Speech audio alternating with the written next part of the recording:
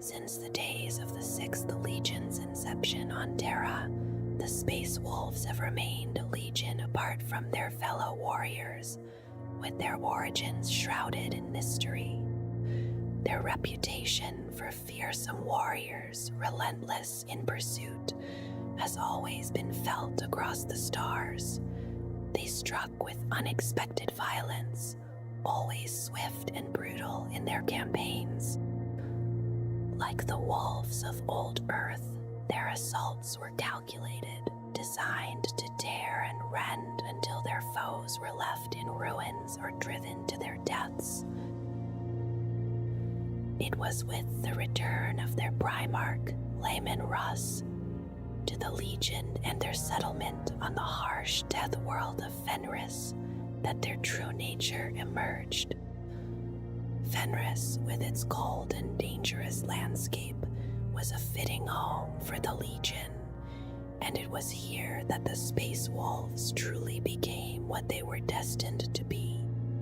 Under the leadership of Layman Russ, they carved a bloody path across the galaxy, but always remained bound to the Emperor's will. The Emperor held tight control over them, using their strength not only to conquer, but to punish those who would defy the Imperium. Their role as the Emperor's tool of punishment grew, and this, combined with their increasing cultural differences, set them apart from the other legions. By the end of the Great Crusade, with the rise of Horus as War Master, the Space Wolves were isolated. Though they maintained bonds with some of their brothers, others saw them as little more than beasts, controlled only to kill when ordered. But the Space Wolves cared little for these opinions. They knew their place in the galaxy, and they knew what they were made to do. They were not builders of empires, nor followers of rules and orders. They were predators, and woe betide any who stood in their way. The Space Wolves are one of the greatest chapters of the Adeptus Astartes, their name known throughout the galaxy.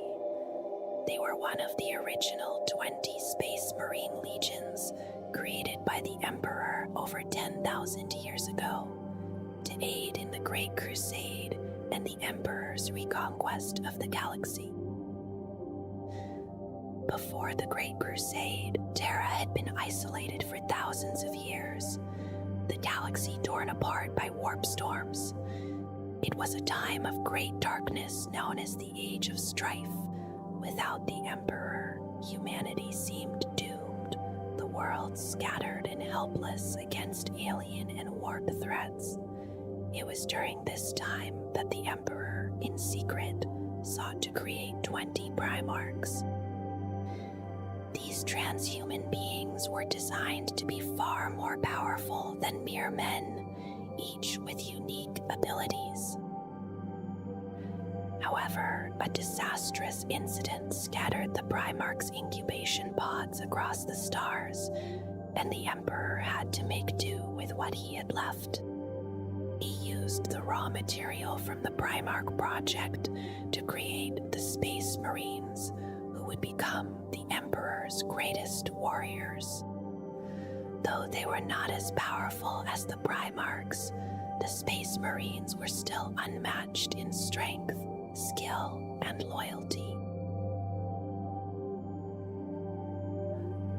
Layman Russ, the Primarch of the Space Wolves, arrived on the icy world of Fenris in his incubation pod, crashing into the side of a great mountain. It was a harsh, unforgiving land, and only the strongest could survive. Yet, from the wreckage of his pod, Layman Russ emerged and soon encountered a deadly thunderwolf. Fate, however, had other plans. Instead of killing him, the wolf sensed something in the child, a kindred spirit. The great she-wolf raised the infant Primarch alongside her own cubs, and so Russ grew, learning the ways creatures of the wild. The Fenrisian king, Thengir, would eventually find the wolf child and recognize his potential. Thengir ordered that Lemon be brought to his court, where he would be raised as a warrior among the fierce Fenrisian tribes. In time, Lemon Russ would rise to power, becoming the greatest of Thengir's warriors. Upon the death of King Thengir, Lemon Russ would take his place as ruler of the Russ tribe, cementing his place in Fenrisian legend. It would not be long before word of his legendary strength and leadership spread, reaching the Emperor's ears. Lemon Russ, now amongst his own kind, quickly adapted to their ways.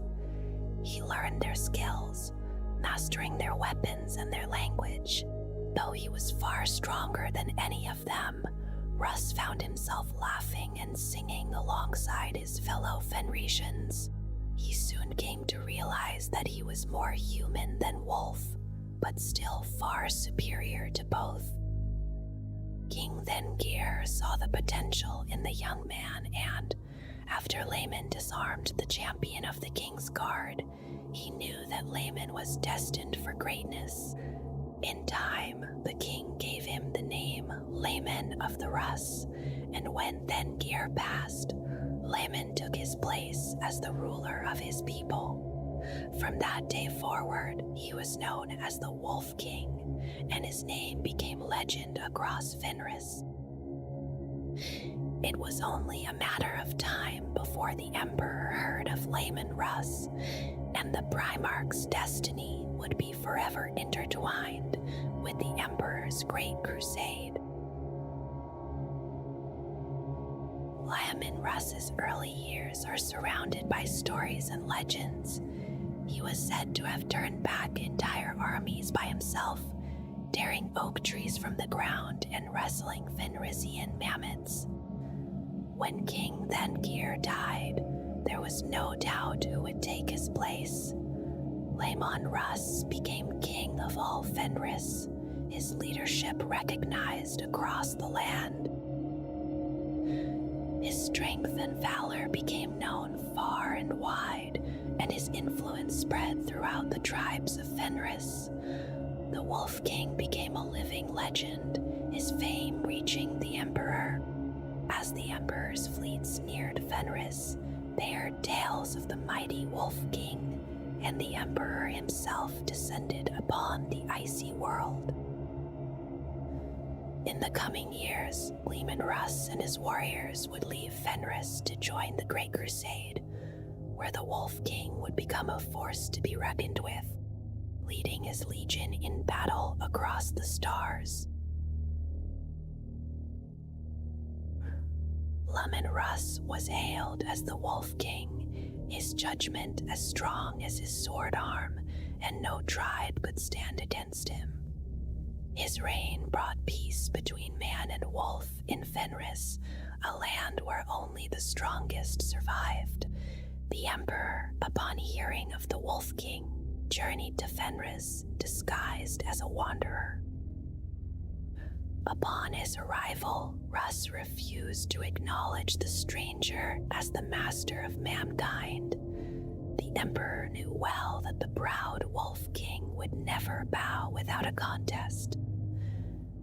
And so, a challenge was issued.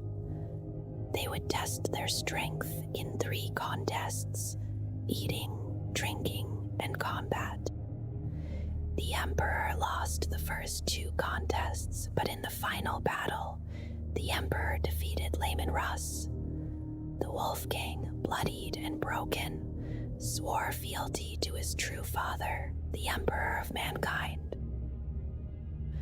From that day forward, Lemon Russ and his space wolves would serve the Emperor in the Great Crusade, bound by duty and honor to the Imperium.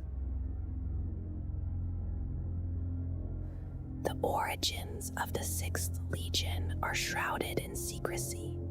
They were created alongside the 18th and 20th Legions, each with unique purposes, though little is known of the specifics. Their creation was veiled in mystery, and the early intake of candidates was marked by high levels of failure, leading to a slow and painful development. Unlike some of their brother legions, the 6th Legion had a tumultuous start, their gene seed proving difficult to stabilize. Their first major action came in the compliance of Dulsvan, where the Legion was deployed against a defiant human world. The 6th Legion struck with overwhelming force, quickly destroying the enemy's resistance. The planet was brought into compliance, but the cost was high, and questions arose about the Legion's discipline or lack thereof. The 6th Legion's bloodlust was evident, and it seemed that their officers had little control over the violence that unfolded. Still, the Emperor was satisfied with their results and granted them a sub-fleet to command. From there, the 6th Legion continued its bloody campaign across the stars, growing in strength and reputation, though their methods remained controversial. As the 6th Legion continued its service in the Great Crusade, their reputation grew. They were known for their ferocity and their willingness to fight dirty, but also for the brutal discipline they imposed on their own ranks. The Legion often employed a special disciplinary corps to keep their warriors in check, punishing any who disobeyed orders or failed to meet their standards. The Malorian Revolt became infamous for the excesses of the 6th Legion. Sent to crush a rebellion, the Legion quickly spiraled into uncontrollable violence. It was only through the intervention of the Discipline Corps that any survivors remained. The Legion's unrelenting violence would become their hallmark, and while their victories were undeniable, they were often questioned for their brutal tactics. The 6th Legion's reputation as savage, bloodthirsty warriors continued to spread, and they earned a new nickname, the Rout. They were compared to jackals preying upon the weak and finishing off the defeated. Though the Legion fought well, their methods were viewed with suspicion even by their fellow legions. Yet, despite these accusations, the 6th Legion continued to march forward, their bloodlust never fully tamed. By the second decade of the Great Crusade, the 6th Legion's reputation had become a mixed one. Though they had gained many victories, they were known for their savage methods, often inflicting unnecessary collateral damage on civilian populations. Some claimed that the 6th Legion was too bestial, a label that only became more evident as time passed. The warriors of the 6th Legion were known for their internal strife, with factionalism often bubbling beneath the surface. This led some to believe that they were less a united force and more a collection of individual officers, each driven by their own strength. This was a time when the Primarchs had not yet fully stamped their mark on the legions, but the 6th Legion was already known for its ferocity. It was often spoken of alongside the Night Lords, known for their terror and savagery, though the 6th Legion was seen as less honorable in comparison. Yet despite the criticisms, the 6th Legion pressed forward, their savage nature always present but under control when necessary. They were always eager for battle, especially when their enemies were already defeated. This earned them the nickname the Rout, and their reputation as jackals persisted. But through it all, they remained warriors without peer, ready to answer the Emperor's call. Russ and the Emperor's first meeting was one of contest. As the Emperor approached the Wolf King disguised in a simple robe, Russ, ever proud, refused to acknowledge the Emperor's authority without a fight. The challenge was issued. The Emperor would face the Wolf King in 3 contests. In the first 2, Russ proved victorious, eating and drinking more than the Emperor could match. But when it came to the 3rd challenge, combat, the Emperor revealed his true form, and the 2 fought.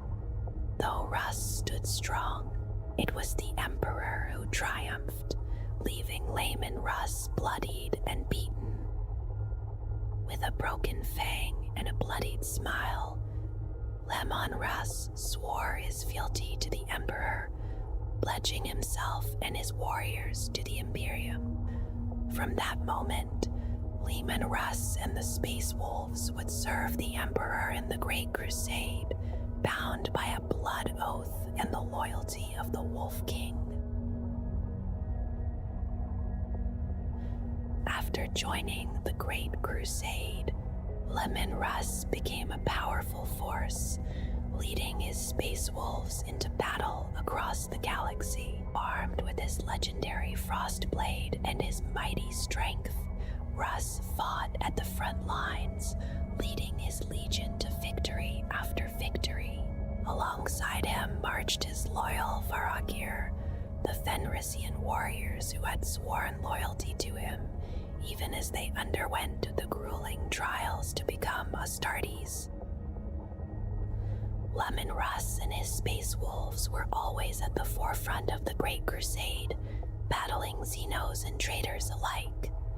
The 6th Legion fought with a savagery and ferocity unmatched by any other, and their name became feared across the galaxy. Though their methods were often questioned, the Space Wolves proved time and again that their loyalty to the Emperor and their prowess in battle were without equal. And as the Great Crusade continued, Russ led his warriors with pride, ready to take on whatever challenge the galaxy threw their way. Under the leadership of Russ, the Space Wolves continued to carve a bloody path across the stars, their reputation growing with each victory. They fought alongside their fellow legions, but it was clear that the 6th Legion had earned a fearsome reputation of their own. Their savage tactics and brutal efficiency in battle made them a force to be reckoned with. The Space Wolves were sent to the farthest reaches of the galaxy, answering the call of the Emperor to bring compliance to distant worlds. No matter the cost, they would press forward, always with their fangs bared and their eyes set on victory. By the 2nd century of the Great Crusade, the Space Wolves were a legion apart from the others. Their expeditionary fleets went where they willed, fought where they wished, and answered only to the Emperor. But most often, they fought alone. The high commanders of the Imperium knew better than to command them, for the Space Wolves answered only to one leader, Russ, and Russ, in turn, answered to the Emperor alone. Their loyalty to the Emperor was unwavering, and they cared little for the opinions of others. They had a rivalry, of course, with the Dark Angels, whom they had shared dark days with, but to the other legions, the Space Wolves held a distant respect at best. They needed no domain but Fenris. It had been their home for as long as they could remember, and it was all they needed.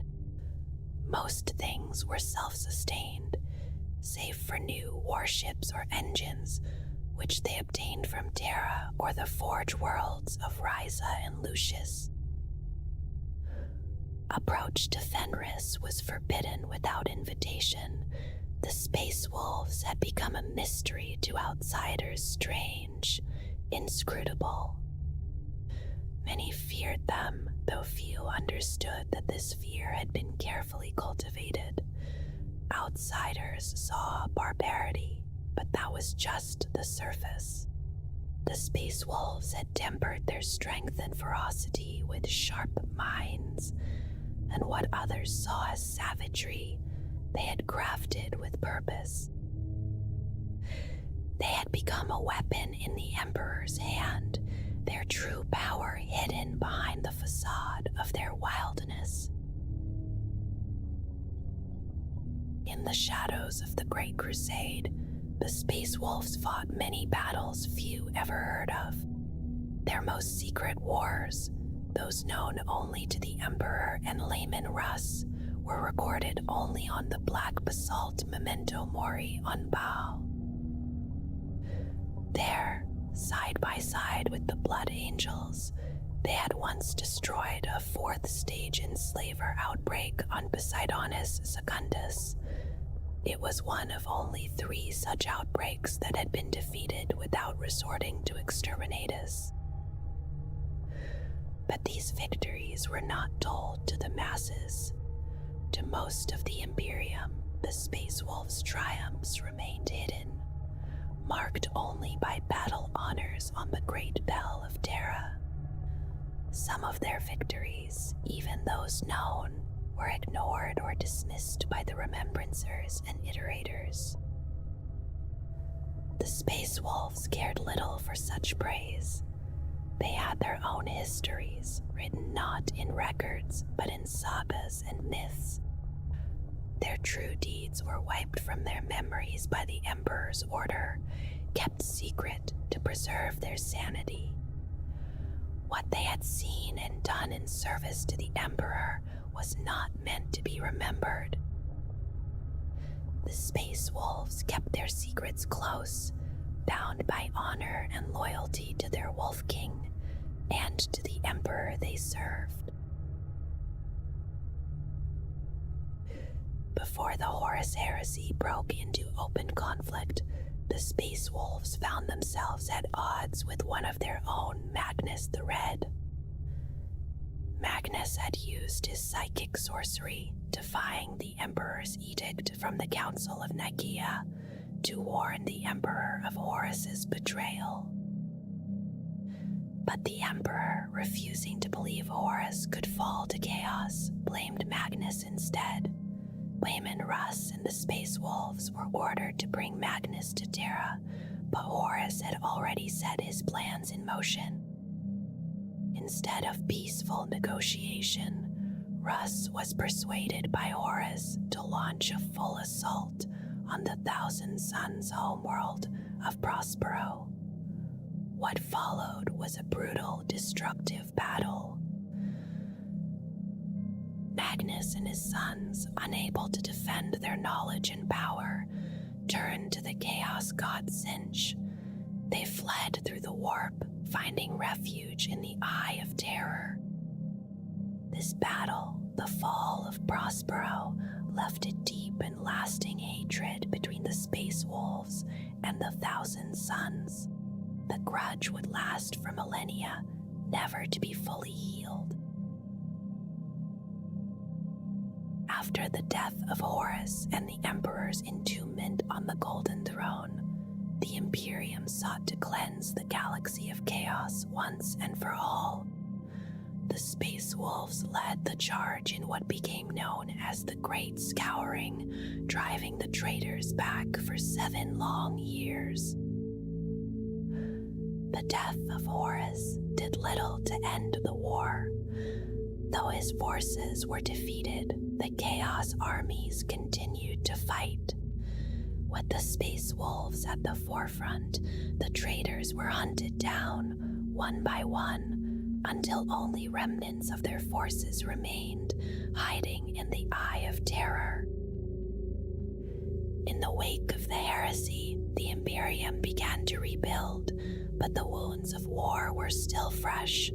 The Space Wolves, though victorious, had lost much, and their future was uncertain. In the year 211 of the 31st millennium, Lemon Russ disappeared. No one knew where he went.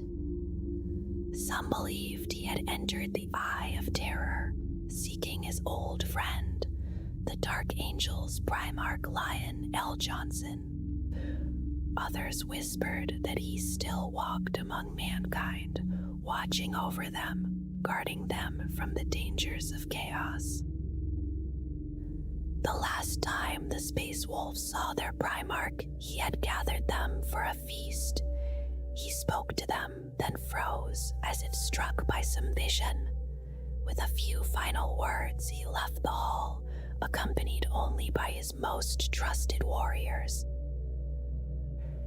Bjorn the Fell-Handed, the dreadnought of the Space Wolves, would live on to recount this moment every 1,000 years. He alone had been left behind. Many believed that Russ had gone in search of the Tree of Life, a powerful warp font that could heal the Emperor, but no one knew for sure. What was certain was that Russ had vanished without a trace. And so the first great hunt began. As Bjorn and the other warriors searched for their lost Primarch, they journeyed across the stars, fighting battles and facing dangers, but they never found Russ. After the death of Horus, the Imperium was rebuilt, and the Space Marines were reorganized under the Codex Astartes. Lemon Russ, however, did not comply. When Roboot Gilliman, now the de facto regent of the Imperium, sought to break the legions into smaller chapters, Russ refused to follow. Instead, he agreed to divide the Space Wolves into 13 great companies. Each company was to function as a semi-autonomous unit, answering only to their wolf lords, not to Gilliman. The Space Wolves remained as they had always been, fierce and proud, unwilling to be bound by the Codex. The Wolf Brothers, a Space Wolf successor chapter created by Russ, was eventually purged by the Inquisition. The genetic instability of the Canis Helix had led them to develop the Curse of the Wolfen at a dangerous level.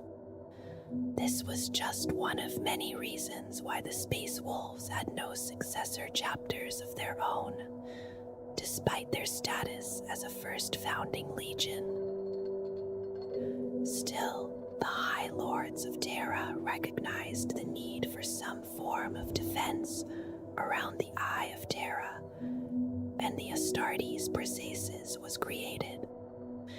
This group of 20 chapters was tasked with keeping watch over the Eye of Terror, just as Russ had once intended. The great contest of souls between chaos and order reached a climax in the Fenris system. The Space Wolves, defenders of their home world, faced the greatest challenge they had ever known. As warp storms ravaged the galaxy, the Space Wolves found themselves hunted by enemies both old and new. The long-lost 13th Company returned, and the Wolfen, the mutated brothers of the Space Wolves, emerged once more. The Wolfen fought alongside their kin, despite their beastly appearance, and many victories were won, but suspicion surrounded their return.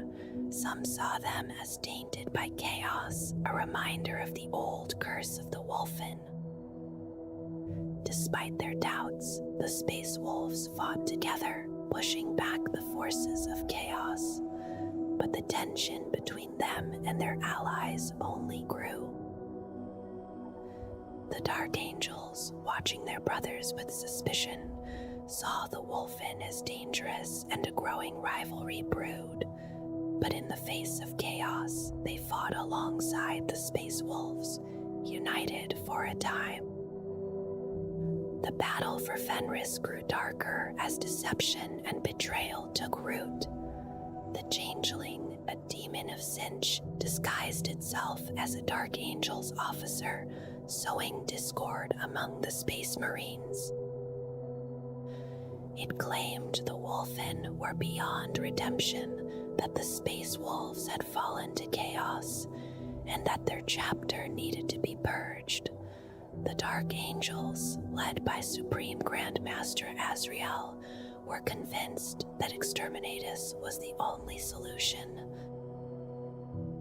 The battle for Midgardia raged as the Imperial fleet descended upon Fenris. Logan Grimnar was missing, presumed dead, and the Space Wolves fought alone against their accusers. The Changeling's lies had torn brothers apart, but in the end, the truth came to light. The Changeling was revealed, and the Imperial fleet ceased fire. As the war for Fenris reached its height, the silver towers of Sinch descended from the sky. 9 of these great arcane citadels appeared over Fenris, each aligned with sights of power. Magnus, watching from the Eye of Terror, had begun his great work of conquest. Fenris, once again, was a battlefield. The silver towers stood as symbols of his power, floating through the sky, each one a beacon of chaos. The crimson light of Sinch glimmered upon their spires, casting a shadow over the world. Fenris had once more become a war zone. Before the Horus Heresy, the Space Wolves Legion moved to war clad in gunmetal gray power armor, a tone that echoed the unadorned battle plate of the Grey Legions from the days of the early Terran unification wars. Even then, their war gear carried the marks of Fenris. Cultural artifacts, carved runes, and careful artisan modifications shaped the look of every suit. These markings were never merely decoration. Each symbol held coded references to the warrior's own history, to his deeds, to his unit, and to his great company. Their meaning could shift depending on where they were placed, or what signs rested beside them. An older suit of armor often bore layers of exotic decoration and honor markings, quiet proof of long and storied service. Runes of protection were inscribed upon battleplate as testimony to skill in war. Among the warriors of the 6th Legion, such runes were a common sign of leaders within their war bands. Wolf hides were often affixed to armor as well, another tradition drawn from Fenris. Much like the drake hunting customs of the 18th Legion, these belts served as displays of prowess, marking dominance within a warband. By the 41st millennium, their armor had taken on a blue-gray hue, accented most often with red and yellow. Pelts, tails, and teeth from Fenrisian wolves adorned their plate, binding them still to their home world. The symbols of each great company varied, yet all were rooted in Fenrisian mythology and tied in some way to the 12 wolves of Fenris. The 13th Company retained the darker gray and the red Legion badge of earlier times. Their warbands carried similar red wolf themes, though precise markings differed from group to group. True to their disregard for authority and for the strict dictates of the Codex Astartes, their iconography followed no rigid system. There was a general code. Back markings were usually borne on the right shoulder plate, while the designator of the Great Company rested on the left. Yet within these loose boundaries, variety thrived. Each warrior kept the honor tradition of displaying his pack marking across the right shoulder, sometimes repeating it upon a knee guard. Their armored vehicles bore the same ritualized iconography. Transports carried the pack marking of their passengers, while battle tanks and support vehicles displayed the symbols of their crew. Individual honor markings were set upon fields of gray, quiet emblems of courage and survival. In the days of the Legion, their heraldic badge was a snarling red wolf's head. In the present era, the chapter badge shows a black wolf's head set against a yellow field. At times, a more elaborate version appears, worked in silver upon a silver diamond background. Most warriors, however, wear not the chapter badge, but the chosen sigil of their great company. Only the great wolf and the elite of his own household bear the chapter symbol openly. The Space Wolves follow a system unlike that of Codex Astartes compliant chapters. Rather than fixed company markings, they use distinct wolf badges to mark each great company. These sigils take the form of stylized wolves, each reflecting some aspect of Fenrisian mythology. When a new wolf lord rises from the ranks of the Wolf Guard, he chooses the emblem of his great company, and all who serve beneath him adopt it as a mark of fealty. The badge is woven into their banners and carried into battle. When that wolf lord falls, a new one is chosen, and the badge may change with him. Even so, their reputation for nonconformity remains clear. There is never only one way to render a great company badge, and variations often appear side by side within the same company. Imperial records speak of 3 different stylizations of the Blakemane wolf emblem, used by the great company of Ragnar Blackmane, known as the Blackmanes. Across the centuries, hundreds of distinct badge styles have been recorded by patient scribes. One great company alone does not alter its emblem when its leader falls. The household of the great wolf bears the badge called the Wolf That Stalks Between Stars, the emblem of Layman Russ himself. No recorded variant exists of this sign, a testament to the enduring respect held for their Primarch. This is the badge that represents the chapter as a whole, woven into the chapter banner and borne upon its most sacred relics. Many treasured artifacts carry the same mark, having served since the days when Russ still walked among the stars. Sacred banners preserve its image as a link to that distant era. Among all relics, perhaps the most revered is the dreadnought Bjorn the Fell-Handed, who fought beside Russ during the Great Crusade 10,000 standard years ago. He bears the mark upon his dreadnought shell, a quiet sign of his unique place within the chapter. Acts of bravery, courage, and skill are deeply valued, and the Space Wolves display personal badges to honor such deeds. These markings are painted or carved into armor and weapons. Vehicles and their crews that perform extraordinary feats receive honor badges of their own. Some take the form of ancient Fenrisian runes that speak of great victories. Others use stylized heraldic symbols to honor both machine and warrior. There is no formal system of awards. What matters is that a Space Wolf's pack understands the meaning of the sign he bears.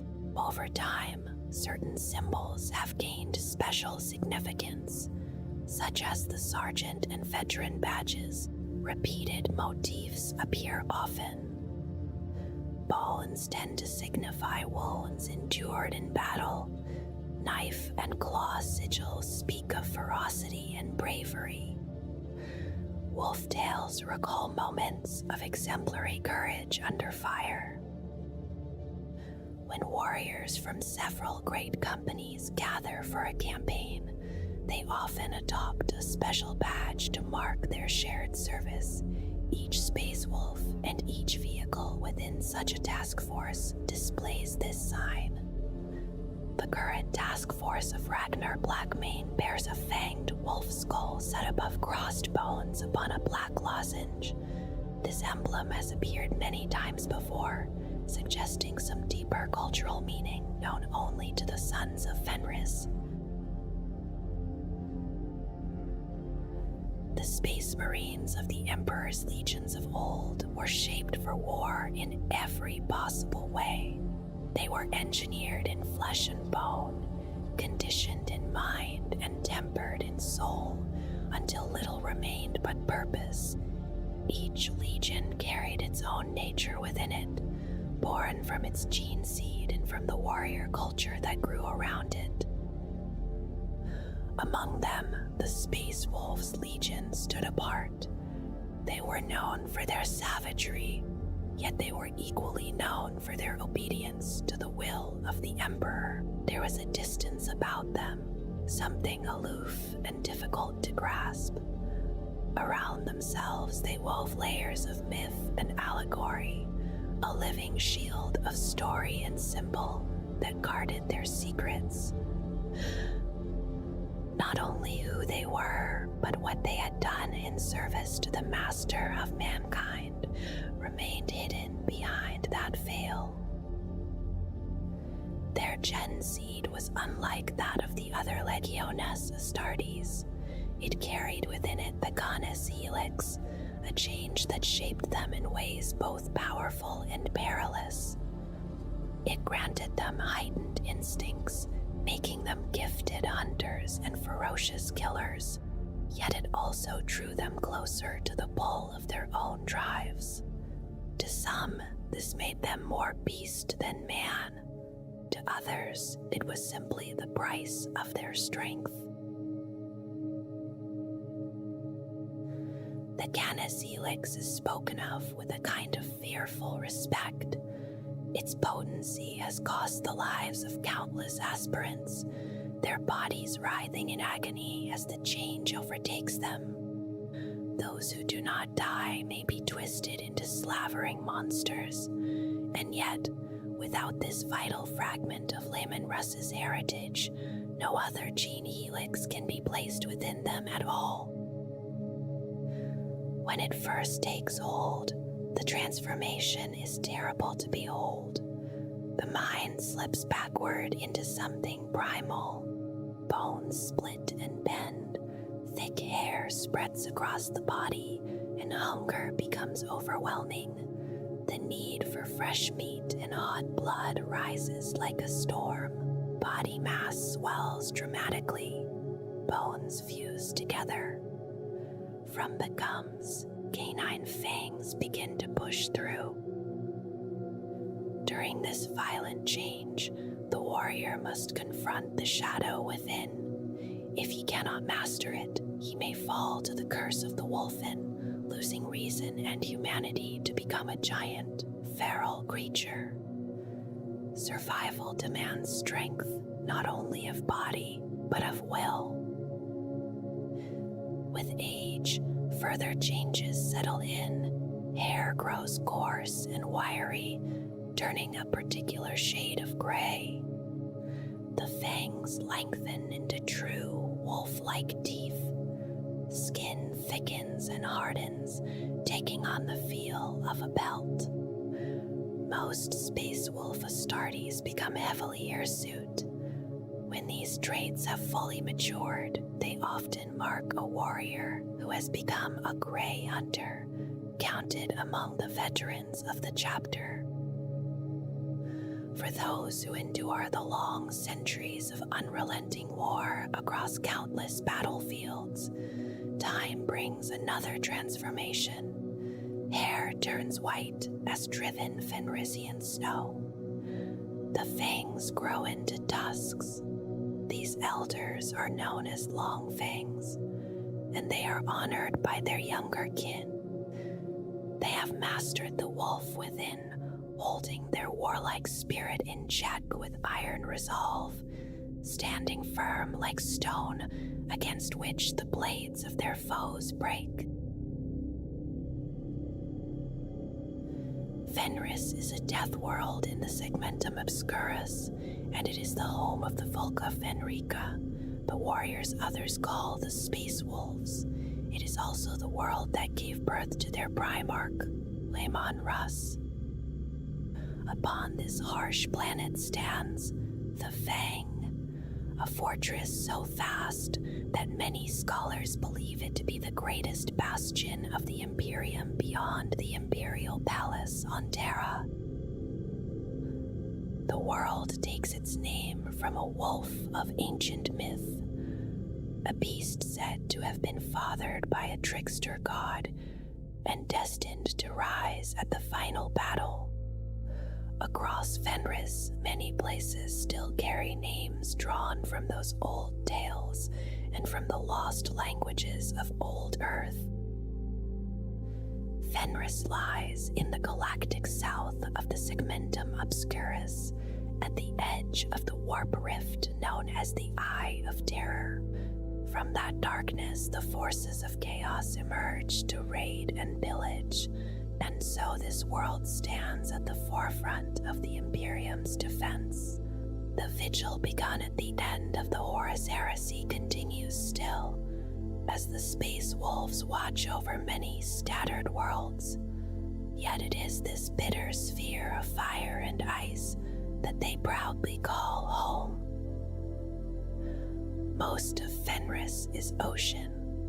Small islands rise from the ever-churning sea, scattered and uncertain.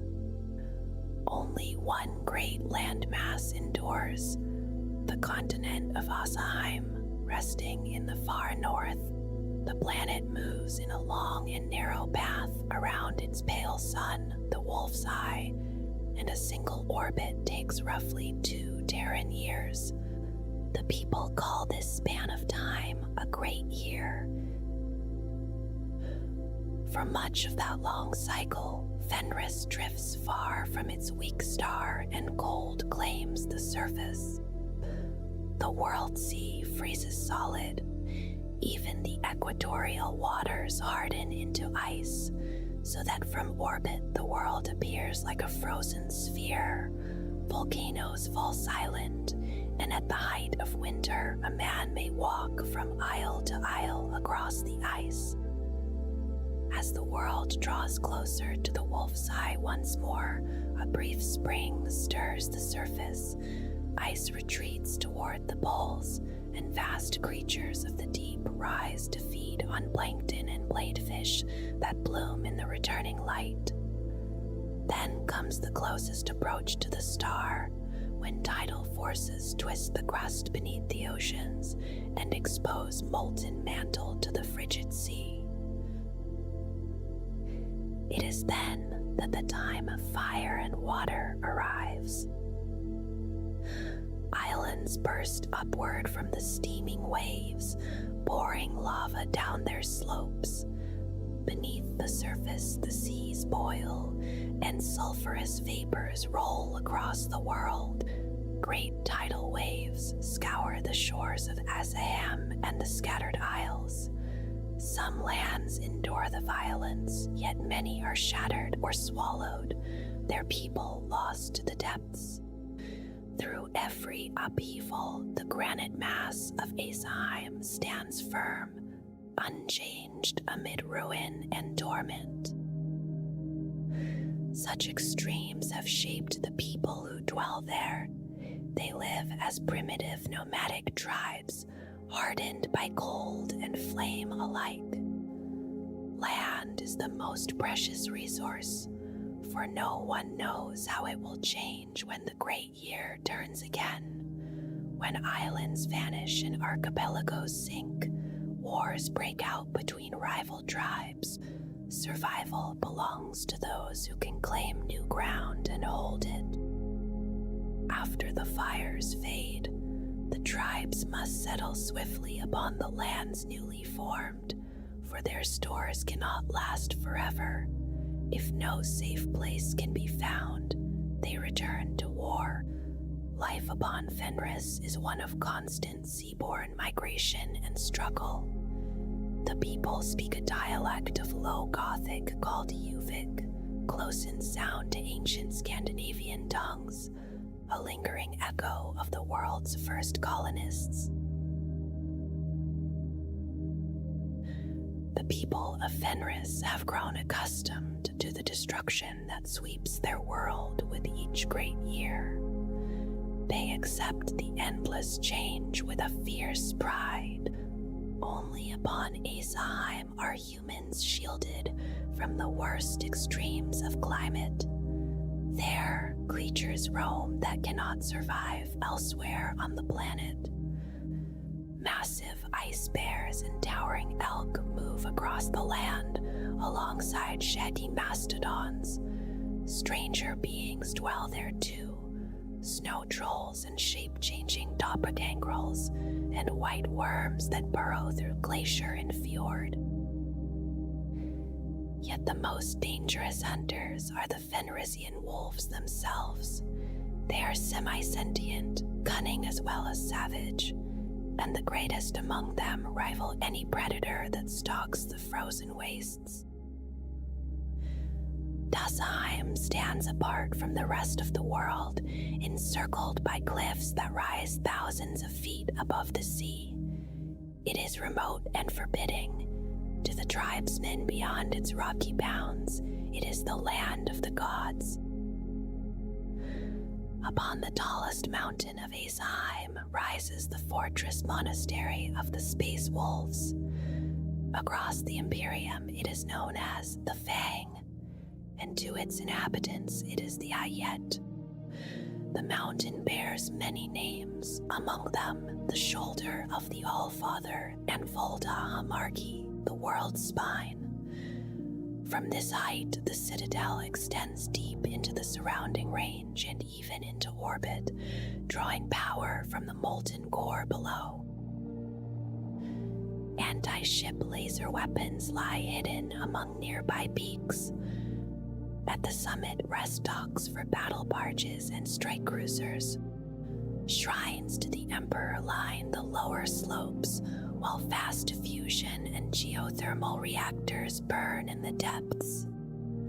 Built during the Great Crusade by the Adeptus Mechanicus, using knowledge long since lost, the Fang is counted among the most impregnable fortresses in the galaxy outside of Terra itself. It has never been conquered, though in the 32nd millennium, the Thousand Suns' most hated foes of the Space Wolves managed to seize the outer slopes for a brief time during the first battle for the Fang. The fortress endured.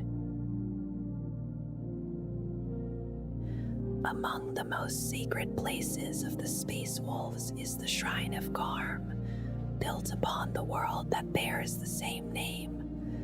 At its heart rests the sarcophagus of a legendary hero who fought in the days of the Great Crusade and the Horus Heresy. He gave his life to save Lehman Russ, and in gratitude, the Primarch fashioned a sarcophagus of intricate detail to honor his deeds and guard his remains.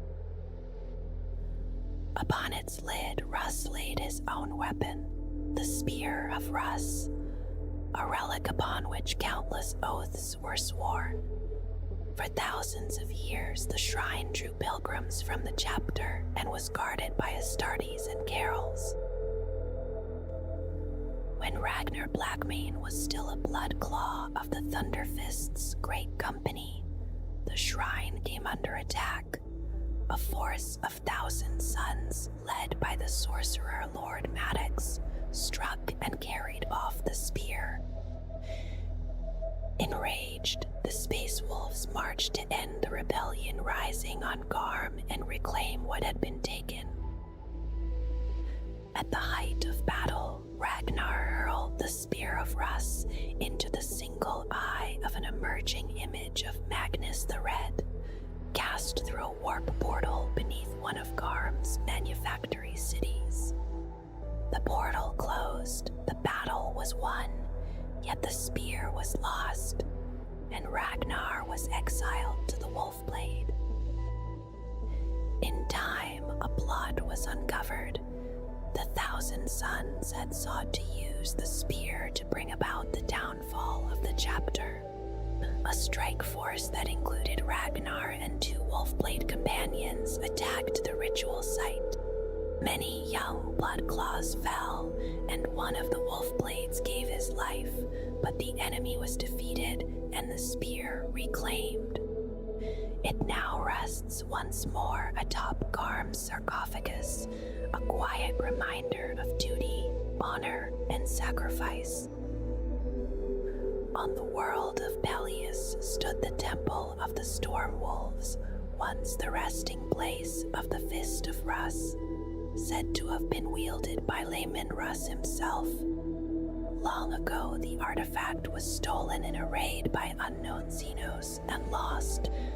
Many have searched for it, including the Lord Commander Solar Meharius, yet none have recovered it. Little is known of the temple now, and whether it still stands remains uncertain. Far from Fenris, on the world of Demetrius, a radical worship of Lemon Russ took root without the chapter's knowledge. Priests used arcane technology to reshape men into towering beasts with vast muscles, white fur, and lupine snouts. They fought fiercely against the Astra Militarum during the Macarian Crusade, guarding an artifact called the Fist of Demetrius, believed by Lord Solar Meharius to be the lost Fist of Rus. It was not the Primarch's weapon, though it was indeed an ancient relic of the chapter. The priests claimed it had been left in their care by Layman Russ during the Great Crusade, and perhaps that claim held truth. The devotion shown by the people of Demetrius endured, even though the Astartes had not set foot upon their world for many thousands of Terran years. To take a mortal man, even one hardened by the brutal world of Fenris, and shape him into a sky warrior is a long and perilous path. Many begin it. Many do not survive.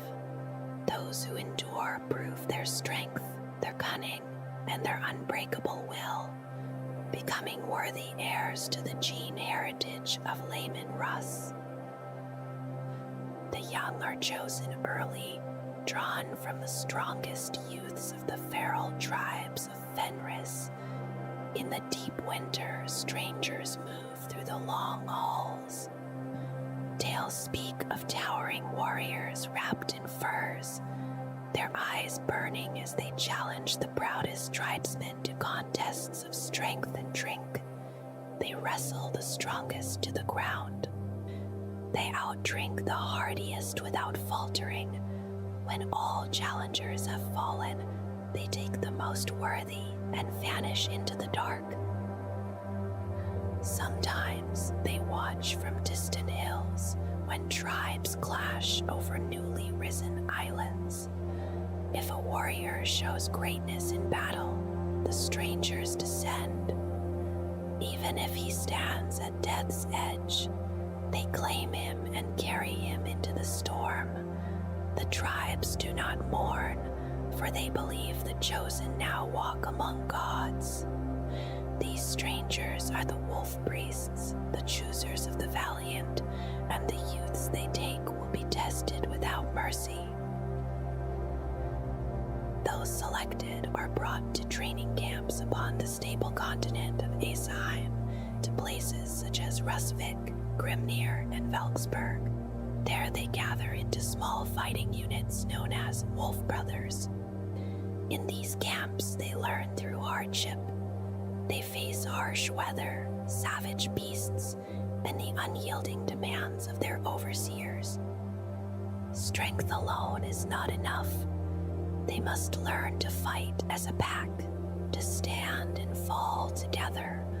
Only those who prove themselves in body and spirit are finally accepted into the chapter as blood claws. For those who survive the early months, deeper trials await. Each test measures not only strength, but wit and resolve, and places the young warrior in mortal danger. In time, he must face the 2 trials of Mordecai, one for each head of the wolf god. First, he stands before the council of rune priests, who examine his mind as keenly as his body was once tested. Deep within the fang lies the gate of Mordecai, a vast portal crowned with the wolf god's image and surrounded by rivers of fire. Runes of great power are carved into its ancient stone. Once the warrior beholds it, he must step through. To refuse is to confess weakness, and there is no place among the Sky Warriors for a heart that wavers. Beyond the gate, his thoughts no longer belong to him. The rune priest searches soul for doubt, for hidden corruption, for any buried temptation that might one day betray his brothers. Each aspirant faces a trial shaped to his own nature.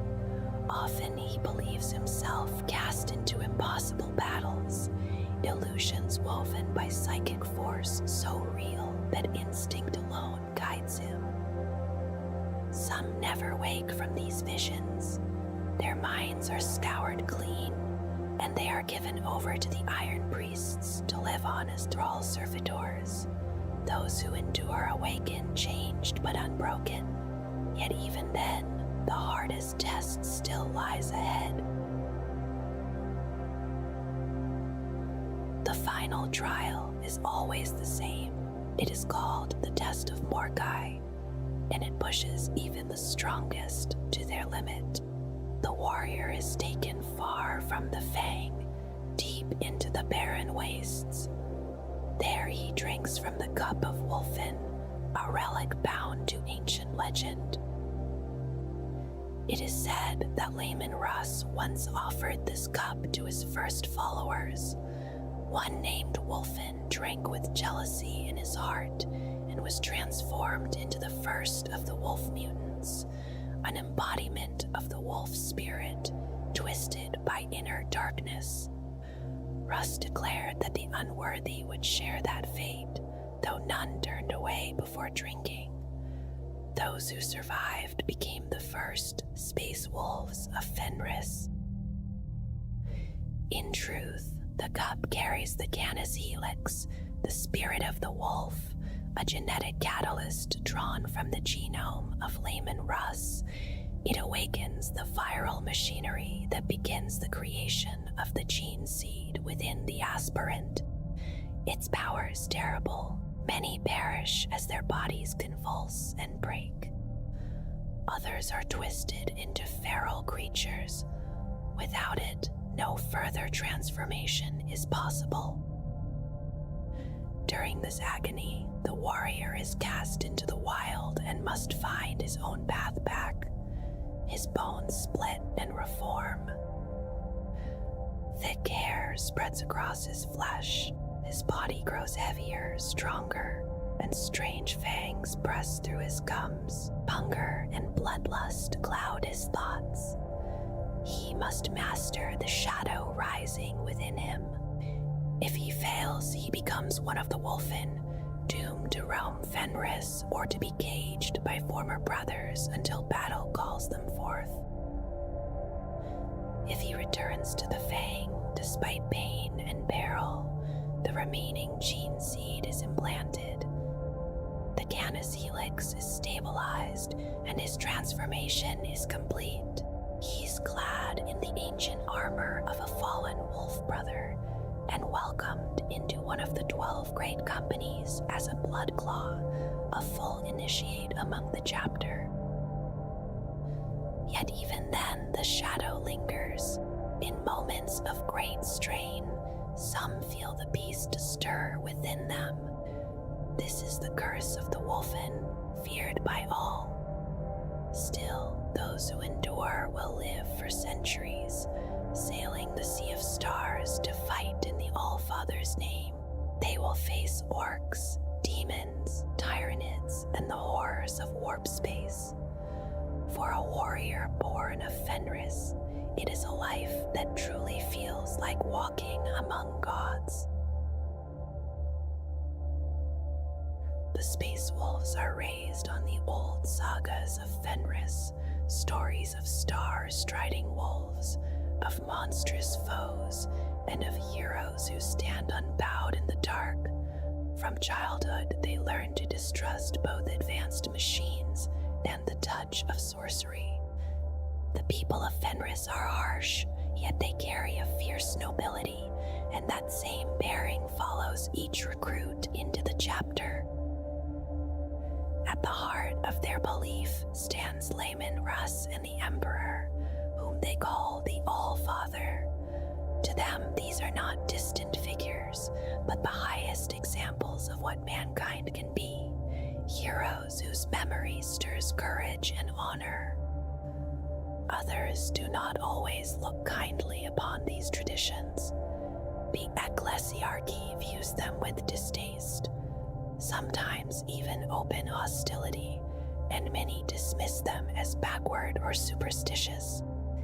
Yet the sons of Russ offer no apology. Their faith has led to clashes, and at times open war, when their way of life was challenged. The Space Wolf speaks of his soul as a thread. When he dies, it is said that his thread has been severed.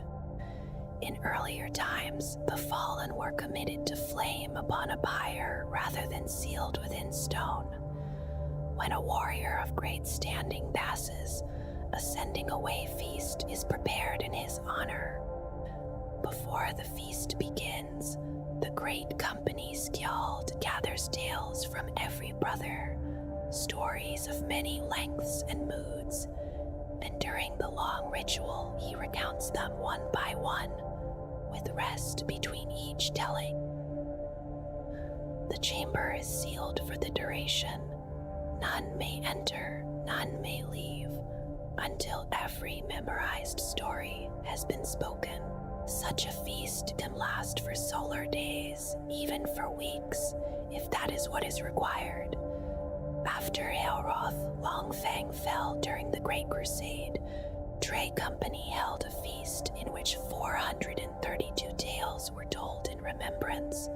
In the late 41st millennium, the honored dead are interred or burned upon the flattened peak of Mount Krakagard, or laid to rest in places of meaning, such as the tomb of Garm, where the spear of Russ rests, or the tomb of Harik Ironhelm upon the flank of the Fang.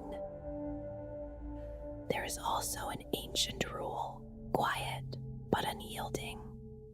Judgment and trial must take place upon solid ground, not within a starship drifting through the void, but upon the earth itself.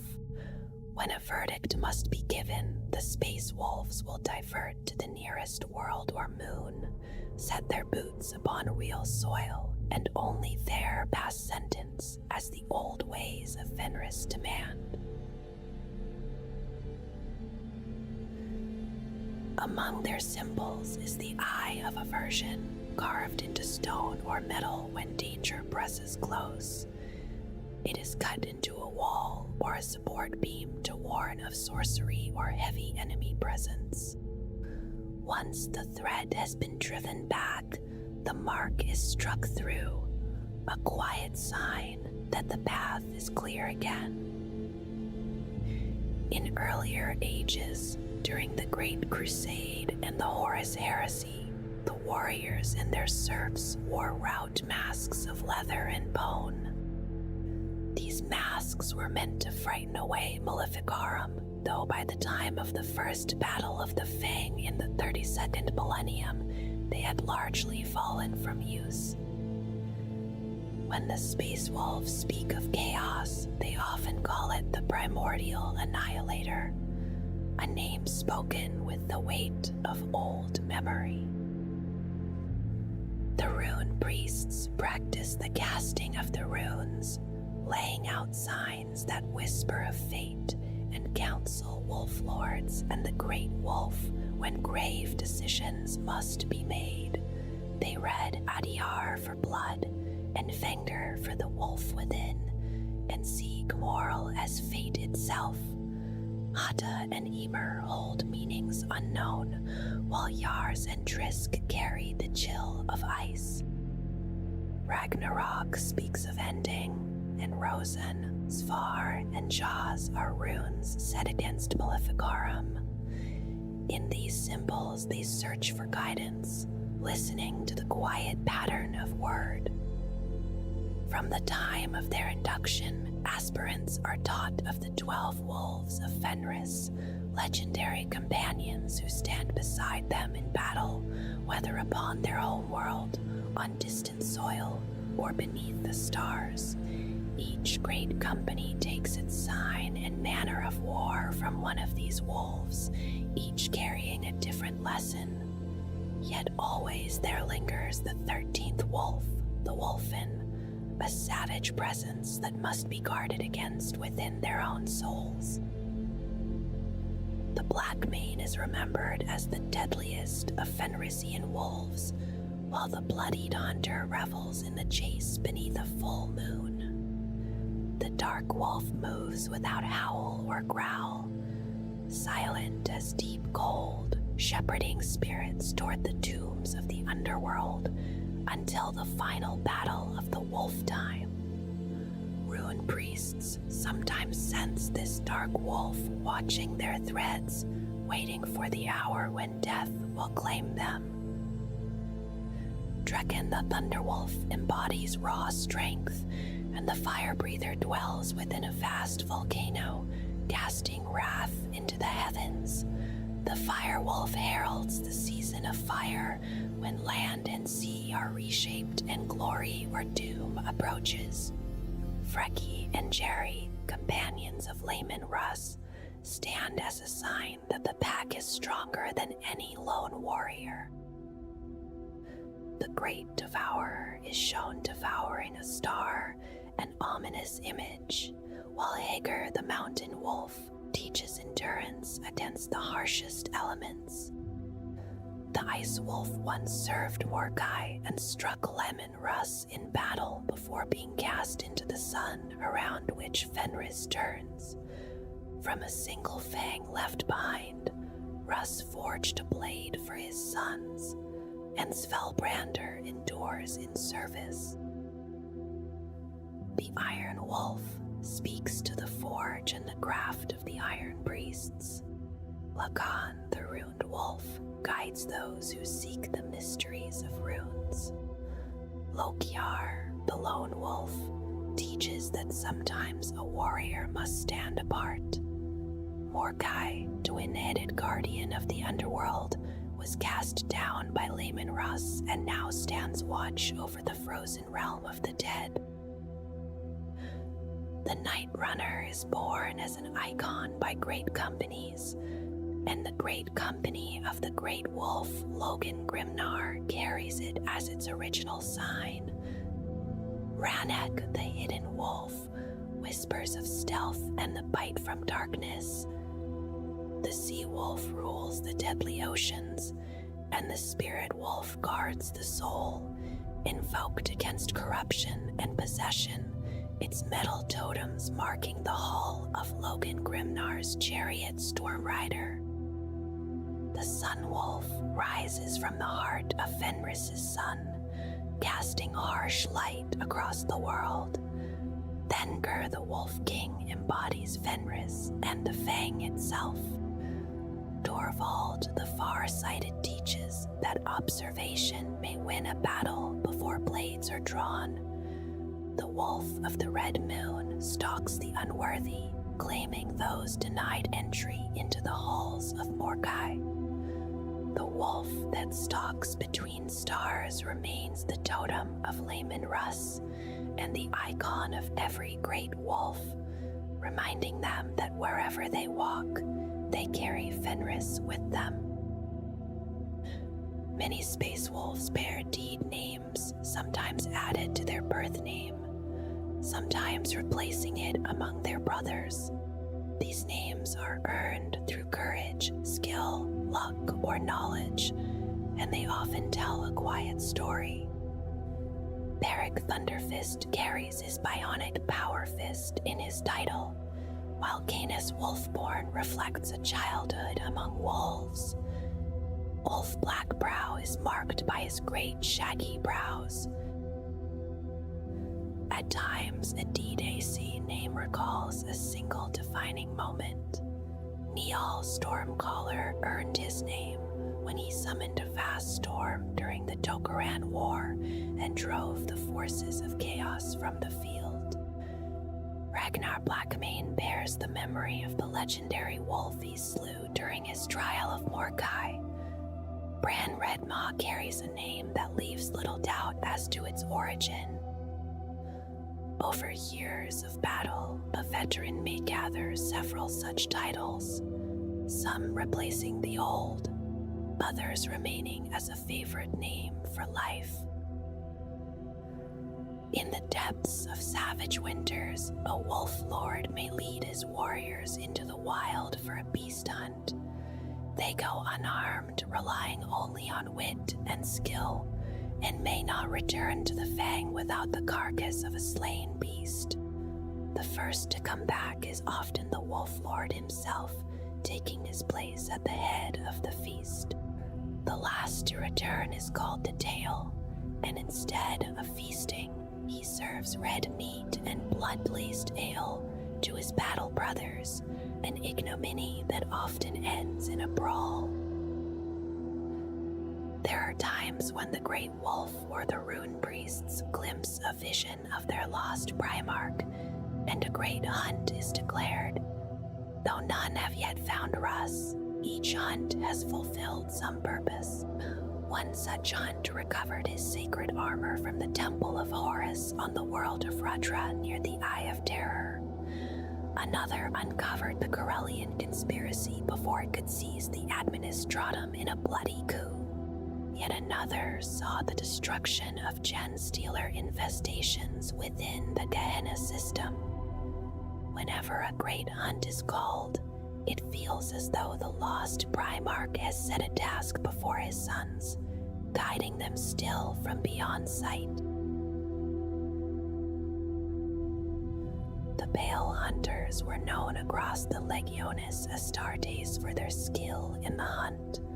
Only the White Scars matched them in reputation, and in many ways their methods of pursuit and the final strike were alike in both thought and execution. Speed mattered to the Space Wolves, and certainty in the killing blow, yet they leaned more toward the slow and bloody wearing down of a foe, much like the wolves of ancient Terran tales. No mercy was given to those marked as prey. Honor was not offered. What followed was remorseless cruelty, until death itself seemed a blessing to those who endured it.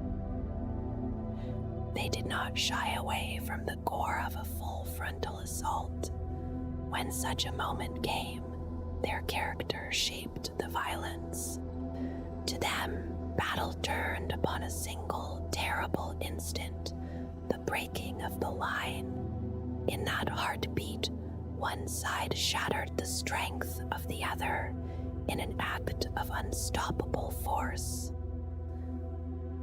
After that, what remained for the enemy was only the slow end of a body whose heart had already been torn free by a bloodied claw. In later ages, the Space Wolves walked a different path from many of their brother Space Marines. Within each great company, there were distinct packs, each with its own place in battle. A warrior's life moved through clear stages, from youth to age until his fangs were long and his hair had turned gray.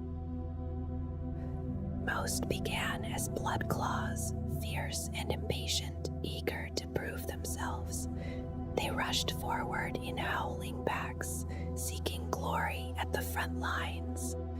If they endured and learned restraint, they became gray hunters, seasoned by war and ready to give their lives for honor.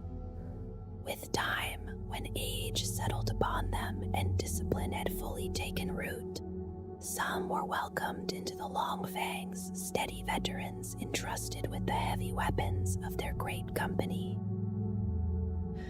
Those who showed exceptional valor or rare martial strength might be raised to the Wolf Guard.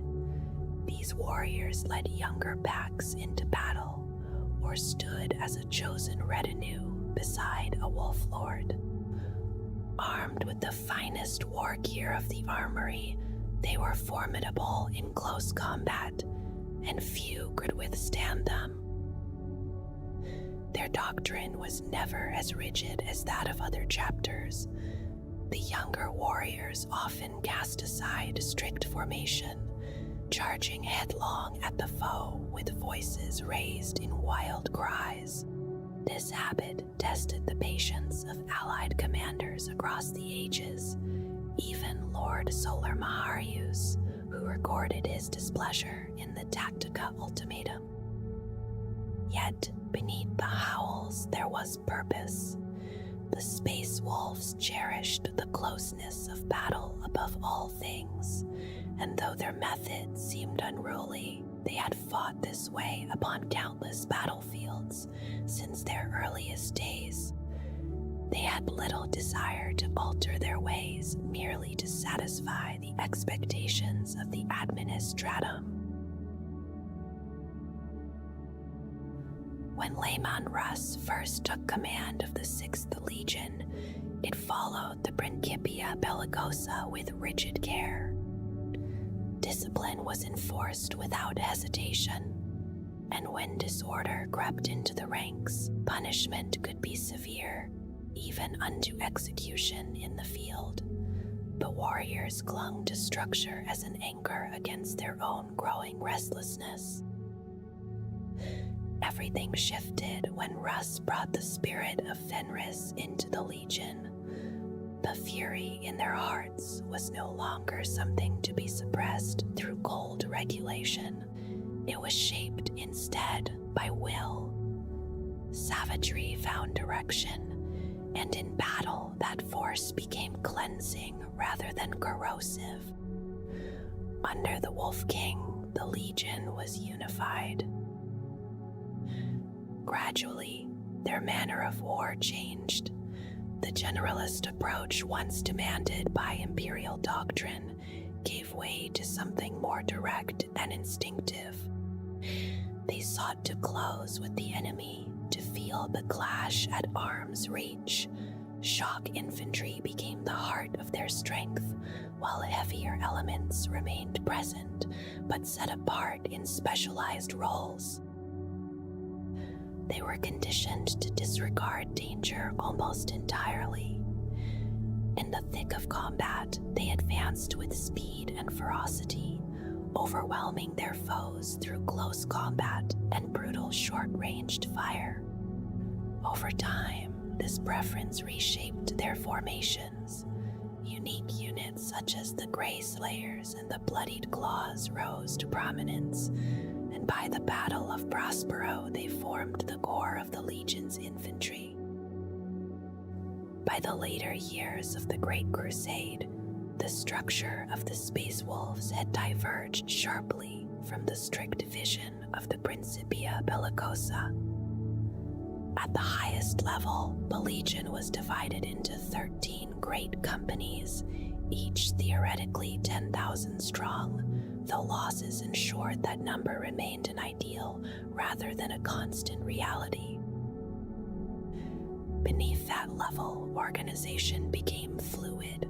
Warbands formed around the authority of Jarls and Fegans.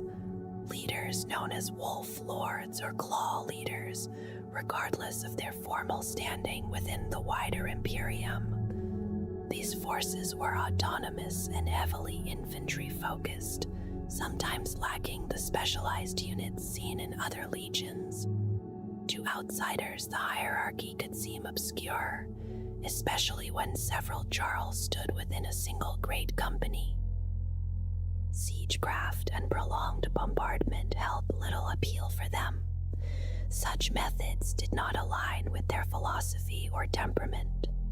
What remained of those specialized functions lingered under the care of the Iron Priests and the Primarchs' household, kept in reserve rather than standing at the forefront of battle.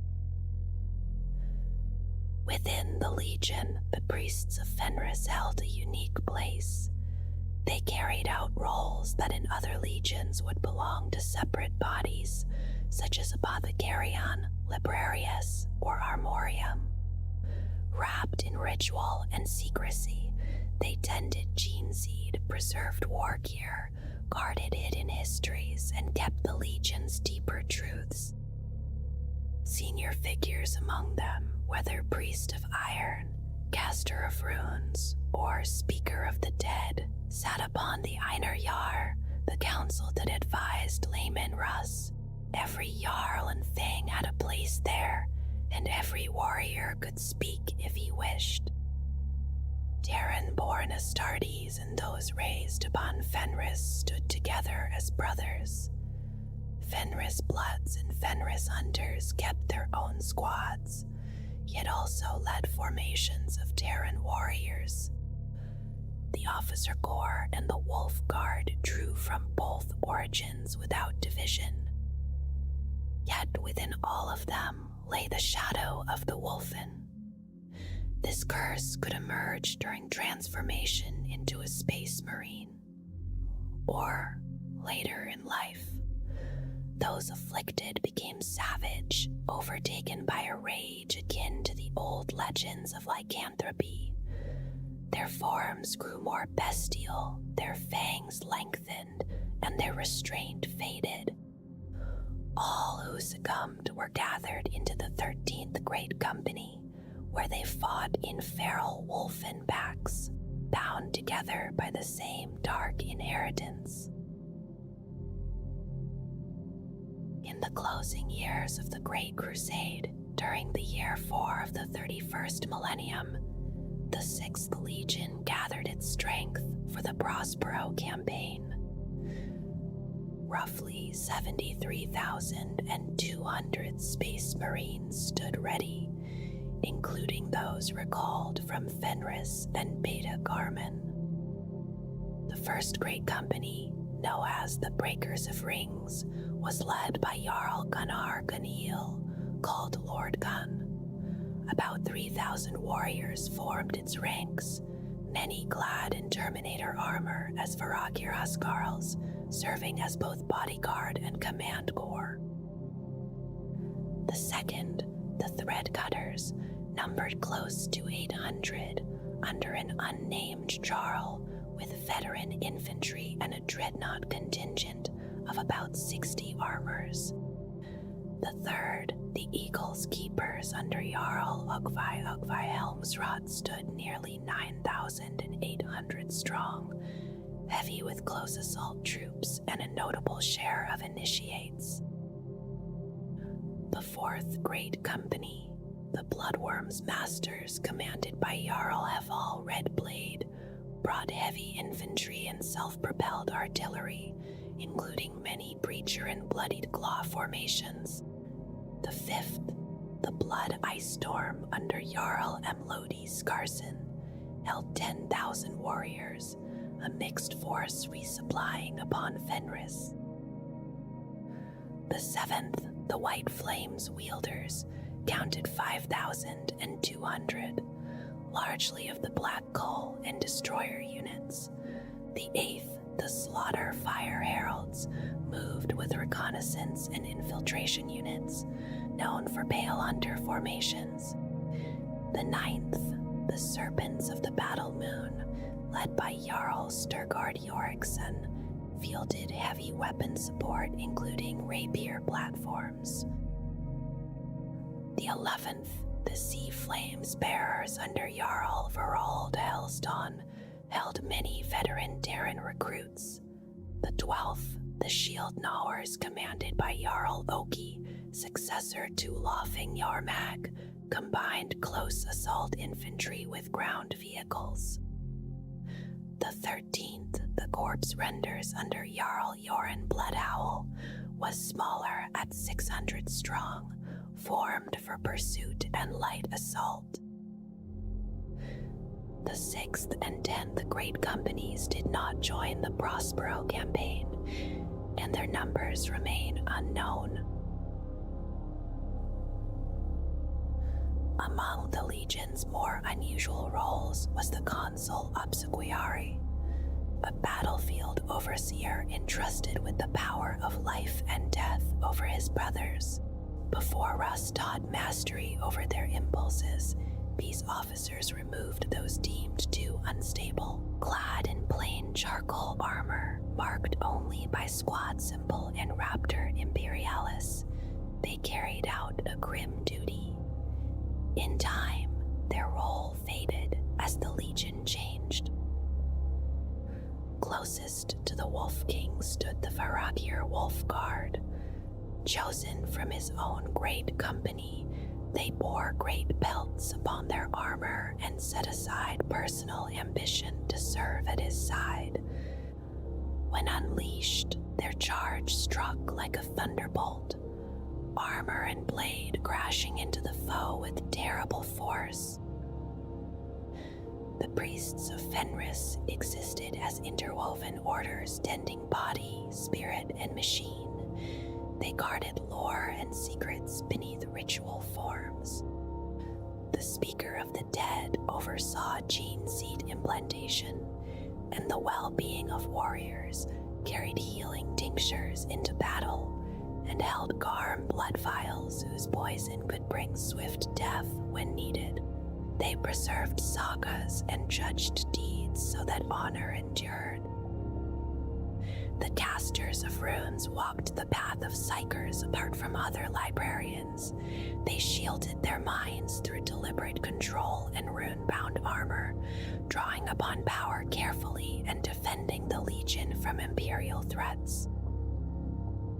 The priests of iron stood watch over armories and war engines. Beneath outward tech mysticism, they maintained self-sufficiency and guarded treasured weapon patterns gifted by Terra or crafted by their own hands. After reunification with their Primarch, the Grey Slayer packs became a visible sign of change.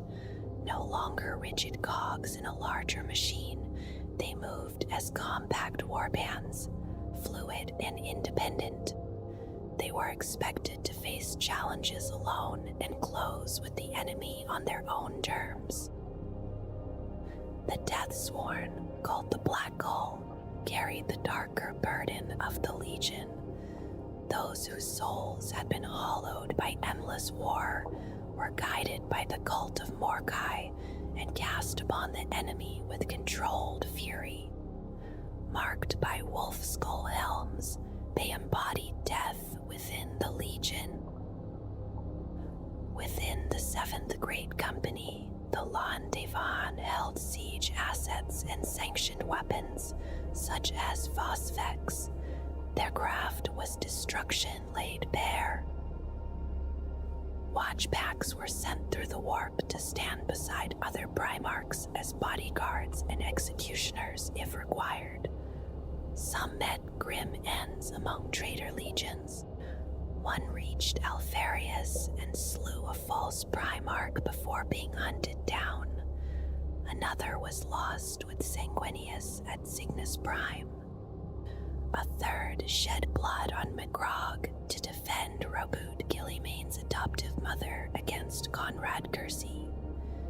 Many fates remain unknown, yet their mission reflected deep loyalty. The Legion's dreadnought cadres were called the Sons of Emir. Among them, the Rimthursar were known for bitter hatred, while the Elder Tsar, also called the Sons of Muspel and Destroyers of Worlds, were the most violent, often awakened only for utter annihilation. They were never subtle weapons.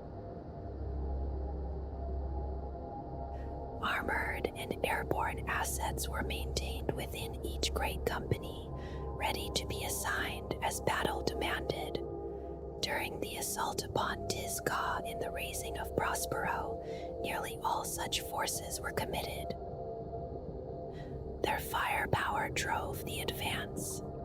Aircraft moved in constant support of claws and warpacks, most often Storm Eagle and Fire Raptor gunships, swift enough to match the pace and strong enough to endure heavy fire.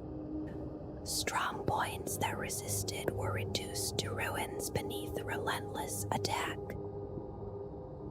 When craft withdrew to low orbit to rearm, rotating wings ensured pressure did not falter.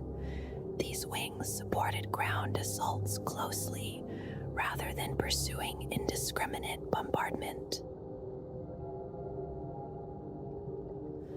When the order came to censure the Thousand Suns, the Space Wolves mustered roughly 2/3 of their strength.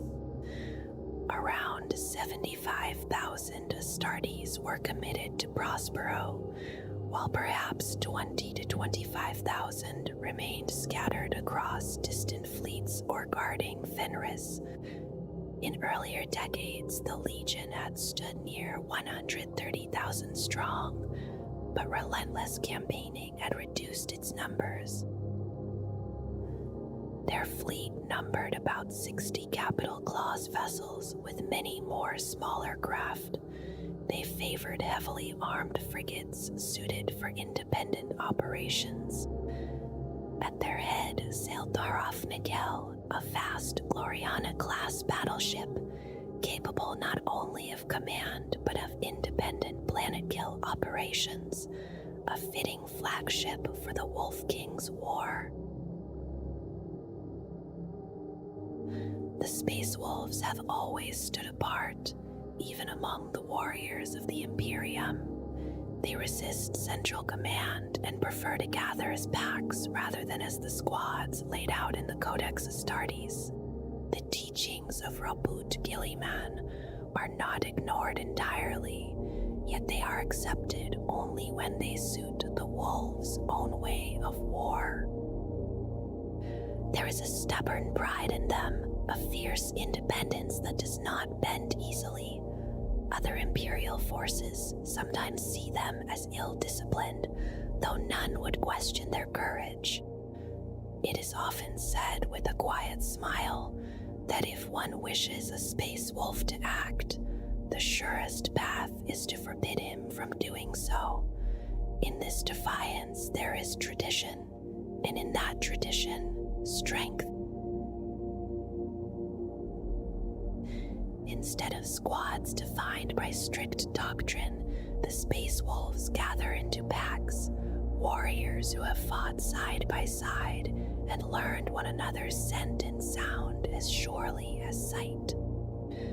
They hunt as the Fenrisian wolves do, trusting in sharpened senses of smell and hearing, working together to track foes across battlefield smoke and shadow. Among them are Bloodclaws, newly inducted Astartes who burn with restless fury. Still wrestling with the spirit of the wolfen within, they surge forward in howling assaults, eager to win glory with chainsword and bolt pistol in hand. Those who endure and temper their fire in battle rise in time to become Grey Hunters, seasoned and steady, forming the strong heart of their great company. From the ranks of these young warriors come the Swift Claws, mounted upon bikes and land speeders, striking fast and hard. They are unleashed not for quiet reconnaissance, but for demolition and close assault, racing toward danger with reckless joy.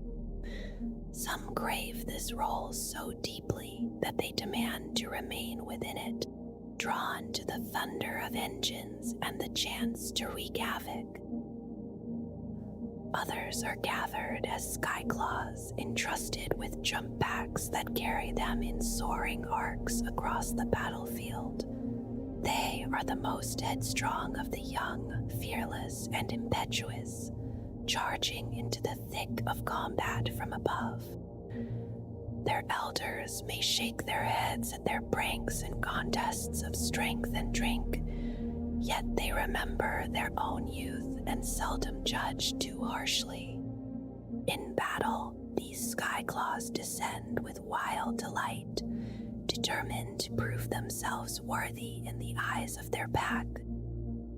The Long Fangs are ancient warriors whose age shows in lengthened fangs and graying hair. Their sagas stretch across long centuries of war, and their calm presence steadies even the fiercest storm of battle. Entrusted with heavy weapons, they hold the line when others falter, their wisdom as formidable as their firepower. From feats of courage and skill rise the Wolf Guard, warriors elevated not by age alone, but by merit earned in the crucible of combat.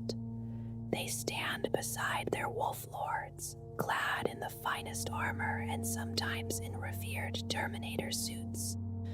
It is from their ranks that new wolf lords are chosen when the time comes. Among these elite are those who ride the towering Thunderwolves, great Fenrisian beasts as tall as a Terran rhinoceros. Official records deny their existence, yet they thunder across battlefields as living legends, some augmented with adamantium jaws and bionic limbs. To tame such a creature is itself a trial, a test of worthiness for those who seek to join the Wolf Guard. Not all walk within the comfort of a pack. Wolf Scouts move in solitude, veterans who prefer the quiet tundra and the work of reconnaissance and disruption. And when a pack is shattered, leaving only one survivor who has not yet earned a place among the Wolf Guard, that warrior may become a lone wolf. Wrapped in vengeance and honor, he seeks either redemption through victory or a worthy death beside the memory of his fallen brothers. Far from Fenris, the wolf blades stand watch upon Terra, guarding House Belisarius, bound by an ancient pact said to reach back to the friendship of Lamon Russ and Alexander Belisarius. They protect the Celestarch and train his forces. In return, navigators of that house guide the chapter's ships through the Immaterium, a bond of trust that has endured across the ages. When the Primarchs warriors were offered to the chapter, there was unease. They were not Fenrisian born, nor had they faced the test of Morkai. Some feared the influence of Robut Gilliman, yet the great wolf counseled obedience for the moment. In time, Primaris packs came to mirror their firstborn brethren, rising from blood claws to grey hunters and beyond, proving themselves in the same fires of war. Intercessors stand as the steady core of many hunts, calm and watchful as they bring down their prey at range. Though they prefer measured volleys from bold rifles, they will close without hesitation when needed, bolt pistol and grenades ready at hand. Rivalry stirs between them and grey hunters, friendly contests that sharpen skill both in battle and at feast. Yet when the moment demands sacrifice, they will form an unyielding firing line, buying time for wolf priests to tend the fallen. Heavy intercessors encased in thick Gravis armor anchor the line where ground must not be lost. Their heavy bolt rifles speak with relentless force, and they remain immovable against counterattack. Assault intercessors, by contrast, surge forward with heavy bolt pistols blazing, chain swords rising and falling in the savage rhythm common to the Sons of Rus. Veteran intercessors carry the honor of long fangs within their Primaris forms, their sagas already lengthening. Some have crossed the Rubicon Primaris, others were forged during the Ultima founding, yet all now fight among the chapter's most seasoned warriors, with the promise of Wolfguard status awaiting those who endure. Inceptors move like falling stars, bounding across broken terrain or descending from low orbit with jump packs roaring. Armed with assault bolters or plasma exterminators, they tear through armored ranks and leave ruin in their wake. Many seek the test of Mordecai, drinking deep afterward as sagas are recited in the firelit halls. Aggressors advance with booming laughter, seeking the thickest fighting. Whether bearing bolt storm gauntlets or flame storm gauntlets that wash the foe in burning promethium, they strike not for reckless glory, but to shatter enemy lines so others may exploit the breach. Hellblasters cradle plasma incinerators crafted by Belisarius Gaul, weapons whose machine spirits are believed to share in their saga. In the heat of combat, they may call upon that spirit, even knowing that the unleashed fury might claim them as well. Incursors fight in close quarters, storming positions with Oculus bolt carbines guided by advanced visors and divinator auspexes, moving swiftly to cripple power sources and communication hubs before the foe can recover. Outriders race ahead on raider-pattern combat bikes, engines growling as they guard flanks and hunt infiltrators. Their machines are heavily armored and responsive, demanding mastery over their bellicose spirits. When rider and bike moved as one, swift victory often follows. Infiltrators emerge through choking smog, their Phobos armor blending with shadow.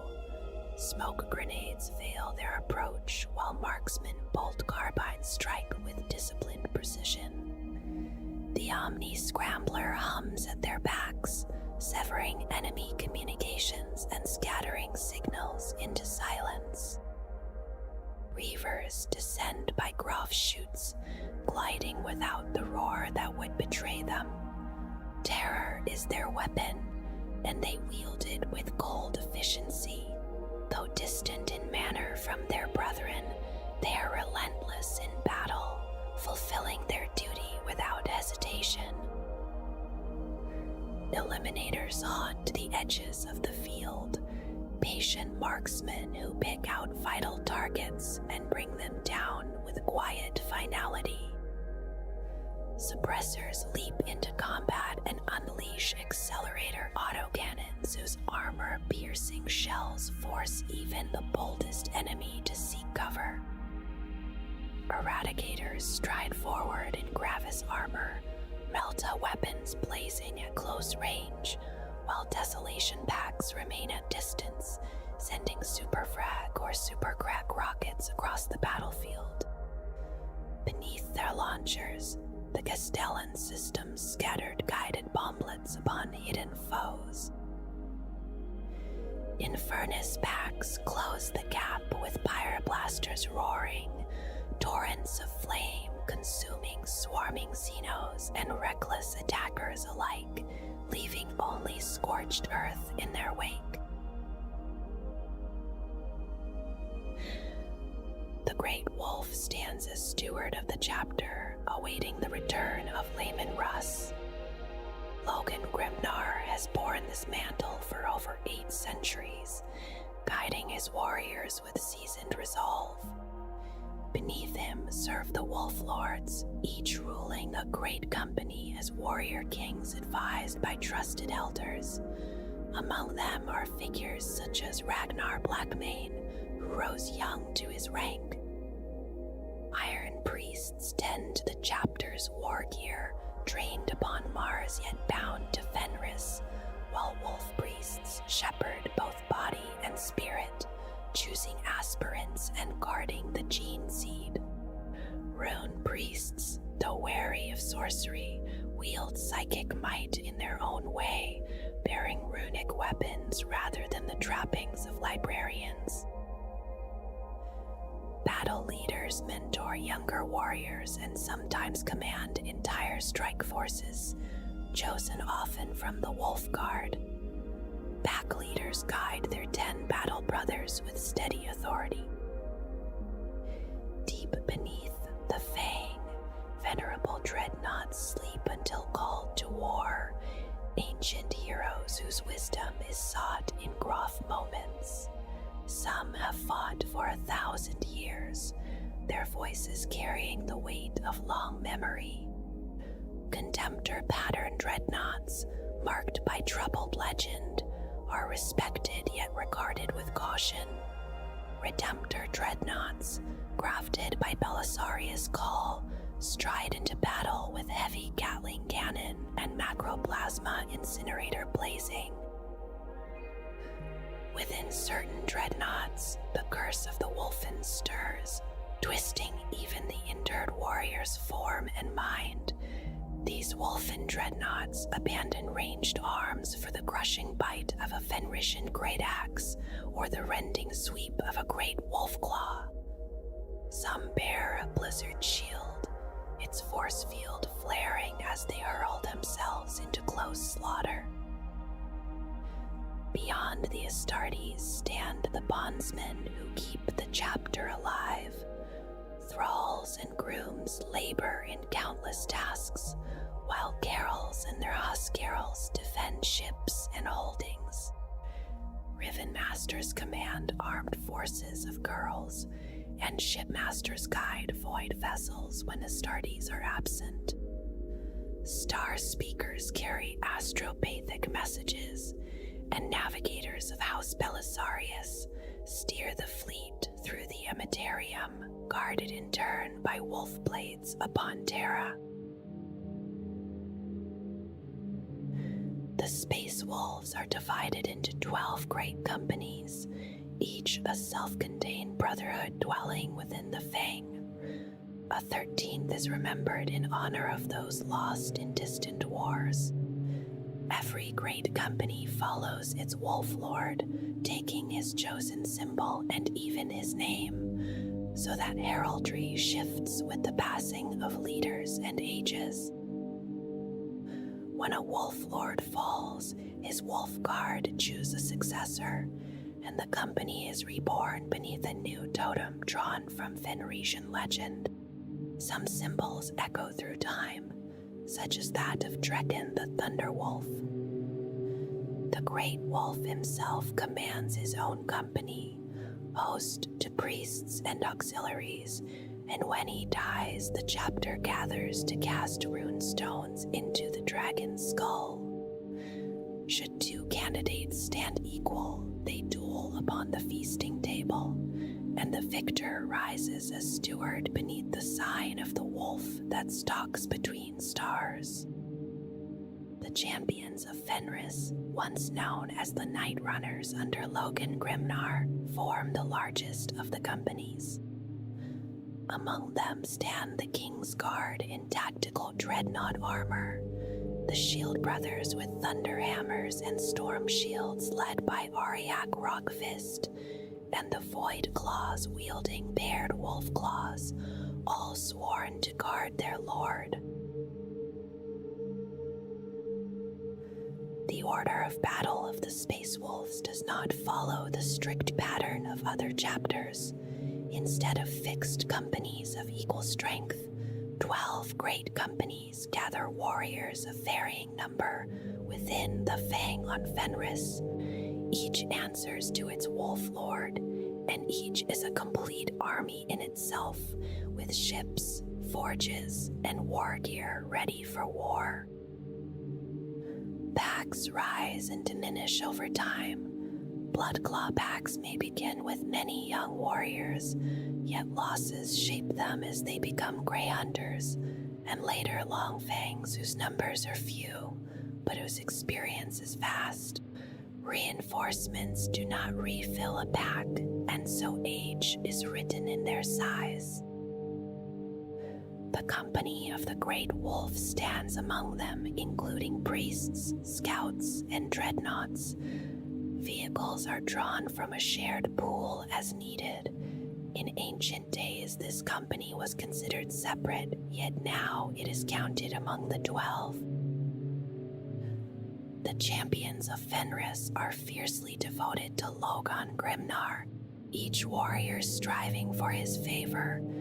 He believes that a battle may turn upon a few heroes at the right moment, and his company carries that belief into every war zone, steady and unyielding. For some space wolves, service within the Death Watch, the chamber militant of the Ordo Xenos, becomes a rare chance to add new lines to the saga of their life. In those distant campaigns, they travel to places never imagined, where enemies rise from the dark edges of nightmare. Many of these foes are unknown to the Imperium, and unknown even to the warrior's own chapter, so that a single space wolf may be the only one of his kind ever to face such a thing. It is a tale worth carrying home, to be spoken in the mead halls of the Fang when he returns to Fenris.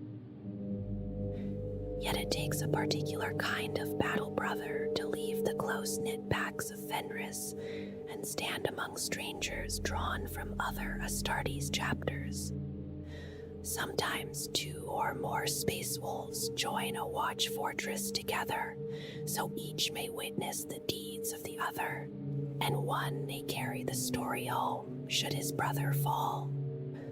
Though they are gregarious by nature and rough in their ways, they soon treat the warriors of their kill team as brothers, as though they too were born among the savage tribes of Fenris. Most within the Death Watch come to accept this unruly spirit. Some even learn to enjoy the taste of Fenrisian ale that is always brought along. When space wolves are present in a watch fortress, the quiet halls often echo with loud feasting on the eve of battle, with bold oaths and savage boasts carried through cloisters that are usually silent. A few may find the noise disruptive, but many watch commanders learn to let it pass, for kill teams that include space wolves often become among the most effective and closely bound warriors the Death Watch can send into the void. The Space Wolves, a chapter of the Adeptus Astartes, have long stood as an independent force, fiercely protective of their autonomy. Their leader, Logan Grimnar, is known for his boldness in defending his chapter. He will not hesitate to go to war with other imperial institutions when he believes it is justified. Both the Adeptus Ministorum and the Inquisition have tried to bring the Space Wolves into line, but with little success.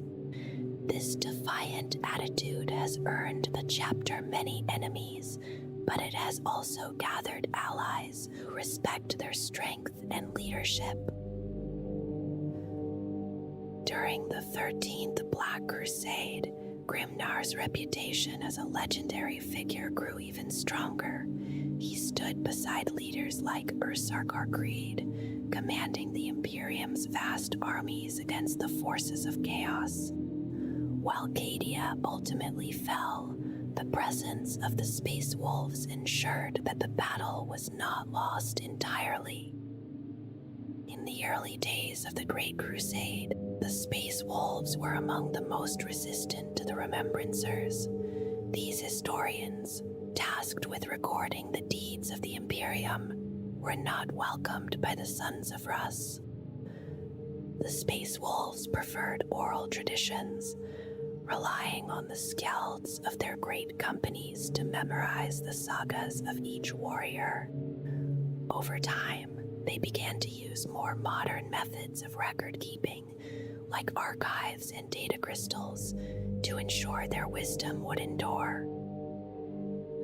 One of the few outsiders ever granted access to the Space Wolves was the Imperial Conservator, Gaspar Ansbach Hauser. Known also as Emmet ibn Rusta, he was allowed to witness the end of the Great Crusade and the beginning of the Horus Heresy. However, Hauser was later revealed to be tainted by the forces of chaos, and the Space Wolves placed him in stasis for both his own protection and theirs. While it is rare for outsiders to be allowed entry to the Fang in the 41st millennium, some, such as trusted inquisitors, have occasionally been permitted to visit. These visitors are few and far between, as the Space Wolves remain a mostly insular chapter. The Space Wolves maintain a historic alliance with House Belisarius, a powerful navigator family. In exchange for the service of 24 Space Wolves as bodyguards, the House provides the chapter with 24 of their best navigators. These bodyguards, known as the Wolfblade, are often seen as exiles, though many distinguished warriors, including Logan Grimnar and Wolflord Ragnar Blackmane, have served in this role. Their service to the House offers them invaluable experience with Imperial politics, as House Belisarius operates from Terra itself. One of the most notable figures to engage with the Space Wolves was Lord Solar Maharius. His Macarian crusade needed the aid of the Adeptus Astartes, and Macarius knew that the Space Wolves, with their powerful and direct approach, would be the ideal allies. He forged an alliance with the chapter, offering the legendary Fist of Russ to secure their help. With the Space Wolves under his command, Maharius led his forces in the cleansing of Procrustes, where they fought alongside his own Lion Guard against a dark Eldar infestation. However, relations with the Inquisition have often been strained. The Space Wolves have always resisted their scrutiny and control. In the aftermath of the First War for Armageddon, tensions reached a boiling point. The Inquisition, led by Inquisitor Lord Gisnaros, planned to sterilize the populace of Armageddon and send them to forced labor camps. Furious, the Space Wolves clashed with the Inquisition, and the event became known as the Months of Shame. Thousands of Imperial outposts and installations were destroyed, but despite the losses, the Inquisition failed to achieve their goals. The Space Wolves proved their resilience, defending the survivors of Armageddon and ensuring their escape. The matter was not settled easily. Lord Gisnaros was killed, along with many of his Grey Knights. The Space Wolves, having driven the Inquisition from Fenris, remained the only chapter not aligned with them, knowing the secrets of the Grey Knights and maintaining a policy of firing upon any Inquisition vessel that dares to enter their system. There are some within the Holy Ordos who would like to see the Space Wolves subdued, but it remains unclear whether the Grey Knights hold any lasting grudges for their losses. What is certain is that Logan Grimnar stands as one of the few who have ever defeated a Grand Master of the Grey Knights. After the battle for Alaric Prime, Grimnar knew that the Inquisition would come seeking to purge the witnesses to the demonic incursion. He understood that they might even resort to exterminatus to destroy the world the Imperium had fought so hard to protect. But Grimnar was determined that this would not happen. He declared Alaric Prime a war gelt, placing the planet under the protection of the Space Wolves. To enforce this, Grimnar left a permanent detachment of 3 chapter vessels in orbit and made sure the planet's defenses were ready to blast any Inquisition vessel that approached. Soon after, an Inquisition ship carrying cyclonic warheads attempted to enter orbit to enact exterminatus, but the Space Wolves intercepted the vessel and sent it fleeing back to Baka. Though the immediate threat had been repelled, Grimnar knew that the matter was far from settled. The fate of the redeployed Cadian survivors remained uncertain, and it was likely that many would eventually fall victim to the Inquisition's purge. But for now, Alaric Prime still stood, protected by the will of the Space Wolves. There is an old legend among the Space Wolves, once spoken of with quiet reverence. It tells of the company that would come to be known as the 13th, sent by their Primarch, Layman Russ, to chase the 1,000 Suns into the warp after Prospero burned at the dawn of the Horus Heresy. After that command, they vanished from Imperial record. A single black stone in the Grand Annulus stands in their memory, a silent mark among the names of the great companies. Not long before the heresy erupted, Magnus the Red, Primarch of the 1,000 Suns, cast his astral form through the warp and the hidden paths of the Eldar webway. He sought to reach Terra and warn the Emperor of Mankind that Horus had turned to chaos. Yet, Magnus had already been touched by Sinch, and his warning carried ruin with it. His intrusion shattered the psychic wards around Terra and the Golden Throne. The cult members on Prospero who aided his spell died in that instant. On Terra, thousands connected to the Webway project were driven mad by the surge of power, and those working upon the Golden Throne were slain. Portals tore open, and through them demons and other warp entities found a path toward the homeworld of mankind. Magnus had defied the ban on sorcery proclaimed at the Council of Nicaea during the Great Crusade. The Emperor would not believe that Horus had betrayed him, and in his grief and anger he judged Magnus the true offender. Layman Russ and his Space Wolves were ordered to bring Magnus to Terra for judgment. Horus whispered otherwise, convincing Russ that death on Prospero would better serve the Emperor's will. So the Space Wolves descended upon Prospero, accompanied by the Sisters of Silence and the Adeptus Custodes. The assault moved swiftly, for Magnus at first refused to fight, believing his legion and world deserved to fall because he had become a pawn of the Chaos Gods.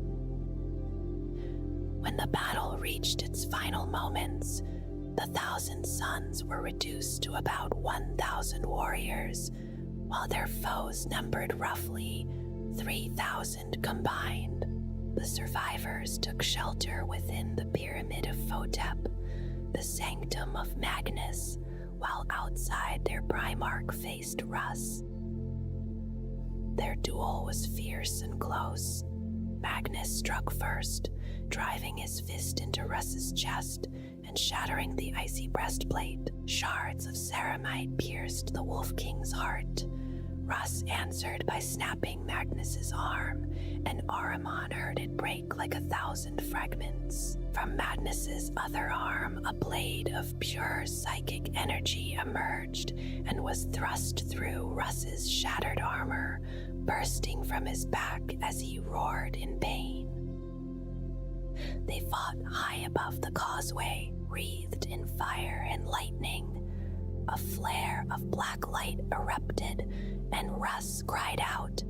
His blade lashed blindly and struck Magnus in his eye. In that instant, the storm of light vanished. Silence spread outward. Both Primarchs stood once more at their natural height, Magnus clutching his ruined eye while regenerative energies crackled through his broken arm. Though wounded and bleeding, Russ seized the moment. He surged forward, lifted Magnus high, and broke him across his knee. The sound of the Crimson King's spine breaking echoed through the hearts of the 1,000 Suns. With his last strength, Magnus turned his gaze to Ahriman. Before Russ's blade could fall, Magnus whispered words that unmade him. His body dissolved and power flooded into Ahriman. Then the 1,000 Suns, each bearing a crystal from Prospero's refracting caves, vanished into the warp at Ahriman's command, borne to the planet of the sorcerers prepared by Sinch.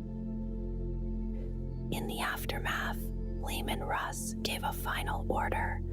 The 13th Company would enter the Eye of Terror and pursue the 1,000 Suns until their threat was ended. For more than 10,000 years, they were gone.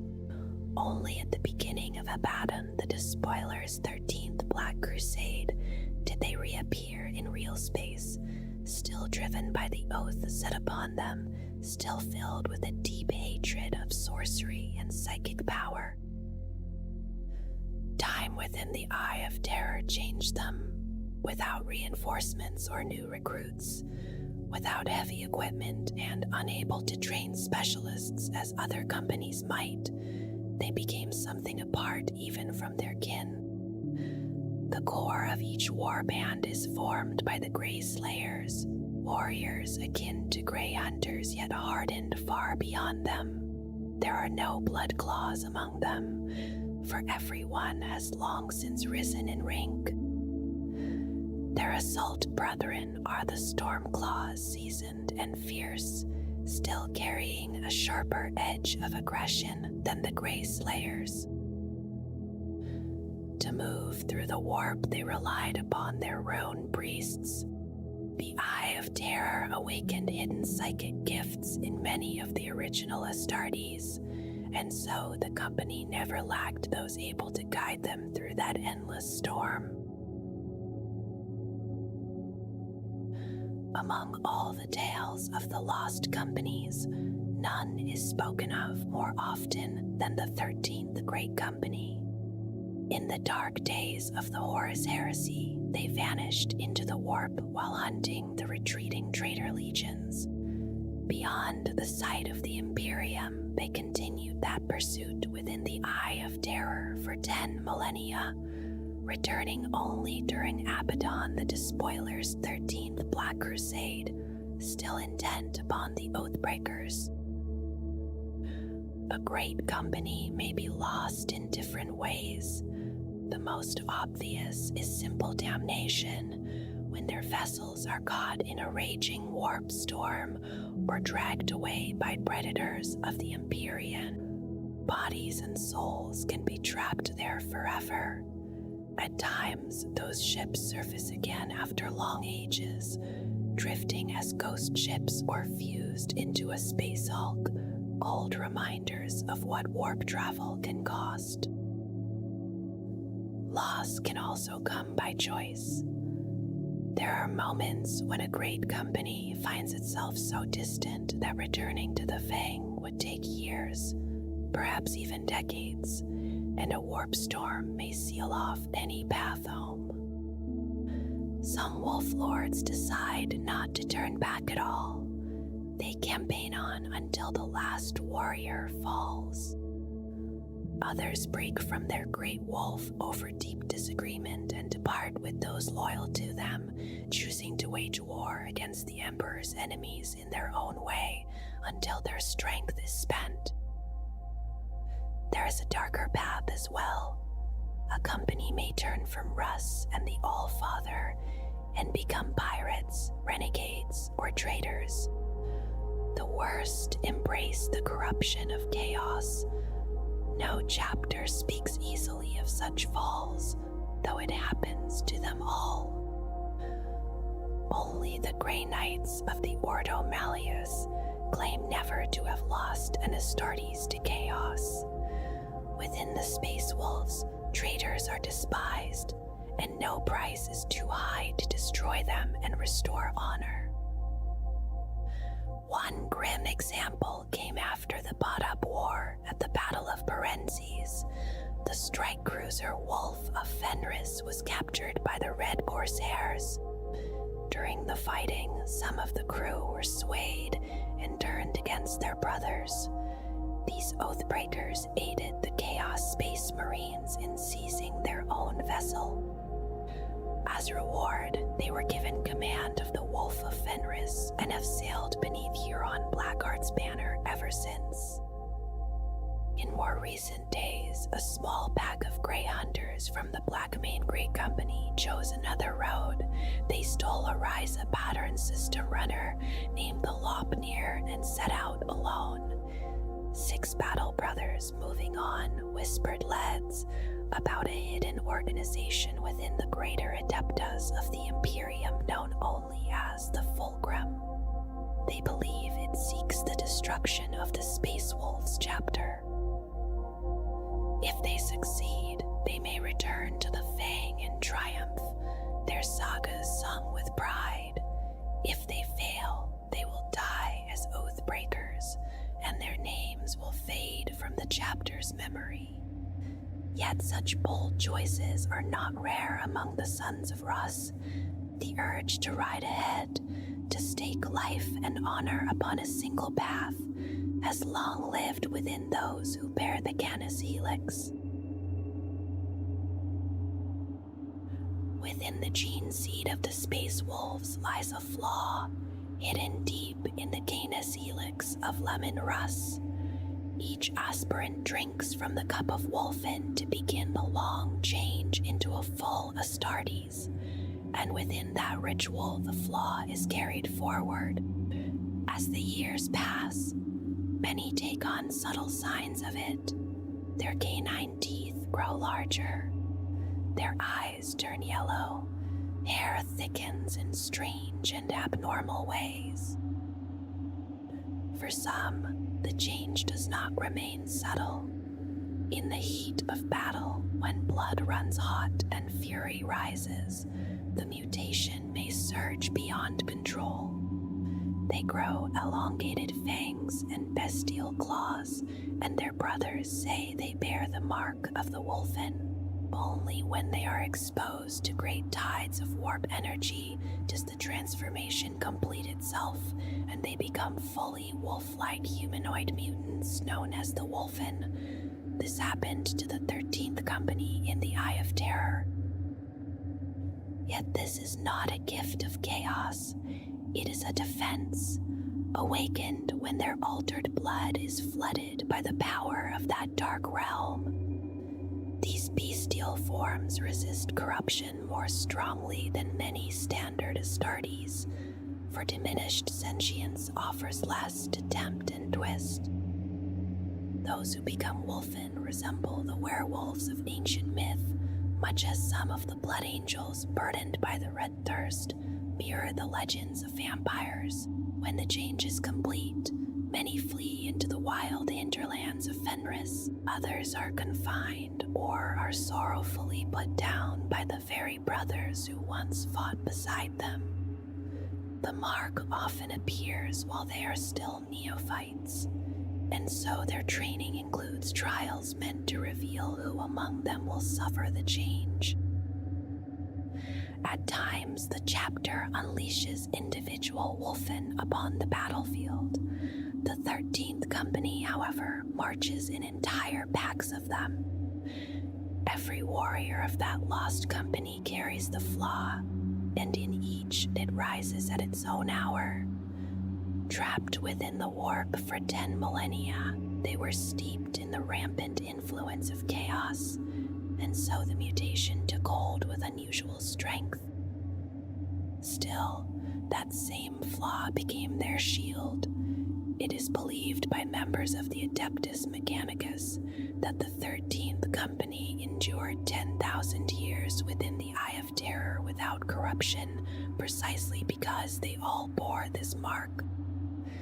In this strange way, what seems a curse has long stood as their protection.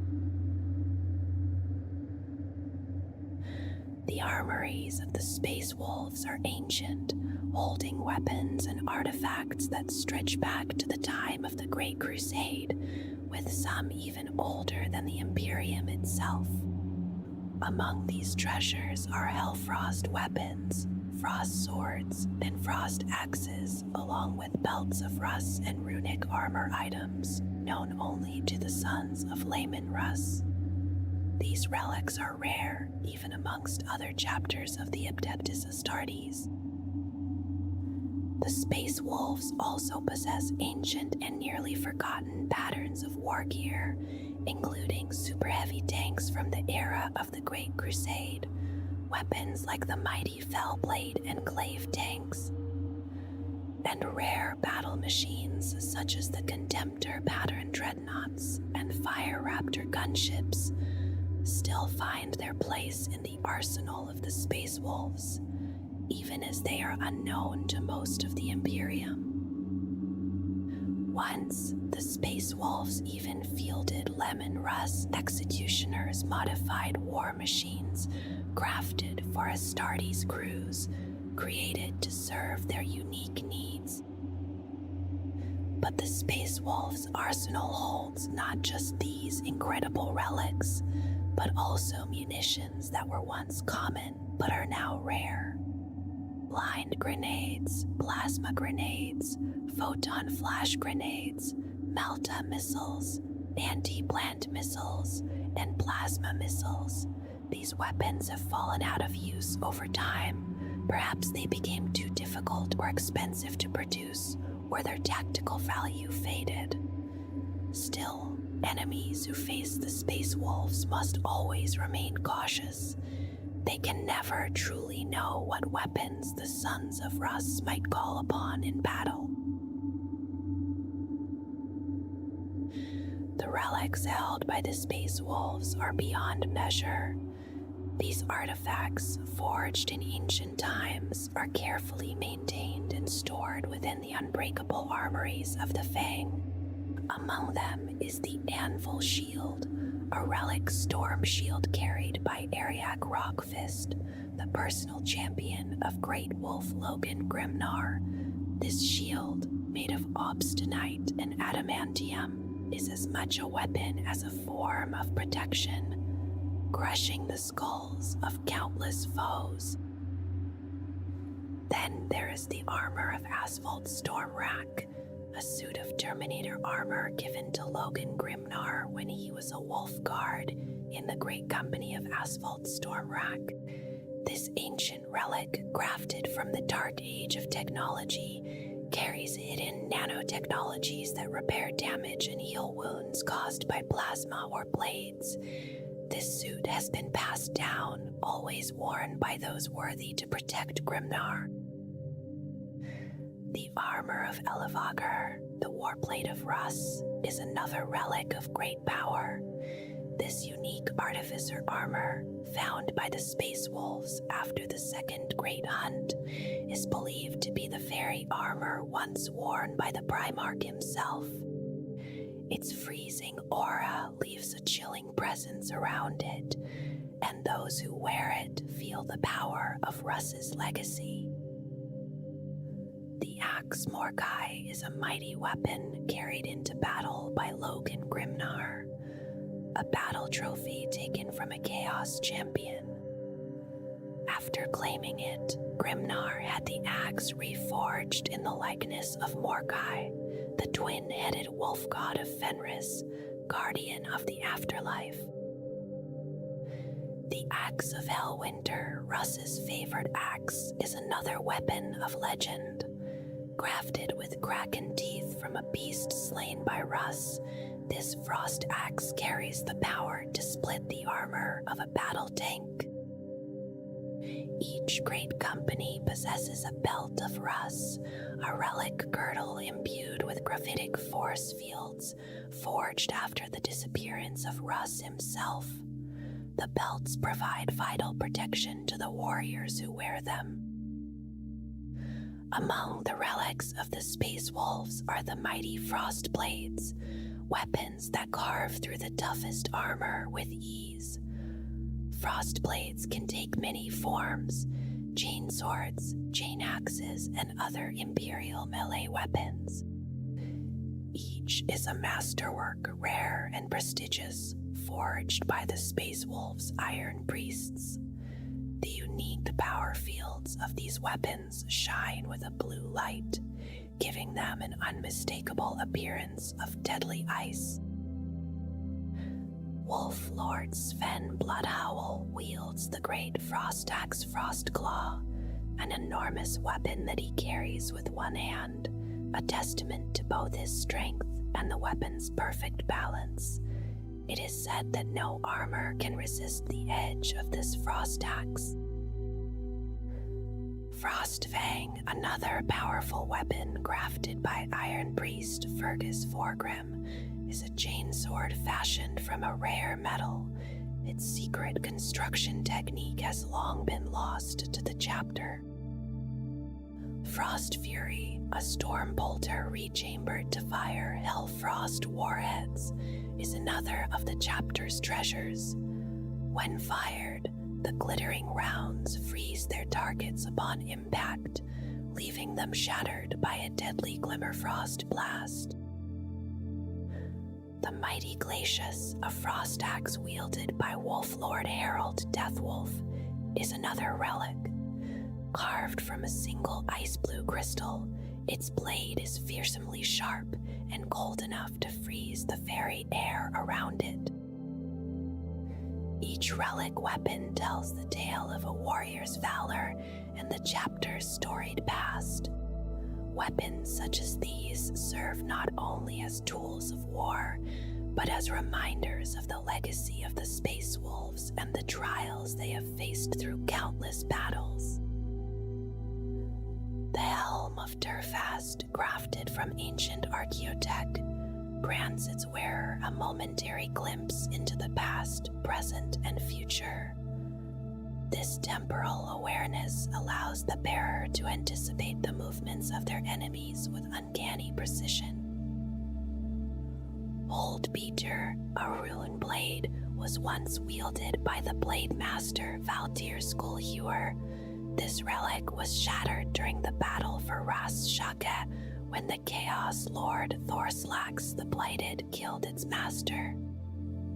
Krakenbone's sword, made from the bones of the legendary Kraken of Fenris, was once wielded by Logan Grimner. The sword was crafted from a shard of bone recovered by Grimner during his youth. It was later reforged into a frost blade by Ariak Rockfist and presented back to Grimnar as a symbol of the chapter's strength. The Wormclaw, a frost blade of exceptional craftsmanship, is the weapon of Wolf Lord Grom Dragongaz. This mighty axe, made even deadlier by its wielder's skill, is as sharp as the talons of the great ice worm Witherwing.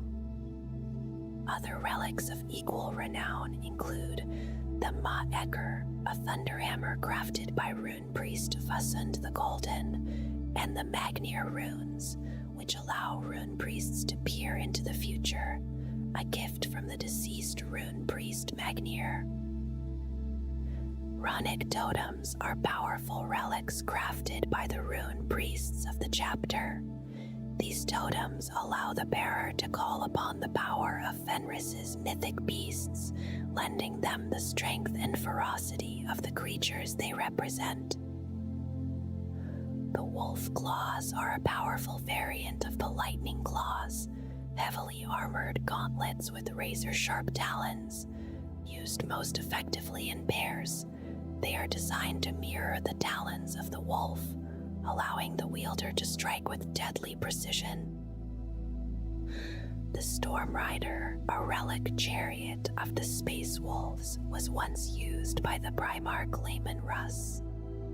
Now used by Logan Grimnar, this dragon-shaped chariot is powered by Thunderwolves and equipped with a powerful force field generator capable of deflecting even the most devastating of blows. The Teeth of the Blizzard, a frost blade, was once wielded by a wolf guard named Ralof. His valiant actions during a deployment against Hive Fleet Behemoth earned this blade its place among the chapter's most revered relics. The Wolfenstone is a fearsome relic containing the raging spirit of the Wolfen, reminder of the inner beast within every Space Wolf. This gem is carried into battle only during the most extreme circumstances, amplifying the rage of its bearer and instilling terror in their enemies. The Space Wolves are closely tied to the Fenrisian wolves that roam their home world. These fierce creatures are respected, and the belts of Fenrisian wolves are often worn by warriors as a mark of their hunting prowess. The wolf skull helms worn by the chapter's wolf priests differ from those worn by the chaplains of other chapters. These helms are a symbol of their unique role within the chapters. Wolf tooth necklaces created from the teeth of Fenrisian wolves are another common relic. These necklaces are said to grant the wearers strength and ferocity in battle, though it is the belief in their power that often fuels a warrior's resolve. The Wolfenstone, one of the chapter's most dreaded and revered relics, contains the spirit of the Wolfen, the beast that lies within every Space Wolf.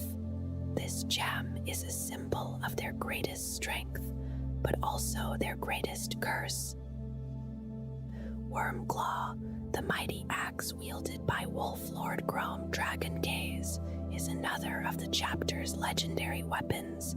It is said that in Grom's hands, Wormclaw becomes an unstoppable force, cutting through all who stand before him.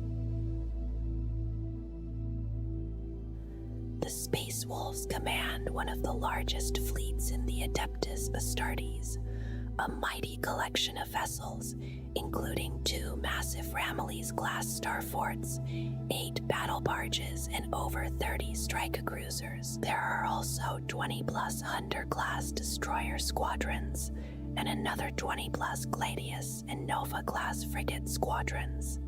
15 of the most impressive of these ships are known as the Great Ships. These serve as the flagship for each of the great companies, with 3 kept in reserve. Each of these warships is unique, displaying different classes and configurations. Among these ships are some of the most powerful in the fleet. The Iron Wolf, the personal vessel of Wolf Lord Egil Ironwolf, is one such warship.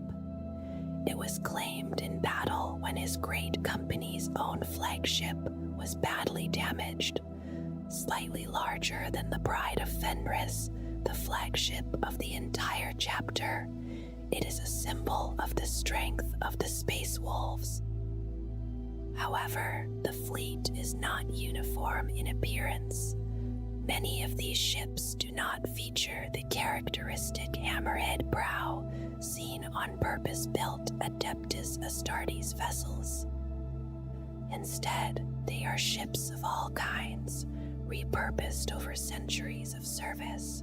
Ships from frigates to heavy cruisers are transformed into strike cruisers, refitted by the chapter's Iron Priests. The Heimdall, for example, began as a Gladius-class frigate, a smaller vessel, but it was refitted with 5 hangar bays and a mounted bombardment cannon, turning it into a ship of the line. It is now comparable in both speed and firepower to an Astartes strike cruiser. On the other end of the spectrum is the Fist of Russ, an Imperial Navy heavy cruiser taken from renegades. It serves as the great ship for the Thunderfist Great Company.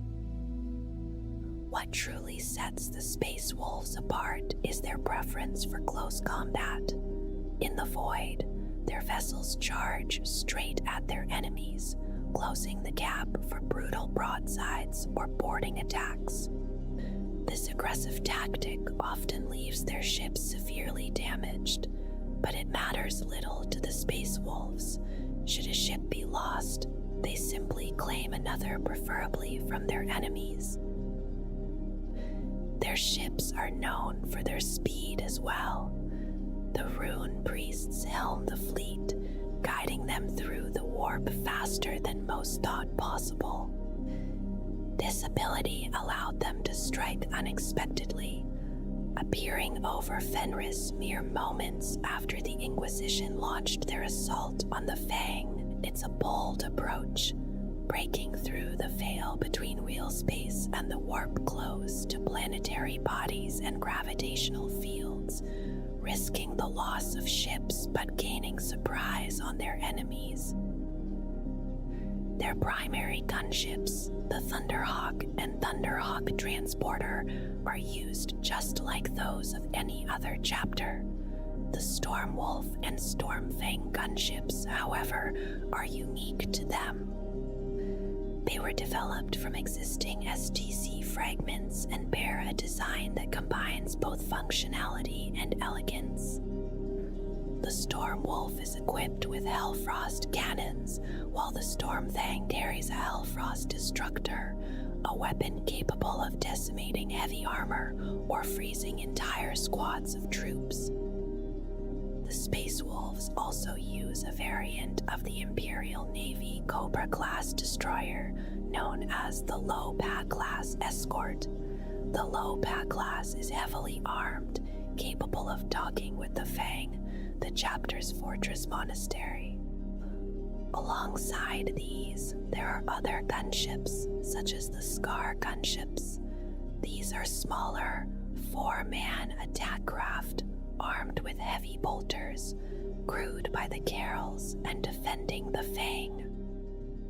The chapter's fleet does not operate under a single Space Marine captain.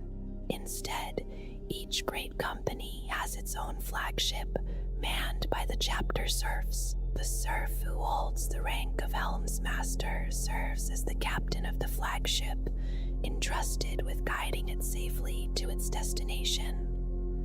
This allows the Space Wolves to keep their focus on their goals, even in the midst of enemy forces.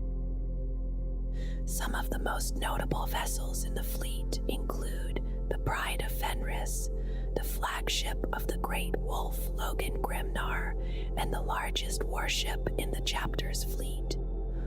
Allfather's Honor, another battle barge, serves as the personal vessel of Grimnar and continues to be a symbol of his leadership.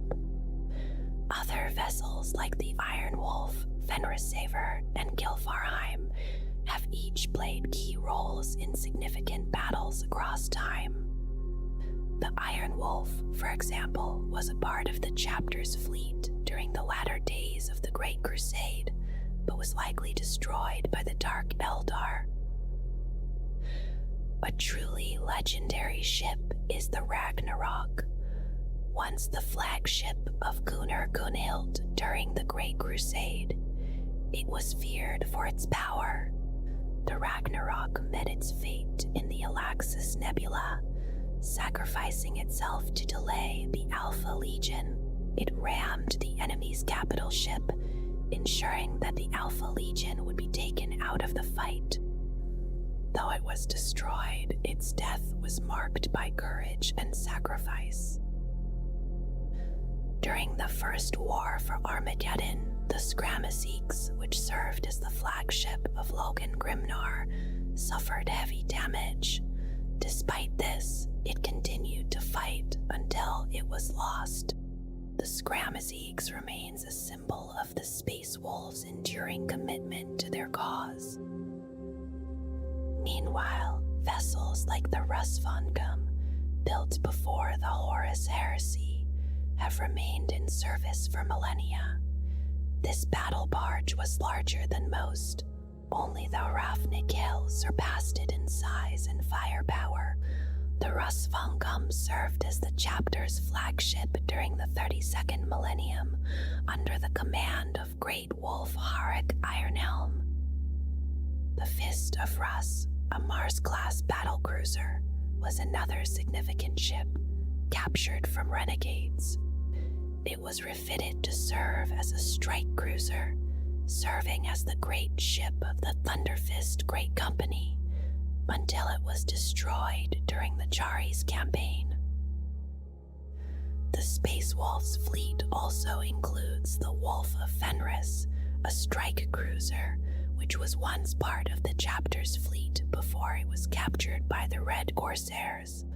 After a surprise attack near the Star of Parenses, the ship was taken, and the Space Wolves on board either perished or swore allegiance to Huron Blackheart, the Chaos Lord of the Red Corsairs. This vessel, once a symbol of the Space Wolves, now serves the Red Corsairs under its new name, the Wolf of Fenris. Other notable ships, like the Blood Eagle, a rapid strike frigate, and the Hell Rider, a vessel that participated in the scouring of Prospero, served the Space Wolves in various conflicts. The Ice Bitten, a fast attack frigate, played a pivotal role in the Battle of the Alaxes Nebula, where it contributed to the defeat of the Alpha Legion. The Frostborn and the Fairgelt Hunter-class destroyers were both destroyed in their efforts to warn the Grey Knights about the invasion of Armageddon. The Firegelt succeeded in reaching Titan, broadcasting its warning before crashing into the surface, but none of its crew survived. Many ships in the fleet were lost, including the Svart Soul, an early veteran ship from the Great Crusade. It was lost during the Battle of the Alaxes Nebula, consumed by the deadly gases of the nebula. The Frost Axe, a vessel lost in the warp, became part of a massive space hulk, which eventually became known as Befesterax. The ship was run down and destroyed by the Space Wolves during the 13th Black Crusade, though it had already become a twisted version of itself. The fleet is also home to rare and unique vessels like the Risa-class system runner Halapnir. Known for their speed, these small vessels are prized possessions of the chapter. The Halapnir, like others of its class, sacrifices firepower for unrivaled velocity, outpacing even void-capable gunships.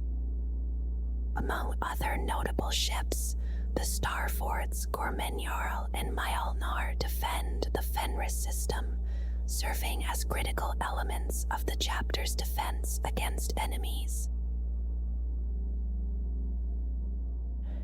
As the echoes of battle fade and the blood of countless foes settles upon the icy, unforgiving surface of Fenris, the legacy of the Space Wolves endures, etched not only in the sagas of the stars, but in the very bones of their home world.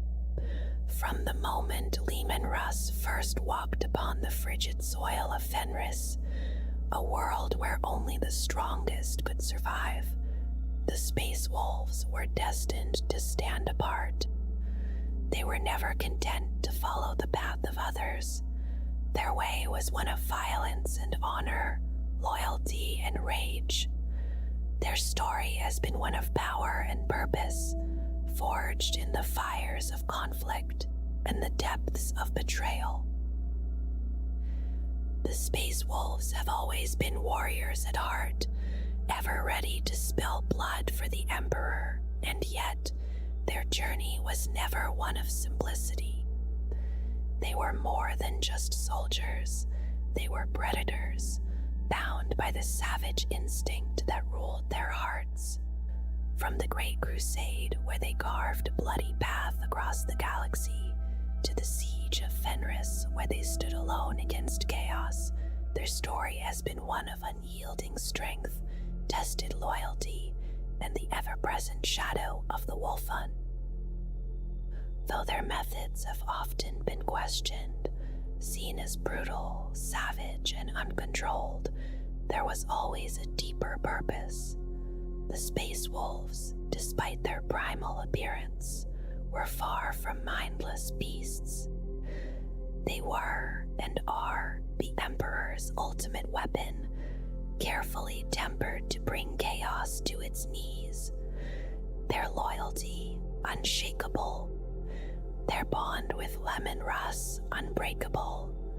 Together, they endured the trials of the galaxy, both as defenders of the Imperium and as the living embodiment of a long-held curse. And still, they remain a force to be reckoned with, forever bound to their roots on Fenris, yet ever present among the stars. They have faced countless enemies, from traitor legions to the perils of chaos, and in the wake of the Horus Heresy, they led the charge during the Great Scouring, proving their devotion to the Emperor time and time again. Even as their Primarch disappeared into the mysteries of the Eye of Terror, the Space Wolves pressed forward, ever watchful, ever ready. Their journey is far from over. The wolves will continue to stalk the stars, hunting their enemies, guarding the Imperium, and carrying the weight of their secret history with pride. Their name, their legend, will echo through the galaxy as long as the stars burn. Forever loyal, forever fierce, forever Space Wolves.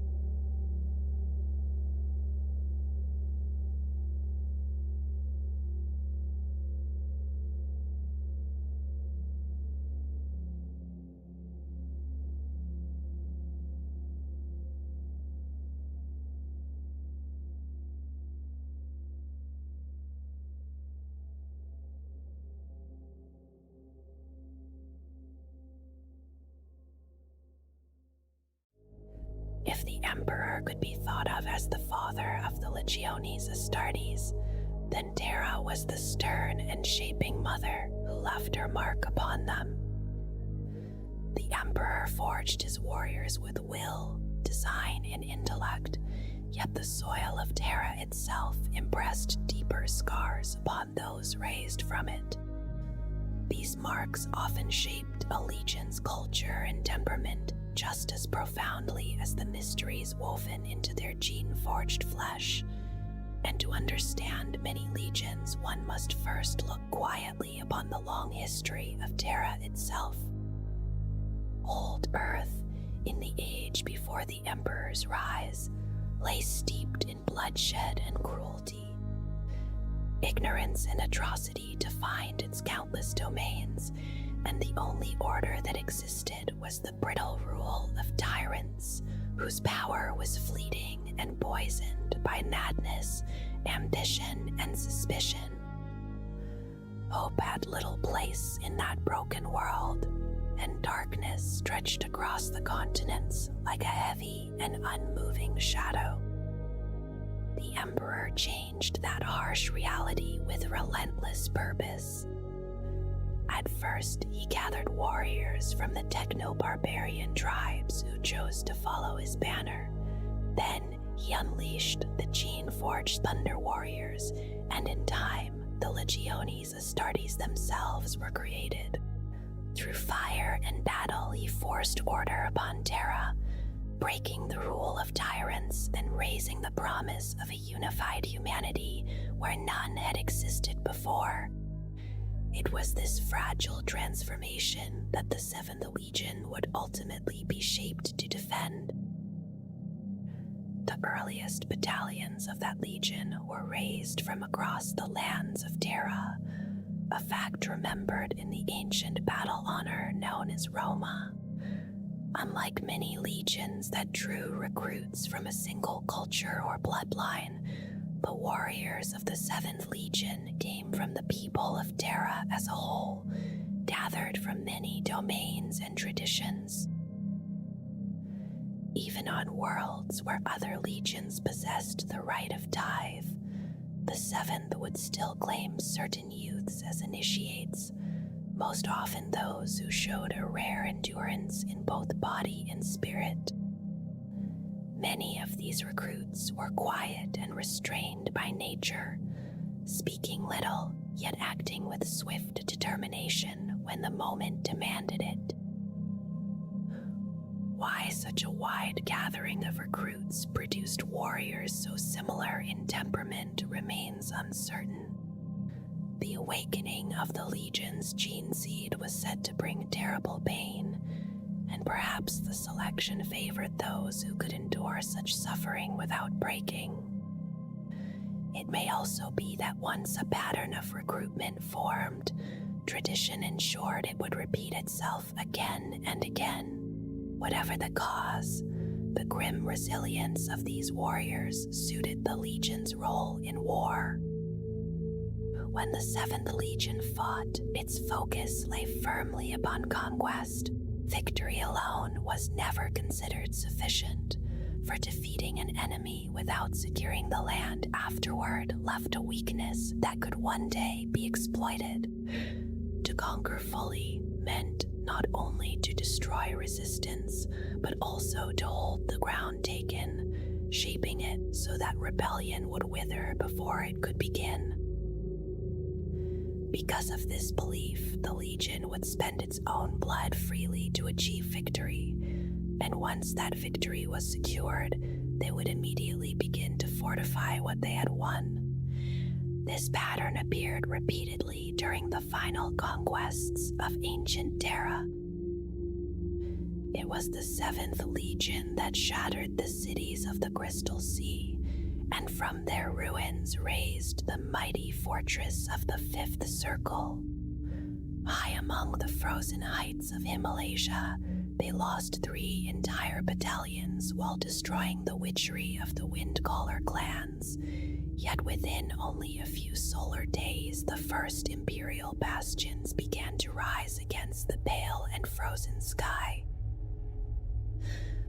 Across Terra, these fortresses stood over the conquered lands like silent guardians, their walls reminding every observer that the power which had subdued them still remained rooted deep in the earth. During the first solar decade of their existence, the warriors who would become the Imperial Fists raised 600 citadels across those lands, and it was whispered that the Legion's fallen lay within the foundations of each one, their blood and bones mingled with the stone itself. With such bastions anchoring the new domains to the Imperium, order gradually spread among the populations who lived beneath their watch. Old customs began to fade or transform, and if they resisted change, the looming fortress above them served as a quiet reminder of the consequences of rebellion. Yet the 7th Legion were never merely builders or keepers of walls. At their core, they were crusaders who carried forward the Emperor's vision of uniting humanity. Fortresses secured conquest, but conquest itself remained their constant purpose. So while strongholds and fortified cities rose behind them, the Legion never lingered long. They moved onward from world to world, pressing deeper into hostile territory even as they strengthened what they had just claimed. Their assaults were often sudden and overwhelming, with multiple battalions striking together and unleashing the full power of the Legion's weapons. On the plains of Kenstar, the 5th Battalion shattered the armies of the Tyranids with a spearhead of 50 towering war machines, their advance so immense that the dust they raised dimmed the light of the sun. In the mountains above Galabaz, they cracked open the crust of the earth itself and plunged down into the tunnels of the buried city, while the thunder of explosions still echoed through the peaks. Yet always, after the destruction, the Legion left something stronger behind. It was during these early conquests that the 7th Legion earned the name by which they would forever be known. Observers looked upon the lands they had taken and said it seemed as though the hand of the Emperor had descended upon the world and closed into an unbreakable fist.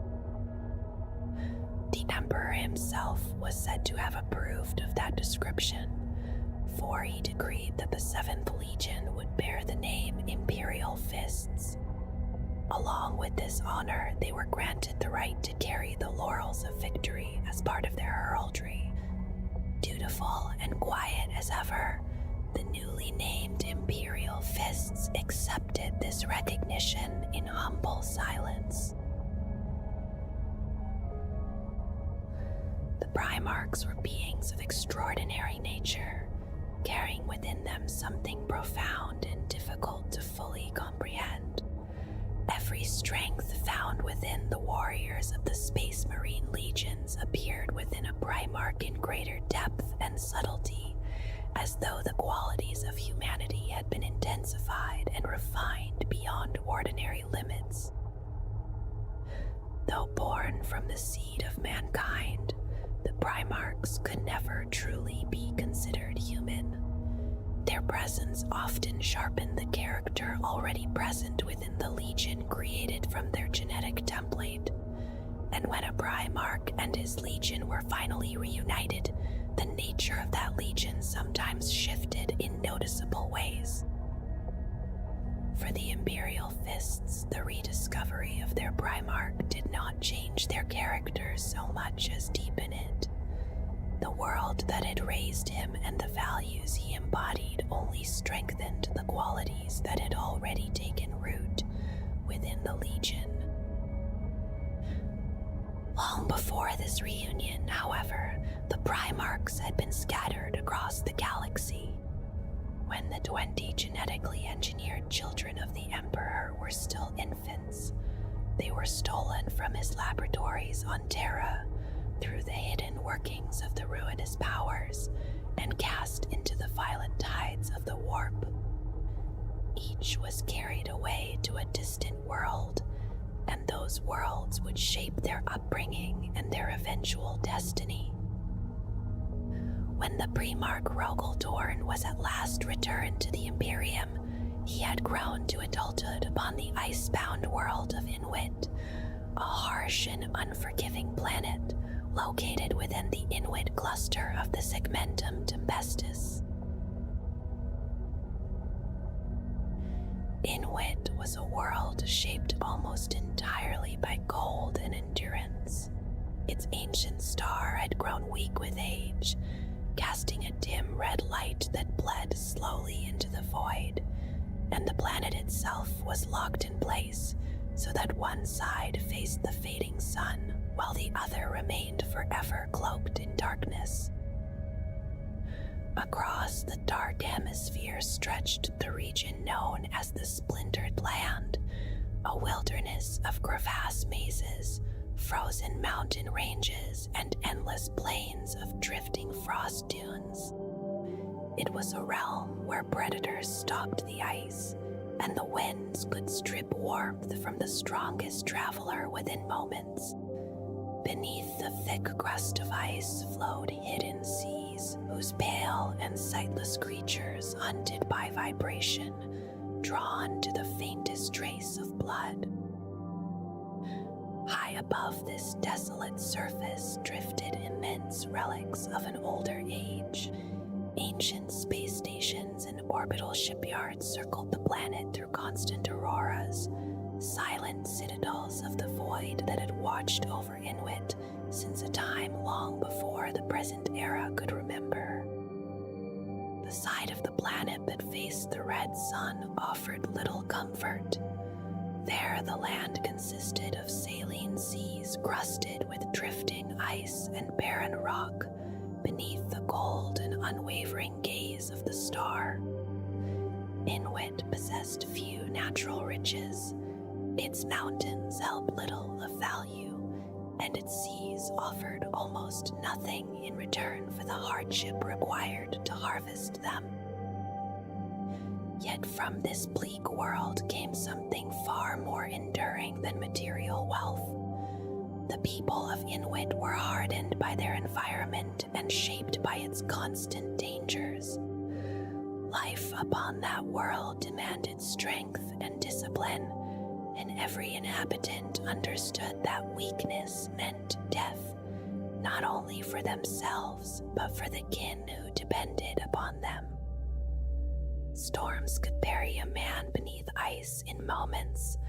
Predators roamed the splintered land with silent patience, and even a momentary lapse in concentration might allow the freezing cold to slip through the seals of a shelter. From such constant threats emerged a society that valued resilience, unity, and survival above all else.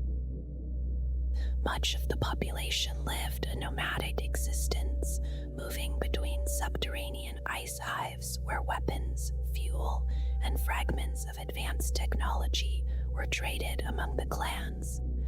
Rivalries between these roaming groups were frequent, and young warriors learned the arts of defense and endurance almost as soon as they learned to walk. The people of Inuit were not primitive, despite their harsh customs. They possessed a keen instinct for practical knowledge and an ability to understand the functional value of any object placed before them. Most importantly, they possessed the determination to seize knowledge from others when they lacked it themselves.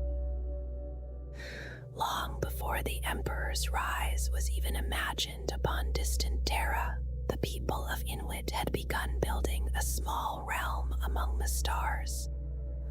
World by world, they expanded their influence, absorbing conquered populations and strengthening their own culture with each victory. Despite the growth of this stellar empire, their home world itself changed very little. The old ice hives remained, the clans continued their rivalries, and the rulers who commanded fleets among the stars still lived lives scarcely easier than those they governed. Inuit remained a place where strength and endurance defined leadership. It was within this stern culture that Rogel Dorn grew to adulthood.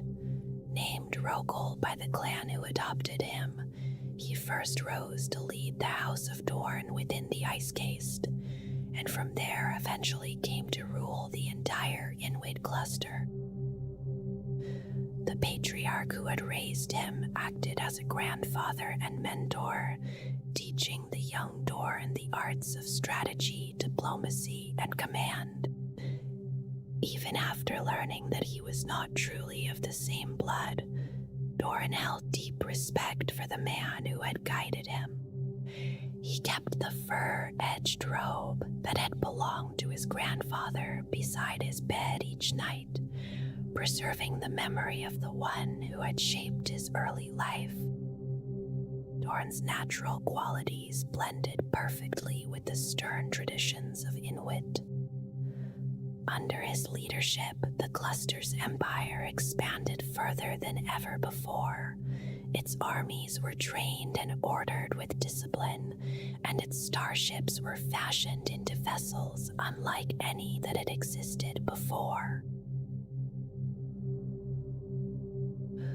40 standard years after the death of the man Dorn had known as his grandfather, the distant reach of the Great Crusade finally touched the Inuit cluster. Imperial vessels arrived among the ice hives of the world, bringing with them the presence of the Emperor himself. Their meeting took place in the year 835 of the 30th millennium, and when the Emperor stood before Rogel Dorn, he recovered not only a lost son, but also the strength of a thriving stellar empire already forged into a disciplined instrument of war. Dorn greeted his Gene Father from the command deck of a vast starship known as the Phalanx. The enormous vessel had been constructed during the distant Dark Age of technology and had been discovered by Dorn within the region of space surrounding Inwit. Upon this mighty ship, the Primarch welcomed the Emperor, becoming the 7th of the 20 scattered sons to be found. The Emperor embraced Dorn as his child and returned the Phalanx to his command, transforming it into the mobile fortress monastery of the 7th Space Marine Legion. That legion itself was also placed beneath Dorn's leadership, for every warrior within it carried the genetic imprint of his own lineage. From their first meeting, Dorn's loyalty to the Emperor was absolute and unwavering. He never sought reward or favor for himself, holding instead to a strict devotion to duty and truth. It was said that he could never speak a lie, even if such a deception might have served his cause. Because of this uncompromising honesty, a statue of Rogel Dorn was later raised upon Magreg, standing among only a handful of monuments granted to such figures. Under Dorn's command, the 7th Legion and its expeditionary fleets fought with remarkable skill and discipline. Many considered him one of the greatest military minds among the Primarchs, a commander whose planning was methodical and ordered, yet still capable of sudden flashes of inspiration in the heat of battle.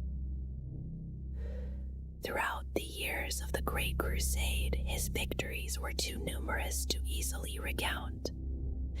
Even the War Master Horus would later remark that if his own Luna Wolves attempted to storm a fortress defended by Dorn and the Imperial Fists, the struggle might continue forever without resolution. Rogel Dorn carried within him a relentless energy that was tempered by a calm and restrained nature. Many observers described both the Primarch and his legion as stern and emotionless, yet such judgments overlooked the depth beneath that quiet surface. Dorn rarely displayed his feelings openly, but when his anger did appear, it was said to carry a force that seemed capable of shaking the ground itself. During the resurgence of the Sahelican breed in the Adonis cluster, the defenders of the battlements later claimed that Dorn's cold fury held the walls as firmly as their own weapons. His rebuke of reinforcements at Castoris echoed across sky and sea alike, and Layman Russ once described his brother as swift and unforgiving as the descending edge of an axe. Despite this intensity, Dorn also possessed a thoughtful and idealistic nature.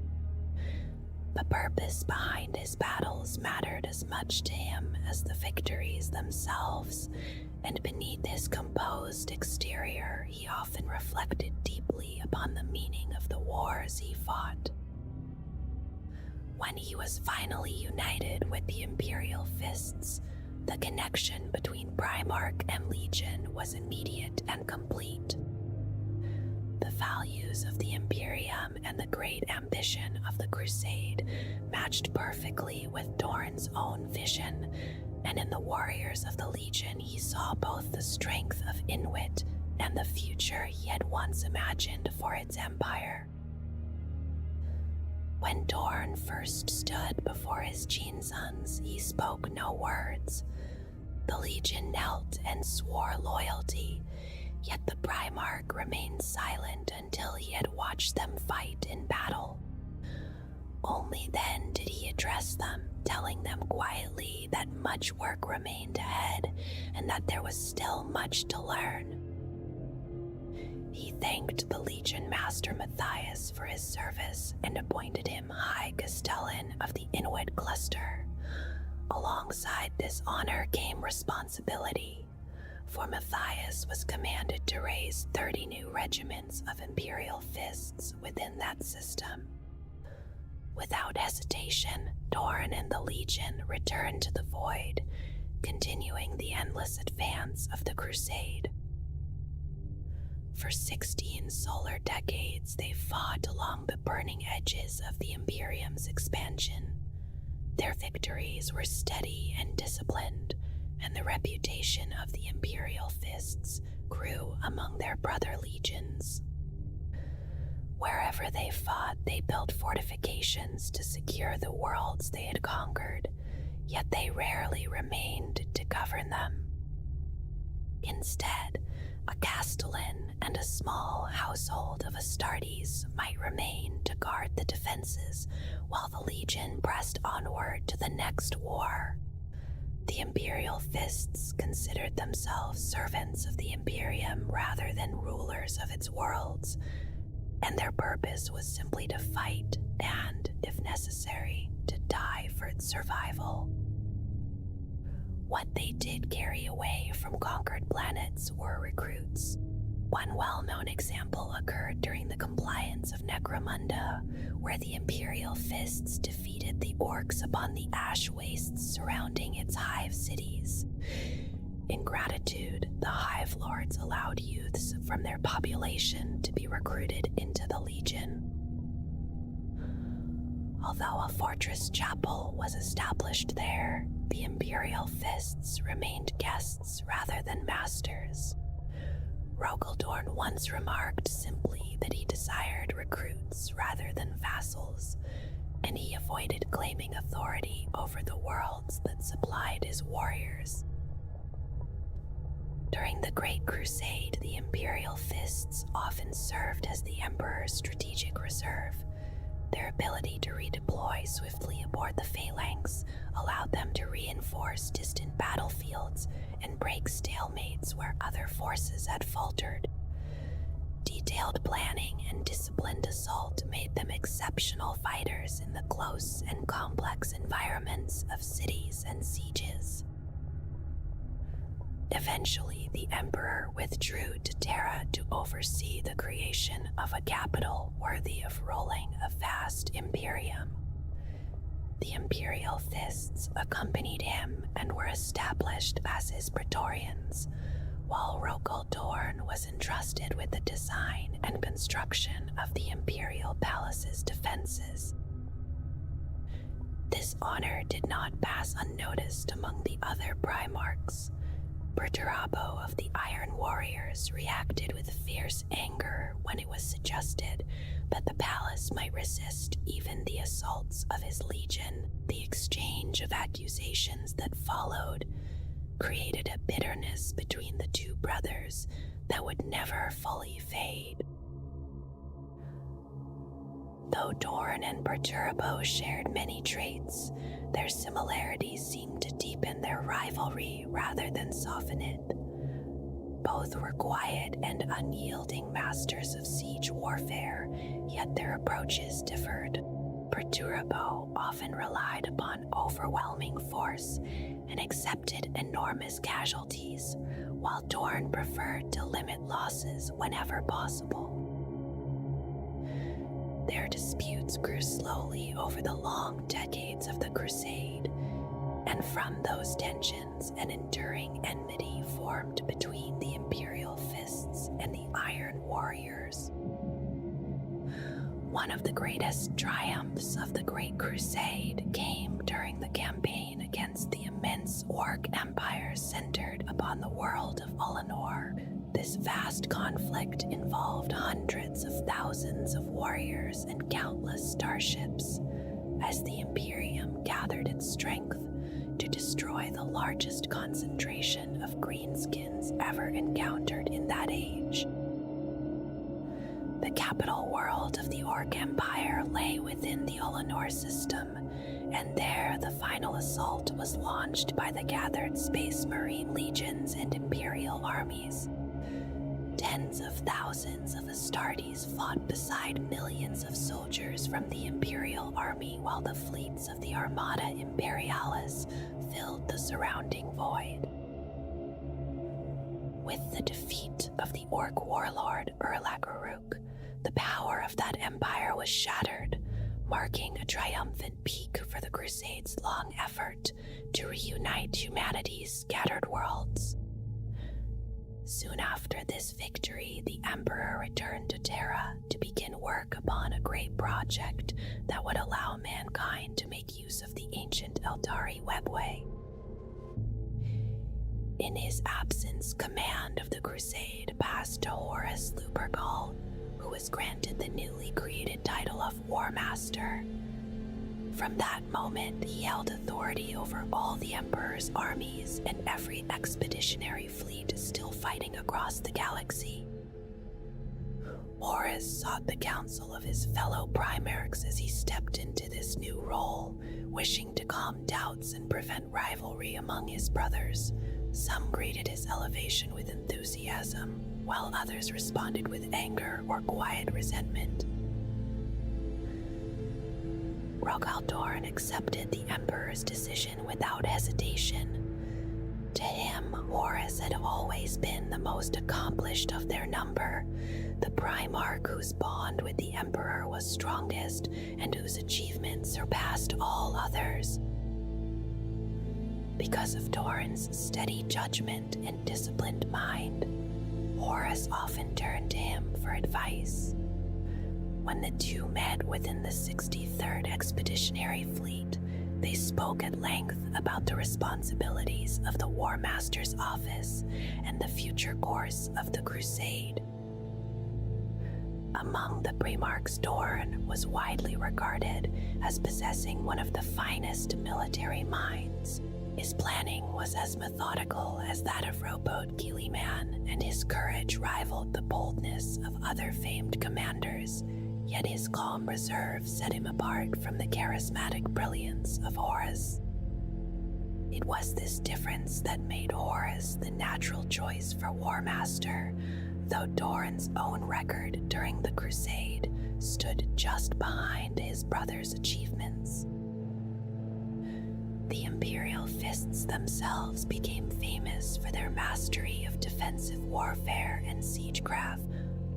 Horus once joked during a gathering that if he ever attempted to storm a fortress defended by Dorn, the struggle would continue for eternity, the greatest attacker matched against the greatest defender.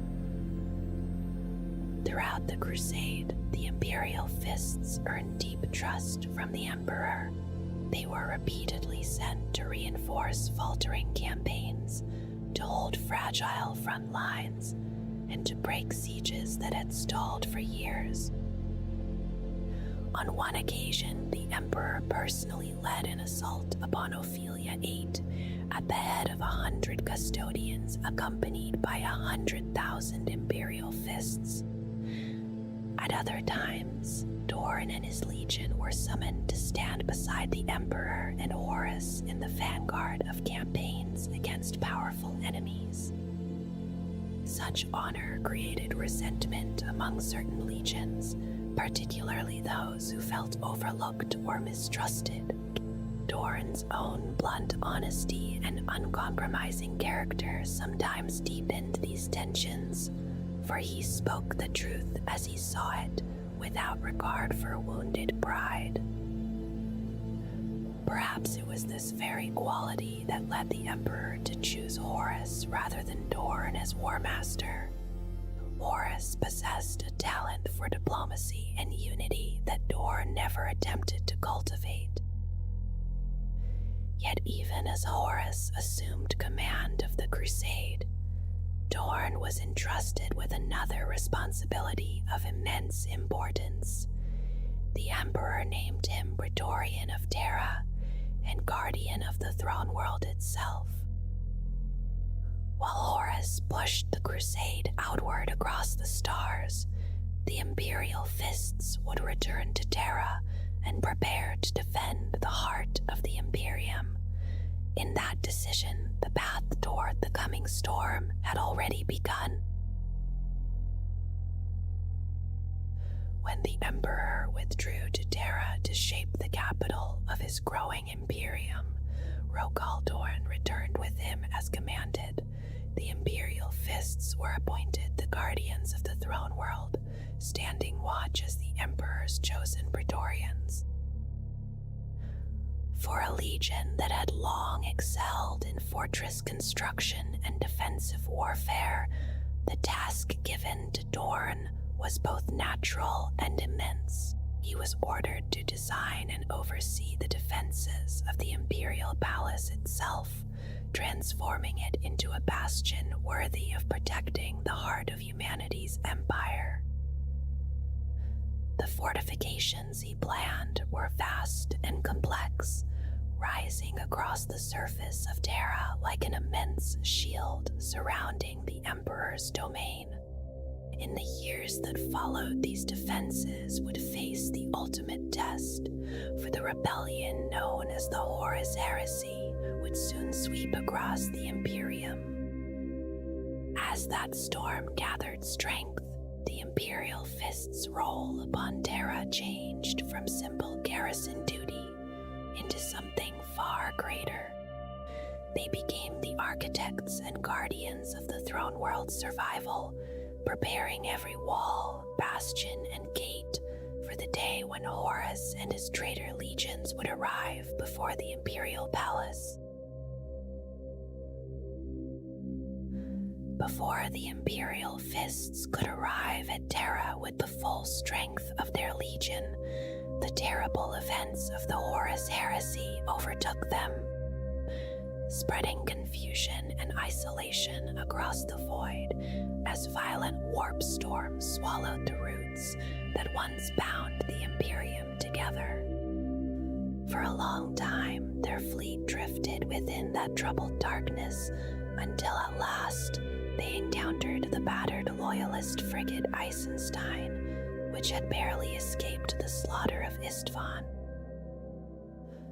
From the survivors came an impossible warning. Captain Nathaniel Garrow of the Death Guard spoke of betrayal among the Primarchs themselves, and when he named Horus as a traitor, Rogal Dorn nearly struck him down for such words.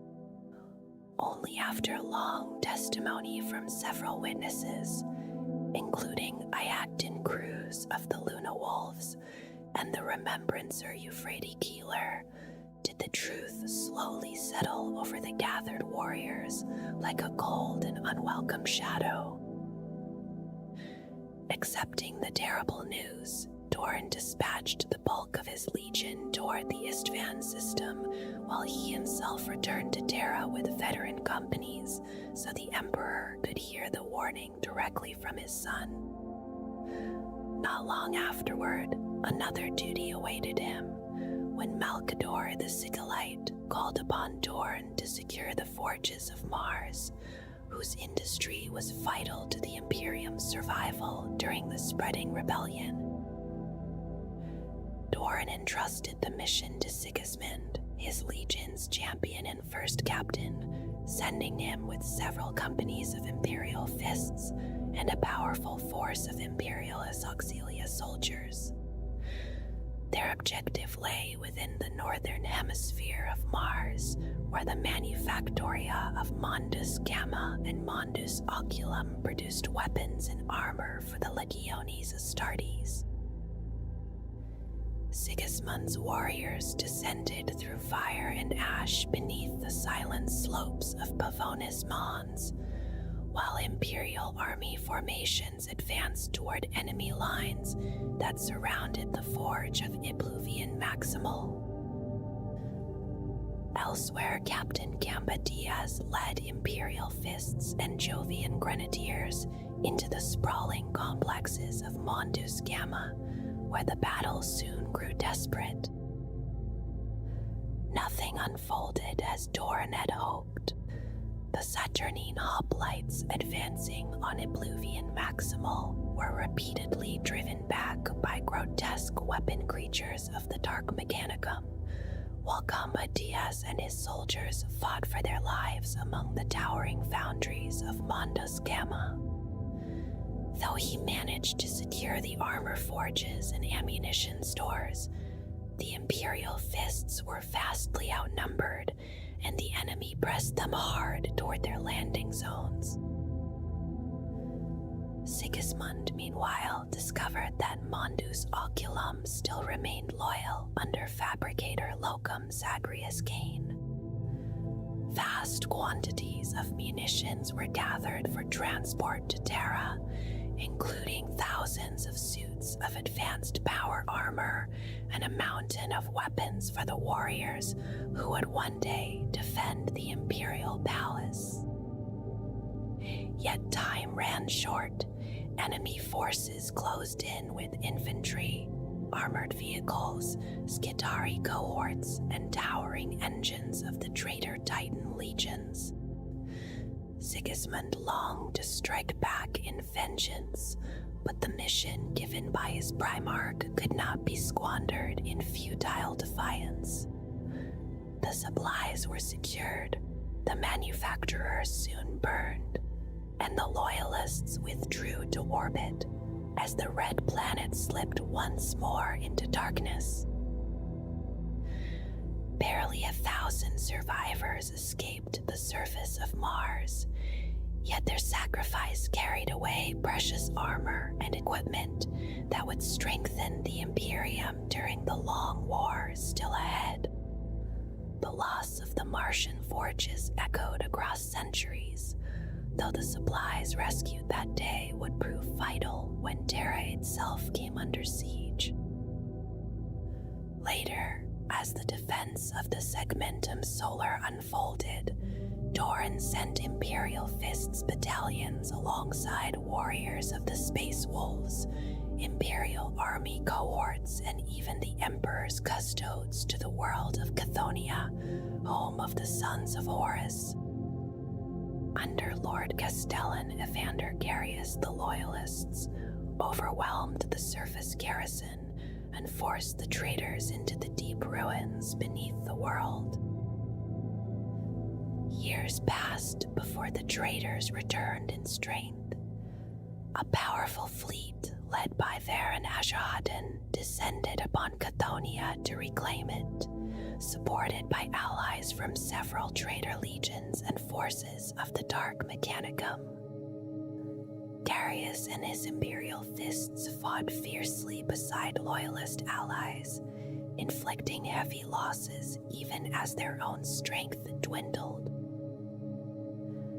At last, the struggle reached the hive city known as Traitor's Gate.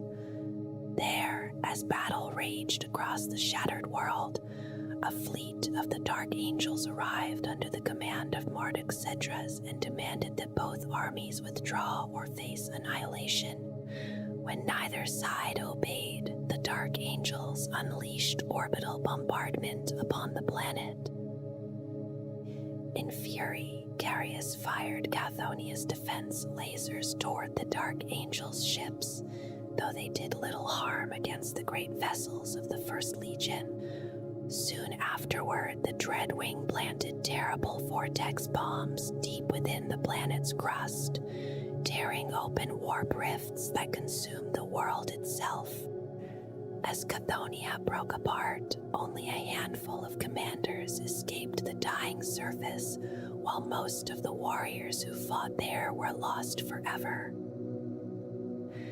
As the Horus Heresy spread across the Imperium, Rogaldorn turned his attention to the throne world and the vast defensive network surrounding the Sol system, knowing with quiet certainty that the War Master would one day bring his war to Terra itself. The defense he built was spoken of as two great walls, one hidden deep within the Imperial Palace, and another stretching outward across the void. Within the inner wall, the Emperor remained at the heart of his mysterious great project, guarded by the custodians and the silent warriors of the Sisters of Silence.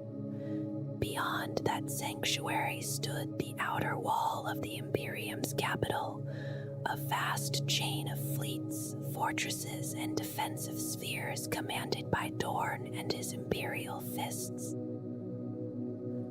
Each sphere was entrusted to a senior warrior elevated to the rank of Lord Castella.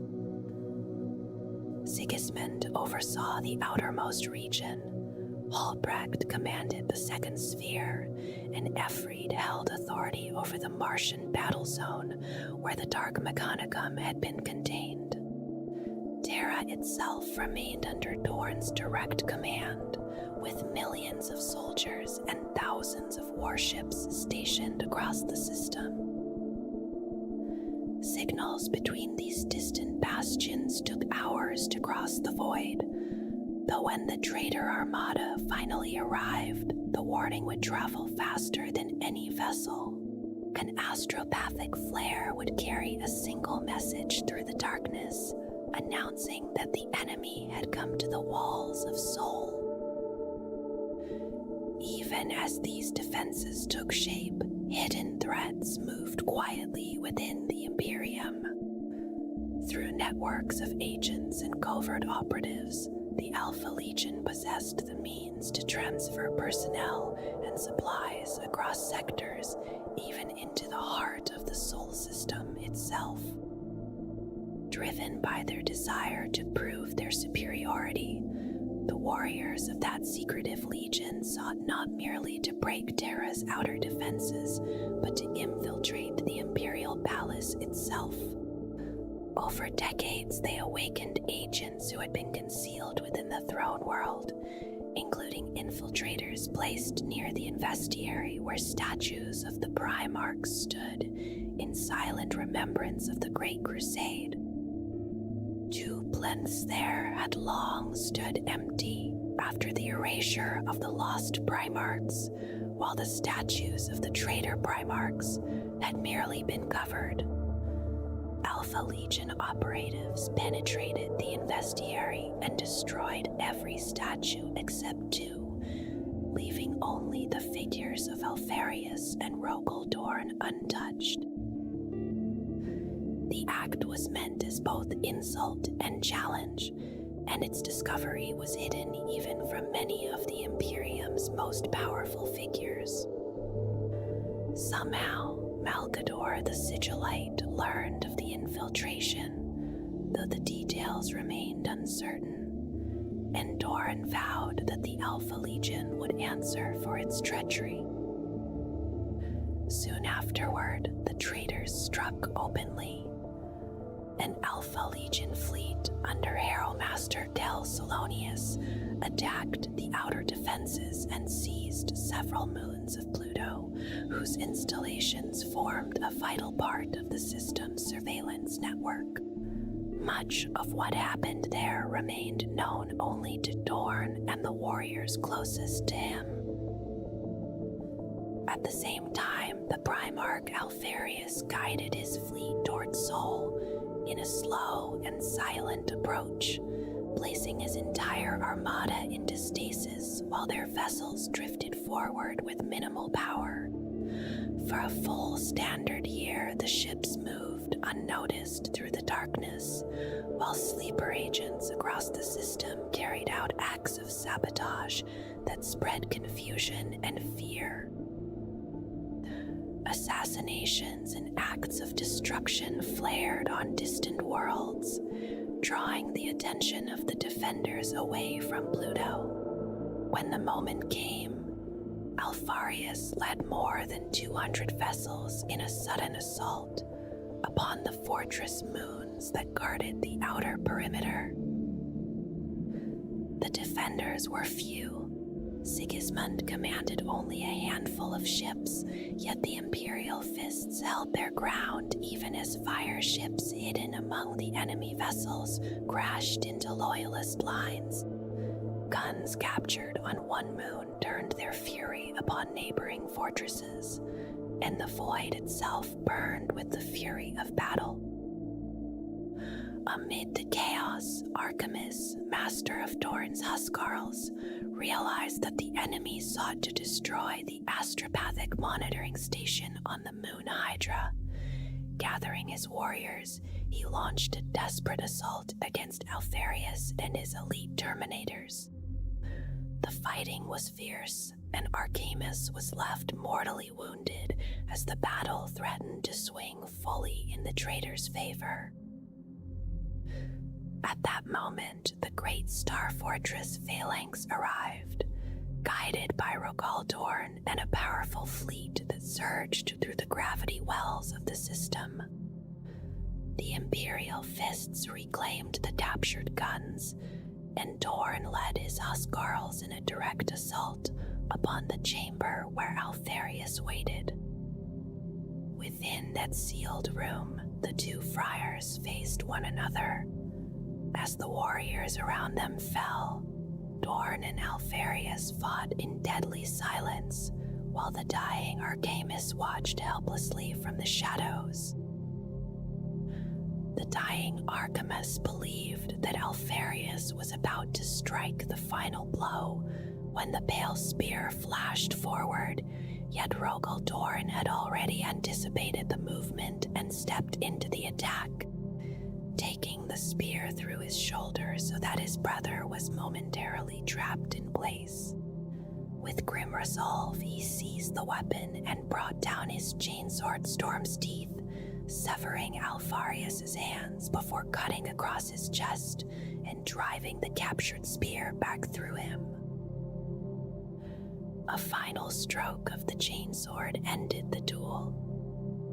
And with the death of their Primarch, the Alpha Legion fleet withdrew from the battle around Pluto.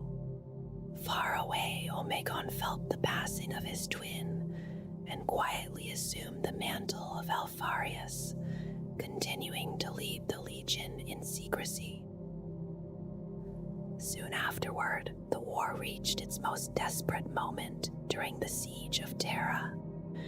Together with the White Scars and the Blood Angels, the Imperial Fists held the walls of the Imperial Palace against the gathered hosts of chaos, while the fate of the Imperium trembled in the balance. Rogal Dorn had once overseen the construction of the palace itself, and now he directed its defenses against the traitor legions that sought to tear it down. When the final confrontation came, Dorn accompanied the Emperor aboard the War Master's battleship Vengeful Spirit for the last battle that would decide the fate of mankind. After that terrible struggle, it was Dorn who discovered the fallen forms of the Emperor, Horus, and the noble Sanguinius. The grief that followed changed him deeply, and the calm, enduring sun became instead a relentless avenger. While Robud Gili-Man worked to restore order within the Imperium, Dorn led his legion across the galaxy in pursuit of the traitor legions. Fortress after fortress was broken during the campaigns of the Great Scouring, and the Primarch wore the black of mourning as he drove his warriors forward without mercy.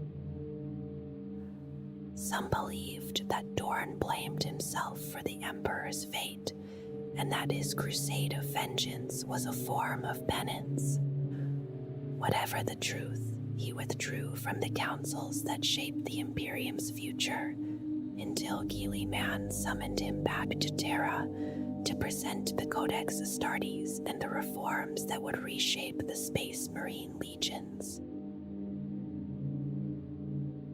When the Codex Astartes was revealed as the blueprint for the Imperium's new military order, many Primarchs accepted its principles, though Rogal Dorn at first refused to break apart the legion he had led through so many wars. Lemon Russ and Vulcan shared his doubts, while Corvus Corax and Jagatai Khan supported Gilliman's vision of smaller, independent chapters. Amid the uncertainty, an unexpected voice spoke in favor of the reforms. Auriax Tantelion, a veteran captain who had survived both the Great Crusade and the Siege of Terra, believed that dividing the legions would prevent any single commander from ever again wielding such immense power against the Imperium. Dantalion spoke at length with his Primarch, explaining that Guilliman's decree was meant to guard the Imperium against another catastrophic rebellion. His arguments placed him in open disagreement with Dorn, who was deeply troubled that one of his own sons would suggest dismantling the Legion that had endured so much together. Their disagreement grew sharp and unyielding, and for a time it seemed possible that the Imperium might again descend into civil war as newly formed chapters and the remaining legions prepared to defend their positions. Only when the brink of conflict drew near did Dorn recognize that his long pursuit of vengeance had clouded his judgment. He understood that the other forces of the Imperium would oppose him if he refused the reforms, and that another war would shatter the fragile peace that had followed the heresy. Though the decision weighed heavily upon him, Dorn chose loyalty to the Imperium above all else and accepted the need for the second founding. From the warriors of the Imperial Fists, several new chapters were created, including the Black Templars, the Crimson Fists, the Excoriations, the Iron Knights, and the Fists Exemplar. Each of these chapters reflected the character of the warriors who formed them. Sigismund gathered the Crusaders and Zealots who wished to carry the Emperor's war across the stars, while Alexis Pollux led many of the younger warriors who sought a different path. Those who had endured the brutal defense of the Imperial Palace gravitated toward Demetrius Catafalque and would become the core of the Excoriators. The Soul Drinkers were later believed to have arisen from fleet-based assault elements of the Old Legion, though the truth of that belief remained uncertain. Remembering the courage of the captain who had spoken honestly before him, Dorn rewarded Dantalion by naming him the first chapter master of the Fists Exemplar. That new chapter drew together many warriors who shared the more progressive ideas that Dantalion had defended. By accepting the Codex Astartes, Rogal Dorn reassured the High Lords of Terra and demonstrated that the Imperial Fists would remain steadfast guardians of the Imperium. When the Legion emerged from the second founding, their loyalty to Guilliman's teachings was matched only by the Ultramarines themselves.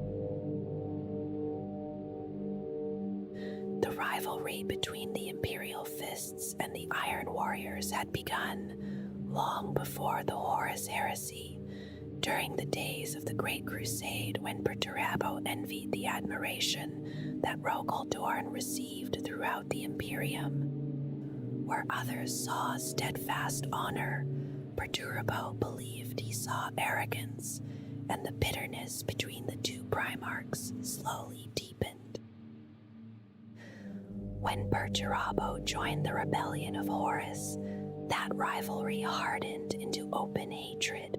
Both legions were masters of siege warfare and relied heavily upon artillery and fortifications, though the Iron Warriors embraced such methods with a cold brutality that their loyal counterparts did not share. After the heresy ended, the Imperial Fists pursued their former brethren relentlessly, and their long conflict culminated upon the world of Sebastus IV in a battle remembered as the Iron Cage. Their Emperor Cherubim constructed a vast fortress of interlocking defenses shaped like the 8-pointed Star of Chaos, a structure known as the Eternal Fortress. Driven by anger and a desire for justice, Dorn led his legion directly into that terrible labyrinth without the caution and planning that had once defined him. The Iron Warriors expected their defenses to break the Loyalists quickly, yet the Imperial Fists endured every ambush and fought their way through trap after trap. Rogal Dorn himself stood like an unyielding giant amid the slaughter, turning back attack after attack as the battle raged through trenches half flooded with mud and blood. When ammunition ran dry, the warriors of the Imperial Fists fought with knives and bare determination, refusing to yield even when surrounded. Eventually, it became clear that the Iron Warriors could not destroy them entirely. Though fierce and cunning, the servants of chaos lacked the faith and self-sacrifice that might have secured victory in such a brutal contest. At that moment, the Ultramarines arrived under Robot Gilliman, who judged that destroying Pertuabo was not worth the loss of Rogal Dorn and his legion. Their intervention forced the Iron Warriors to withdraw, bringing the terrible struggle to an end. The ordeal of the Iron Cage left the Imperial Fists scarred but resolute. In the years that followed, they withdrew to rebuild their strength, while their successor chapters carried the Imperium's wars forward, and Dorn used that time to ensure that his warriors fully embraced the teachings of the Codex Astartes. Many years later, during the First Black Crusade led by Abaddon the Despoiler, Rogal Dorn is believed to have met his end while fighting a powerful Chaos fleet emerging from the Eye of Terror. The Imperial forces were greatly outnumbered, yet Dorn chose to strike quickly before the enemy could fully gather their strength. Using swift hit-and-run attacks, he hurried the Chaos Armada while waiting for reinforcements to arrive, though the struggle eventually carried him aboard the enemy battleship known as the Sword of Sacrilege. There he led a desperate assault upon the bridge, disappearing amid the violence that followed. When the Imperial Fists searched the battlefield afterward, they found no trace of their Primarch except a single skeletal hand. That relic was carried to the great fortress of Phalanx, where over the centuries the bones were engraved with the heraldry and names of the chapter masters who followed Dorn's legacy. Each bone bears the memory of those commanders who guided the Imperial Fists through the long history of the Imperium.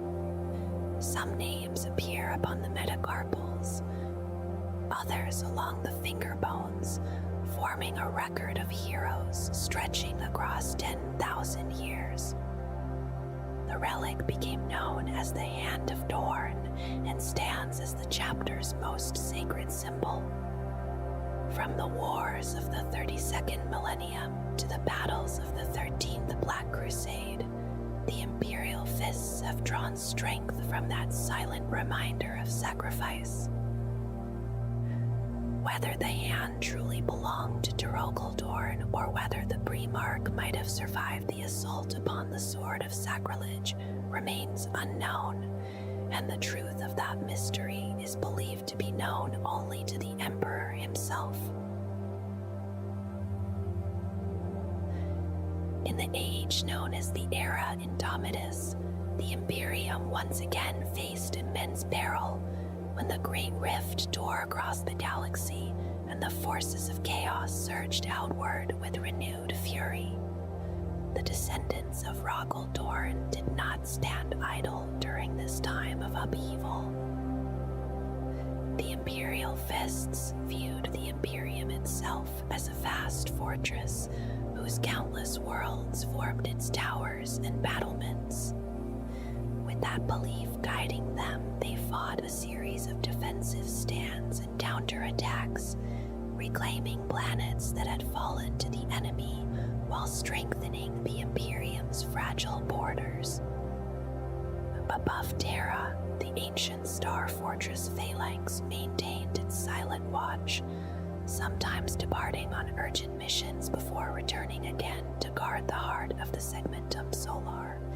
Its presence in orbit of the throne world symbolized the unending vigilance of the chapter. Through these trials, the Imperial Fists continued their ancient duty as the Sentinels of Terra, standing firm against the darkness that pressed ever harder upon the Imperium of mankind. Among the warriors of the Adeptus Astartes, the Imperial Fists are known for a discipline that few chapters equal, their conduct guided with quiet certainty by the teachings of the Codex Astartes and upheld with an almost unyielding steadiness. The warriors of this chapter moved war-clad in power armor of deep golden yellow, a color that remains unmistakable even through drifting smoke and the dull glow of burning battlefields, while upon the chest rests the red Aquila or the Imperialis, set clearly against the bright armor plates. Their heraldry is carried with care, and every mark upon their armor speaks quietly of order and structure, following the traditions laid down within the Codex Astartes itself. The color of the trim around each warrior's pauldron shows the company to which he belongs, and so white marks the warriors of the first company, while yellow signifies the second, red marks the third, and green is worn by those of the fourth. Upon the left pauldron every battle brother bears the chapter badge, the clenched fist that has long symbolized the enduring strength of the Imperial Fists. The opposite pauldron carries the markings of squad and battlefield roll, where a high Gothic numeral rests over the emblem that identifies whether the warrior fights among battle line formations, close support elements, fire support units, the honored veterans, or the command structure itself. The armor also reveals rank through careful patterns and color upon the helm and shoulder iconography, small visual signs that other warriors can read even in the confusion of combat.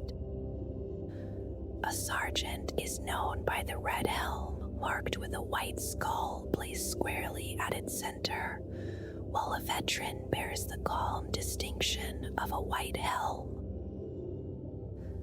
When a veteran also carries the authority of a sergeant, his helm shows red once more, crossed by a white stripe and marked again with the white skull. A lieutenant's helm remains yellow but bears a red and white stripe, with a white skull placed at its center, and his right pauldron carries the image of a skull framed within a starburst. Captains of the Imperial Fists wear yellow helms marked by the same white skull, and their right pauldron carries a more elaborate sign, a winged skull that reflects the greater burden of command resting upon their shoulders. The badge of the Imperial Fists is simple in form, yet heavy with meaning, for it takes the shape of an armored gauntlet clenched tightly into a fist. The gauntlet is shown in dark gray or black mail, its form stark and unmistakable against the pale circular field that lies behind it. Many say that this gauntlet represents the hand of Rogaldorn himself, closed in unbreakable resolve and carried forward by every warrior who bears the symbol. emblem is set within a white or yellow circular field, bordered by a ring of gray or black that frames the image and gives it a quiet clarity upon the armor of the chapter. The Imperial Fists were always known as builders and breakers of fortresses, yet the greatest strongholds they shaped did not stand upon soil or stone, but drifted silently among the stars. The Legiones Astartes fought across countless worlds during the Great Crusade, though for the Imperial Fists, the cold emptiness of the void slowly became their chosen battlefield, a place where patience and precision mattered more than raw speed or fury. During those long campaigns, there were many great citadels raised upon planets, and many others torn down in siege and assault. Yet the largest struggles often unfolded far from gravity in the harsh and unforgiving darkness of space. There, the defense of entire star systems required careful thought, where intersecting orbits and carefully prepared kill zones could decide the fate of fleets before a single boarding torpedo ever struck its target. Through thousands of battlefields, these methods were refined with quiet determination, until the Imperial Fists understood the art of void war as naturally as they understood the raising of walls upon a world. To them, the principles never truly changed, whether the position stood upon rock or drifted through the stars, because a starship was simply another fortress shaped from metal and stone and freed from gravity. Because of this belief, the legions slowly became known as masters of high-intensity warfare in the void, respected across the Legiones Astartes for their ability to close with an enemy vessel and fight within its narrow corridors where boarding actions turned warships into battlegrounds. Among all the bastions that traveled with them through the stars, there was one that stood above every other creation. This was the Phalanx, an immense relic from before the Imperium, discovered by Rogol Dorn drifting lifeless in orbit around the frozen world of Inwit, where it had remained silent since the distant days of the Dark Age of technology. Dorn restored the immense wreck with great care, and later presented the reborn fortress to the Emperor when father and son were reunited. In time, the Emperor returned the vessel to Dorn once he had been given command of the Imperial Fists Legion, and the colossal craft began its long service beside the warriors who would make it their home. Though the Phalanx moved slowly and traveled through the warp with some difficulty, its scale and firepower made it a weapon unlike anything else carried by the fleets of the Imperium.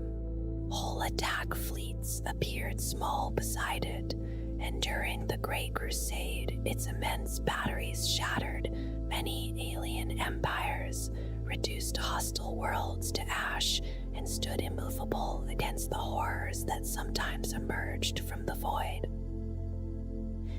In those years, the fortress served both as the principal base of the Imperial Fists and as a central pillar of the wider Great Crusade. Later, when the darkness of the Horus Heresy reached the heart of the Imperium, the Phalanx became a silent guardian in the defense of the Sol system and of Terra itself. Unlike many other chapters of the Adeptus Astartes, the Imperial Fists never possessed a fixed home world. Official records always named Terra as their place of origin, reflecting both their ancient Terran roots and their long duty as Praetorian guardians who followed the Emperor wherever his path led. Over the long centuries, they transformed the Phalanx into their true fortress monastery, a vast and wandering bastion that carried the chapter through the galaxy. Even so, recruitment fortresses and chapel strongholds were maintained on distant worlds of the Imperium, quiet places where new warriors could begin the long path toward becoming Sons of Dorn. The fortress itself remains an object of quiet awe.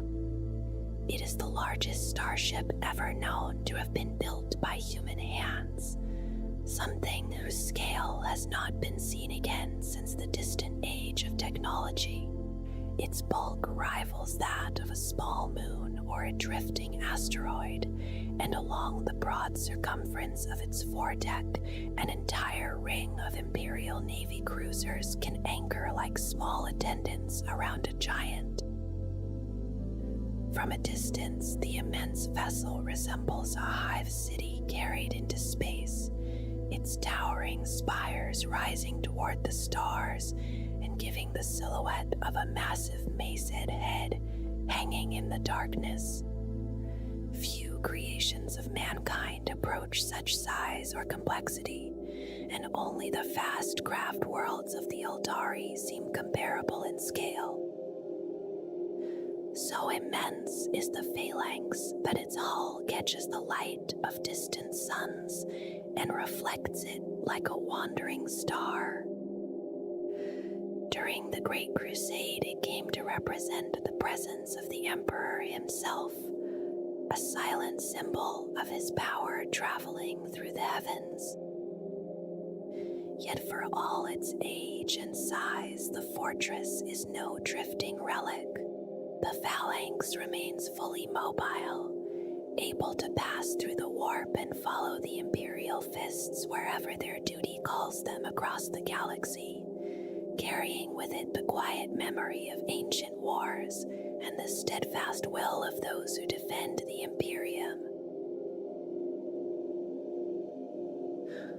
Upon Terra, there stands a monument known among the people as the Pillar of Bone, believed by many to honor the courage of the Imperial fists during a long-forgotten campaign, though those who truly know its history understand that the column is something far more sacred than a simple memorial. What rises there now is only the final fragment of a once mighty fortress monastery belonging to the Imperial fists, a stronghold that stood upon Terra until the time of the Horus Heresy, when the terrible battles of the Siege of Terra shattered it and left only this solitary remnant behind.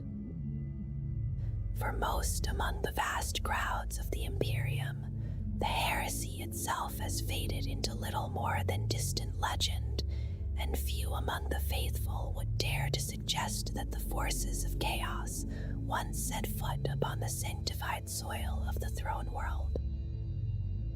Yet the pillar still bears the scars of that distant war, its surface torn open by bolter fire unleashed by the traitor legions, and within those wounds were set the scrimshod hands of fallen Imperial fists, battle brothers, carefully placed there as solemn relics of sacrifice and remembrance.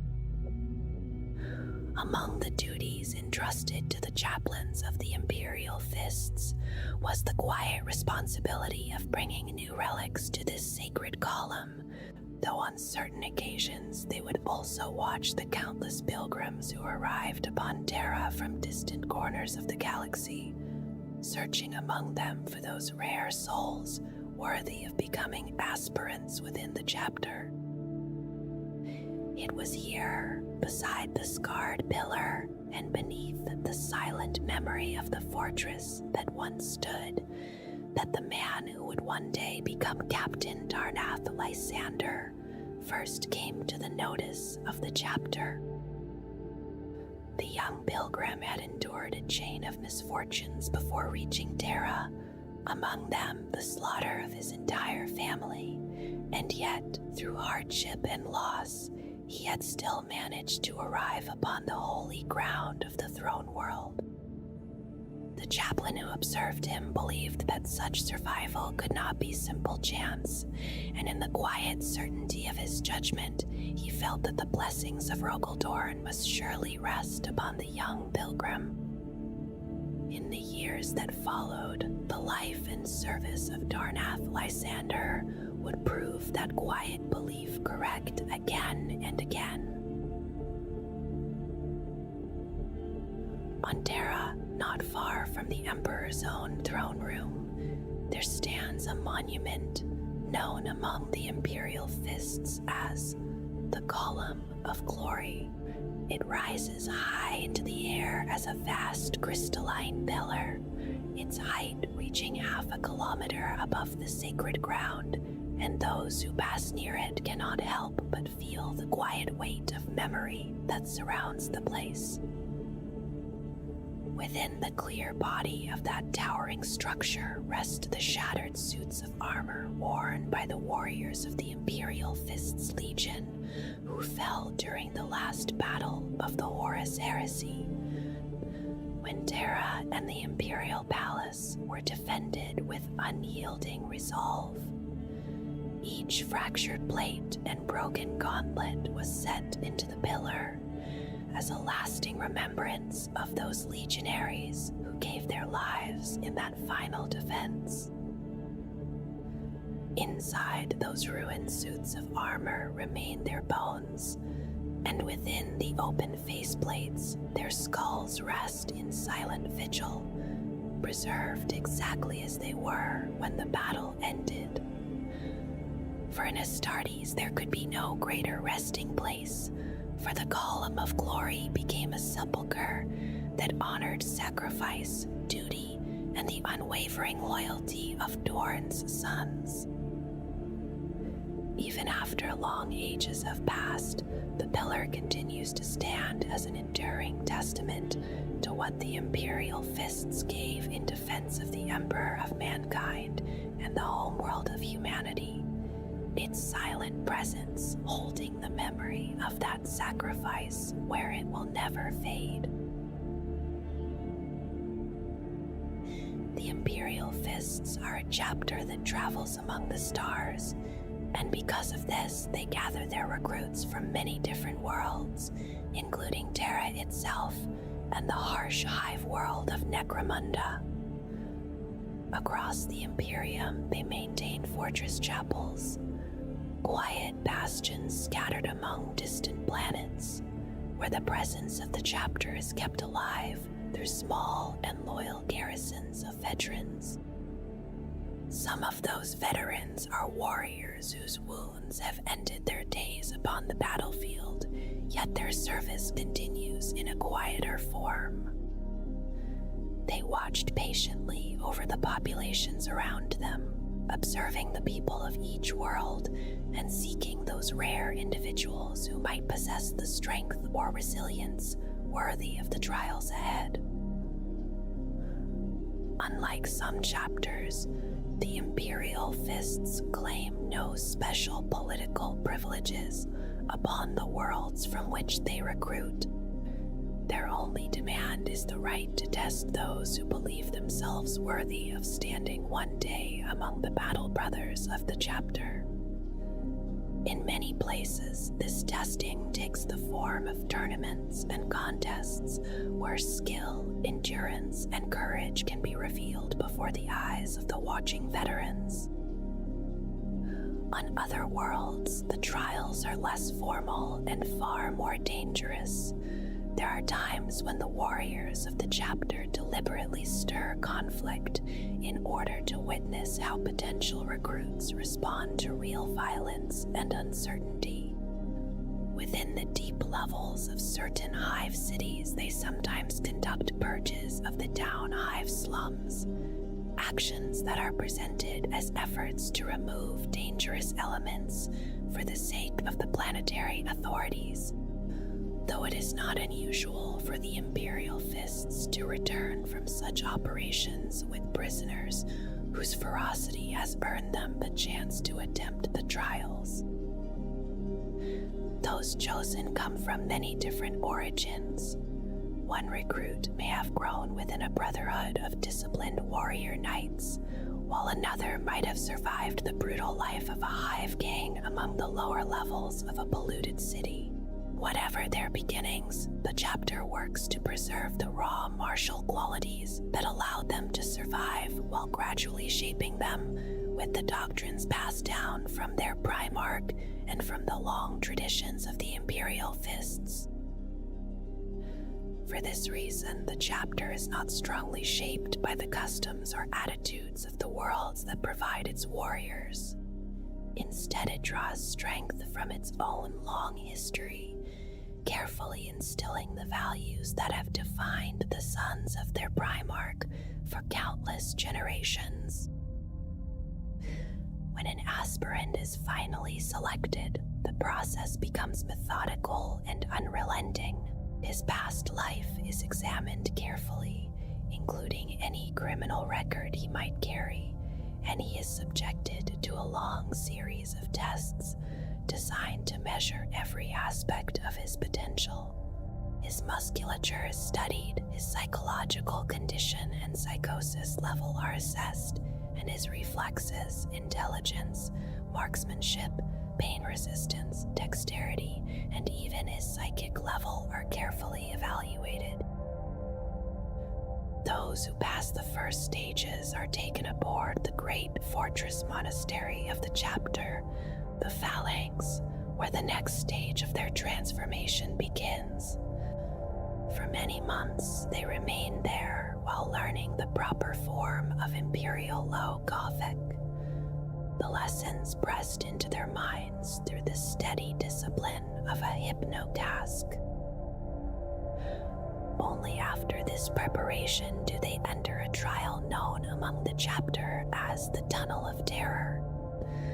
Within that place, they are forced to endure a succession of harsh environments, confronting extremes of heat and cold, and even the silent emptiness of space itself, as the severity of each ordeal gradually increases. Those who endure the entire passage emerge changed, no longer merely aspirants but neophyte cadets of the Imperial Fists. At that moment, the symbol of the chapter is tattooed upon the buttock, a quiet but permanent mark that their path has begun. From there, the long transformation continues through psycho-indoctrination, relentless training, and the surgical implantation of the sacred gene seed organs that will shape them into true Astartes. Each implant is introduced with rituals that reinforce its purpose. When the Brahamnor is implanted, the cadets celebrate by consuming poisonous plants and venomous creatures, proving that their bodies can endure what would destroy ordinary men. Later, when the Omophagia is introduced, they eat flesh and must discern from that meat certain details about the creature from which it came. Only after these rites are complete does the chapter send word to the families of the neophytes. They are told that their child has entered the service of the Emperor as a space marine, and they are invited to take pride in the fortune that has carried their offspring into the ranks of the Imperial Fists. The Jinn seed carried by the Imperial Fists has long been regarded as unusually stable, showing no signs of mutation across the ages, and yet over time, 2 of the organs common to the Adeptus Astartes have been lost to them. These missing organs are the Becher's gland, which once allowed a space marine to produce corrosive spittle, and the sus-un membrane, which gave an Astartes the ability to enter a deep suspended state when grievously wounded. The origins of this loss are believed to lie in the harsh measures taken during the darkest years of the Horus Heresy, when the warriors of the 7th Legion prepared themselves for the defense of Terra. As the final battle of that vast conflict drew near, Rogal sought ways to increase the strength of his legion while preserving the traditions of their long practice. Rather than abandoning established methods entirely, he ordered his apothecaries to refine them with the aid of ancient Mechanicum geneters who had been rescued from beleaguered Mars during the Schism.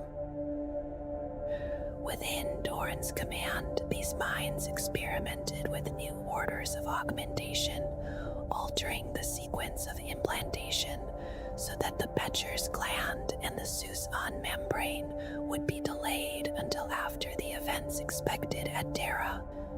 The reasoning was stark and unflinching, for Doran believed those organs had little use in the desperate war approaching, when Horus would reach the throne world and few warriors would ever know recovery or captivity. Records from the Apothecarium later revealed that these altered methods reduced the time required to implant gene seed by nearly a third, especially when combined with intense hypno-indoctrination imposed upon the Legion's recruits. Yet the price was severe, as fatalities among the neophytes rose sharply due to tissue rejection and sudden collapse of the body's immune strength.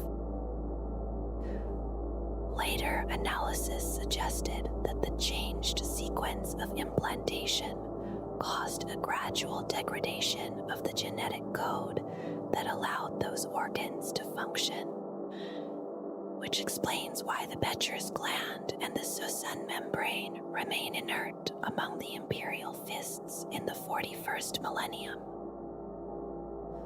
Beyond these changes, there exists another curious trait among the chapter, one that is neither fully understood nor easily explained.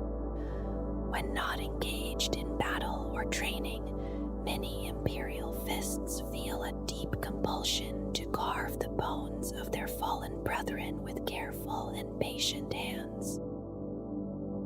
This practice, known as scrimshaw, is treated with solemn reverence, for the warriors of the chapter believe it sharpens discipline and strengthens the mind's attention to detail. The completed carvings are often worn as ornaments or jewelry, especially among officers who carry them as reminders of the brothers whose deeds they preserve.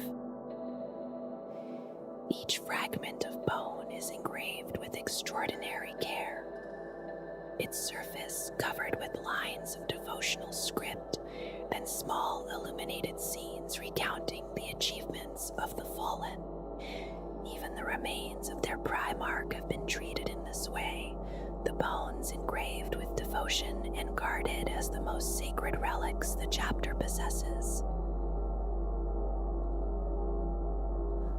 Like all Space Marines, the Imperial Fists carry within them the strengths and burdens of their Primarch's legacy, for Rogal was a warrior of unwavering devotion who served faithfully beside the Emperor.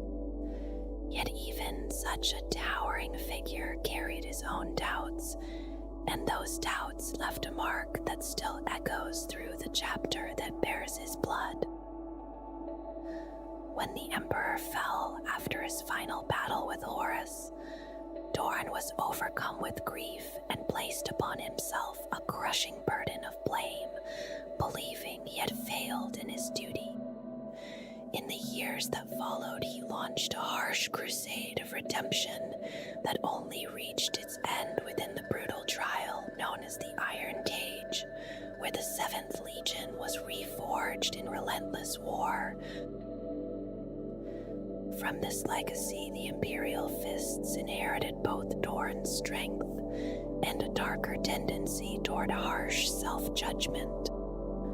Among the Battle Brothers, this trait often reveals itself in stages, beginning when a warrior grows convinced that he has failed in some duty, whether the fault is real or imagined.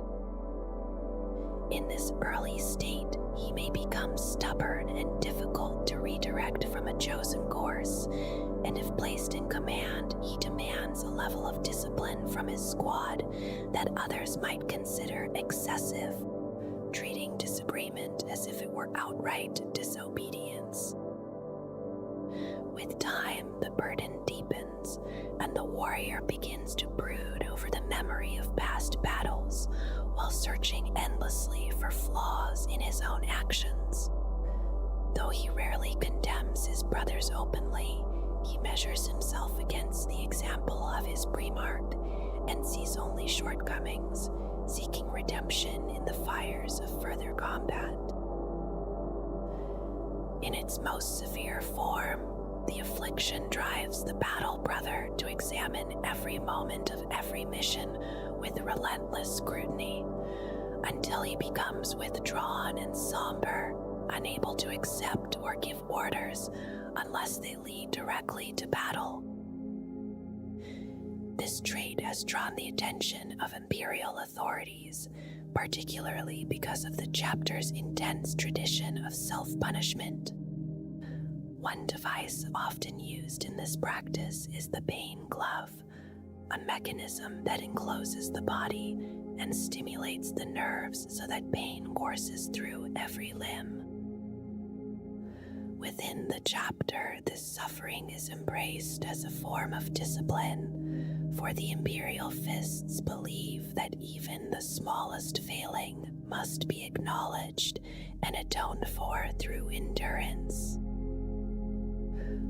Among their most sacred relics stands the skeletal hand of Rogel Dorn, preserved within the fortress monastery upon the great star fortress known as Phalanx. It serves as a reminder that devotion to duty demands sacrifice, and that the path walked by their Primarch ended in such sacrifice. Yet alongside their preference for careful, long-range warfare and mastery of siegecraft, the Imperial Fists are also known for an enduring passion for dueling. This tradition is said to reach back to the earliest days of the Legion, before it departed Terra during the Great Crusade. The warriors challenge one another constantly with blade and discipline, sometimes to settle matters of honor, but more often to test their own skill. Over long years, the bodies of the most experienced veterans become marked with numerous scars from these contests, each one recalling a hard victory or a lesson learned in defeat. Among the successor chapters descended from the blood of Rogel Dorn, there exists another strange affliction known as Dorn's Darkness, a condition most famously associated with the second founding chapter called the Excoriators. When the darkness overtakes one of their warriors, the outward signs can appear simple and almost pitiful to an untrained observer. The jaw slackens, a tremor touches the limbs, and the eyes seem empty and distant, as though the warrior's mind has withdrawn from the world around him. Those who have endured the experience describe something far more terrible unfolding within their thoughts. They speak of a waking dream in which they relive the moment of their Primarch's greatest sorrow, the grievous wounding of the Emperor during the final hours of the battle upon Terra. In that moment, the afflicted warrior feels what Dorn himself once felt as he stood before the broken body of the Emperor after the struggle with Horus. The vision brings a crushing realization of what it might mean for the Imperium to exist without the Emperor's guiding presence, and the despair of that possibility overwhelms the mind. While held within the grip of this darkness, the victim cannot speak or communicate, and he cannot even feed himself or take water. Though his body remains alive, he seems lost within feverish visions that leave him insensible to everything happening around him. Among the excorators, those who fall to this state are entrusted to the care of the chapter's Santiarch, the senior chaplain named Belshazzar. His task is to guide the afflicted through a spiritual ordeal intended either to restore their sanity or bring their suffering to its end. Because the chapter often travels as a fleet, Belshazzar places these warriors within a stasis casket fashioned from dull adamantium and adorned with elaborate ornamentation. The container stands upright, like a sarcophagus, yet its decoration depicts the emperor lying broken and wounded, just as he appeared after the battle with Horus at the end of the siege of Terra. Within this sealed confinement, Belshazzar creates a darkness meant to challenge the darkness afflicting the warrior's soul. Alone within the casket and hidden from the gaze of his brothers, the excoriator must gather the strength of his own will and attempt to banish the shadow of the Primarch's grief. Whether this affliction exists beyond the excorinators remains uncertain, for no record clearly reveals if other successor chapters of the Imperial Fists suffer the same burden. The Imperial Fists follow the teachings of the Codex Astartes with a discipline as steady and unwavering as their own reputation.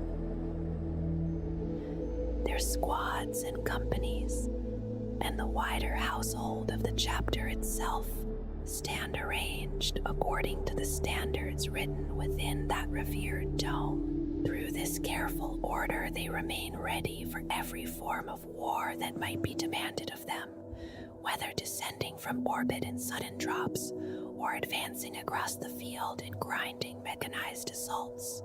In this way, they stand as one of the clearest examples of a chapter that lives fully within the structure of the Codex. Yet among all the forms of warfare known to them, there is one practice that seems to match the nature of the Imperial Fists more closely than any other. Their stubborn character and patient discipline draw them naturally toward the long and demanding art of the siege. This strength does not arise from any single tool or preferred weapon, but rather from the way the chapter thinks about war itself, with careful calculation joined to an almost immovable determination. When the Imperial Fists stand in defense of a fortified place, they become extraordinarily difficult to dislodge, holding their ground with a calm endurance that few enemies can overcome. Their understanding of the technical and measured aspects of war allows them to strengthen a position until it feels almost unbreakable, and once they have committed themselves to holding it, they remain there with quiet but relentless resolve. To those who attempt the assault, it often seems as though the defenders themselves have become part of the walls they guard. When the situation is reversed and the Imperial Fists take the role of the attacker, that same patience reveals the weaknesses hidden within an enemy's defenses. They study the structure before them until a fragile point begins to show, and then the chapter applies force again and again with tireless determination until the barrier collapses and the stronghold is reduced to ruin. Even so, the Imperial Fists do not confine themselves to sieges or the crowded fighting of cities, for they remain entirely willing to meet the enemy across open ground whenever war demands it. There is, however, a difficult consequence to the chapter's unyielding spirit.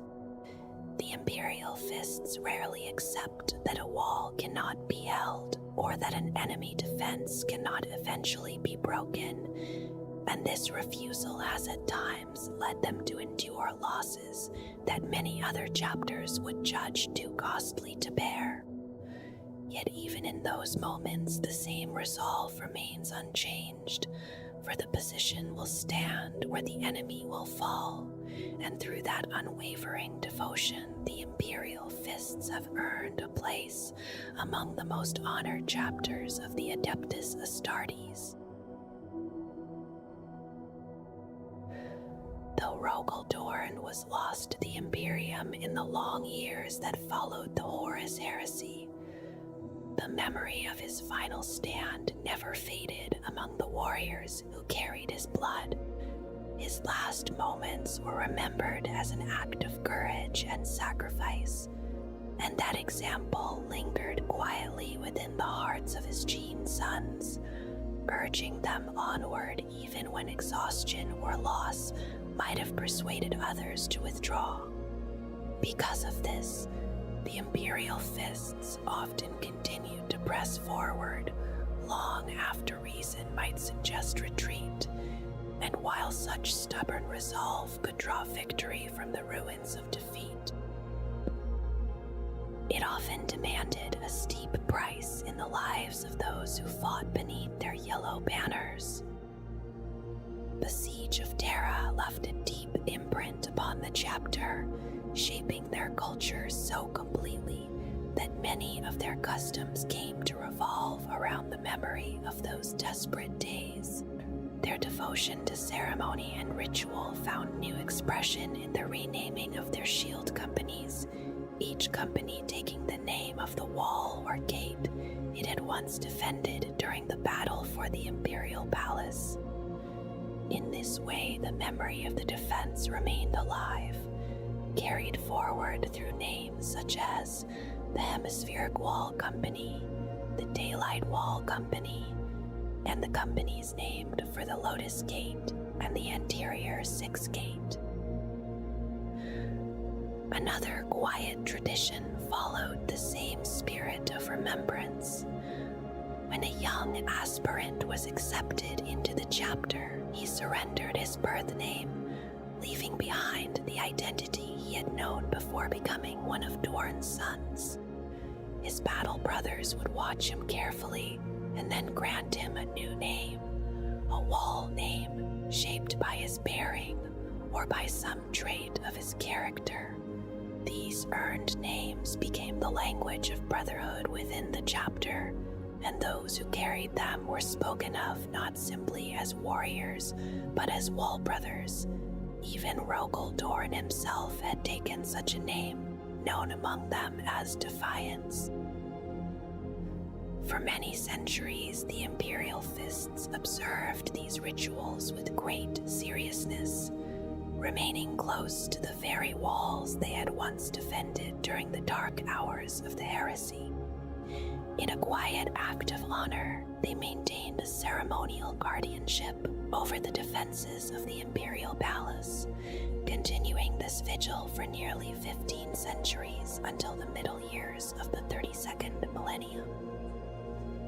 During that long span, their immense potential seemed almost restrained by duty, for they stood watch over a place where war was believed never to return. This pattern finally broke in the year 544 of the 32nd millennium, when the chapter faced near destruction on the fields of Ardemantua. There they battled strange metallic insectoid creatures known as the Chrome, beings that moved between realities while fleeing the terrible orc warlord called the Beast. Unaware of the greater threat that approached the Imperium, the Imperial Fists fought these encroaching aliens with relentless determination until both forces were shattered by the arrival of a vast orc vessel known as an attack moon. When the battle ended, only a single Astartes survived to carry the memory of that disaster. Even after such losses, the nature of the Imperial Fists remained unchanged. They studied the Codex Astartes with dedication almost equal to that of the Ultramarines, yet certain teachings within that sacred text never rested easily with them. Where the Codex spoke calmly of tactical withdrawal and careful redeployment, the Sons of Dorn often felt compelled to continue the fight, their determination carrying them forward even when the consequences were uncertain. To some, especially among the Ultramarines, this relentless spirit might appear to be a flaw, yet within the Imperial Fists it was understood as a reflection of their devotion to their Primarch, a quiet loyalty that guided them long after his disappearance. When battle was absent and the guns were silent, many of them sought other pursuits so that the mind would not linger upon imagined failures or hidden imperfections. In those moments of reflection, the same restless drive that had once carried Rogel Dorn across the galaxy seemed to stir again within his descendants. To quiet such thoughts, they turned to the teachings of their Primarch, to the long chronicles of their chapter, and to the patient study of war itself, seeking calm through discipline and through the steady memory of all that had come before. Among the many quiet habits that shaped the character of the Imperial Fists was their devotion to precision, a careful attention to detail that touched both the conduct of war and the conduct of daily life. They believed that such discipline reflected the will of Rogel Dorn himself, and that through patience and exactness a warrior could honor the legacy of his Primarch. From this belief grew their adoption of the Junker model of behavior, an ancient code remembered from the distant history of Terra. The name of this tradition reached back to a region once called Prusay on that ancient world, and its teachings emphasized unwavering commitment to order, discipline, and exacting standards of conduct. Within the chapter, this code was not merely a theory to be studied. It became a quiet guide that shaped how Imperial Fists planned their campaigns, maintained their equipment, and carried themselves among their brothers. In every action, whether preparing a battle plan or observing the formal courtesies of their order, they sought the same careful attention to detail that the old Prussian model demanded. Through this practice, the Imperial Fists came to embody a form of discipline that reached beyond the battlefield, binding their personal behavior and their martial traditions into a single steady pattern of thought and action. Among the traditions carried quietly through the long history of the Imperial Fists was a practice believed to reach back to the earliest days of the Legion, long before it departed Terra during the Great Crusade. Within, the chapter warriors met one another in ceaseless duels, sometimes to settle a matter of honor, though more often simply to test their skill and discipline with the blade. Only a fully sworn battle brother was permitted to take part in such contests.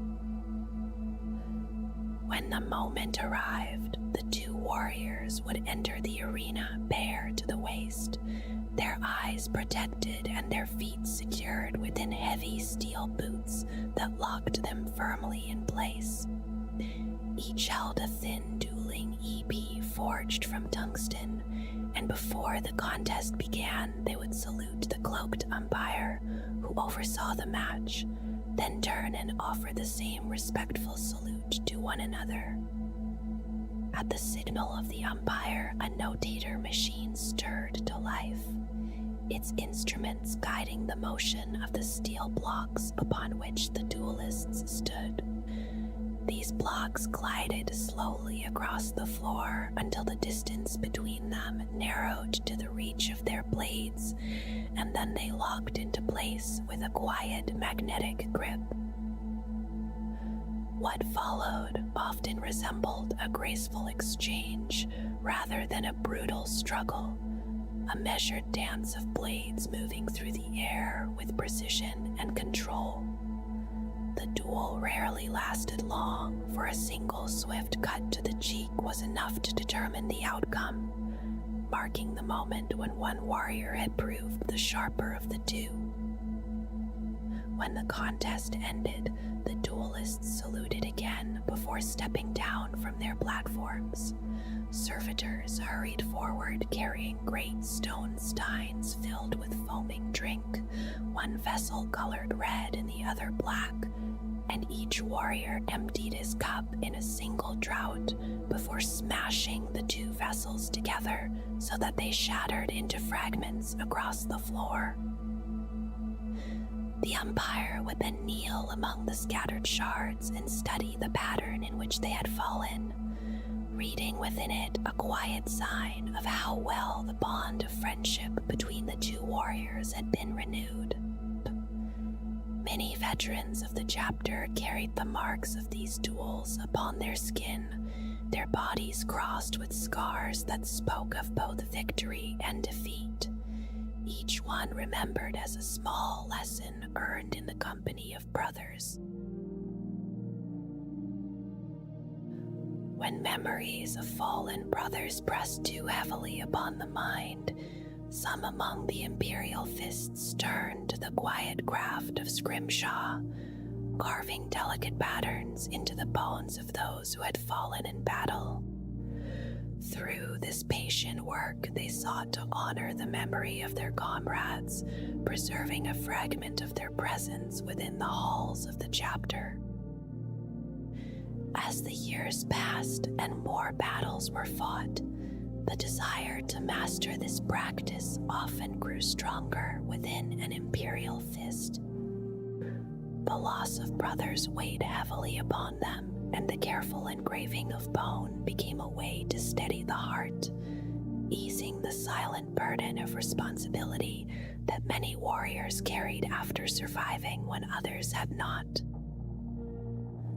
Sometimes this act was a form of devotion freely chosen, while in other cases it served as a quiet penance imposed by a chaplain or accepted by the warrior himself.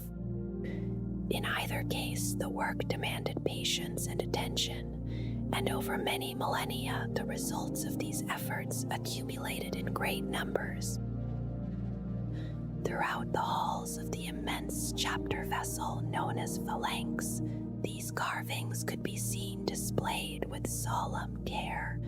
Some rested within finely worked silver reliquaries set into the walls, while others stood within ornate rococo cases of gilded metal, their surfaces gently tended by the tireless hands of cyborged servitors. Among the officers of the chapter, such scrimshaw pieces were sometimes worn as jewelry, displayed beside the most sacred decorations of their order. Certain relics even incorporated tiny fragments said to come from the Emperor's own armor, preserved from ages long before he was bound within the mechanisms of the Golden Throne. The carvings themselves often depicted objects tied to the life of a warrior, with images of weapons, armor, or small scenes of battle etched into the polished bone. With time, these pieces gained a mellow luster, their quiet surfaces reflecting the long memory of a brotherhood that refused to forget its fallen. When other disciplines failed to quiet the restless thoughts of an Imperial fist, there remained one final and terrible ritual known within the chapter as the Pain Glove. Through this this ordeal, a warrior submitted himself to long hours of controlled agony, seeking to emerge afterward with his doubts stripped away and his mind restored to clarity. The device itself consisted of a steel framework that held within it a transparent, close-fitting tunic woven with delicate silver wires. These threads traced a pattern resembling the exposed nerves of a human body, forming a strange suspended anatomy of pain that hung within the frame. The garment lacked a head and the upper shoulders, leaving the warrior's face uncovered while the rest of the body was enclosed. When an Astartes entered the frame, he first stripped himself of all armor and clothing, stepping naked into the waiting tunic as the framework slowly stretched the fabric outward. The material closed tightly around his limbs, his trunk, and his arms, clinging closely to the flesh while the mesh of electrofibers awakened every nerve beneath the skin. Once activated, the device flooded the body with signals of excruciating pain, mimicking the sensation of burning or destruction without inflicting any true physical harm. The warrior felt the full intensity of that agony, as if his body were being consumed by fire, yet no wound was formed and no flesh was damaged, allowing the suffering to continue for hours or even days.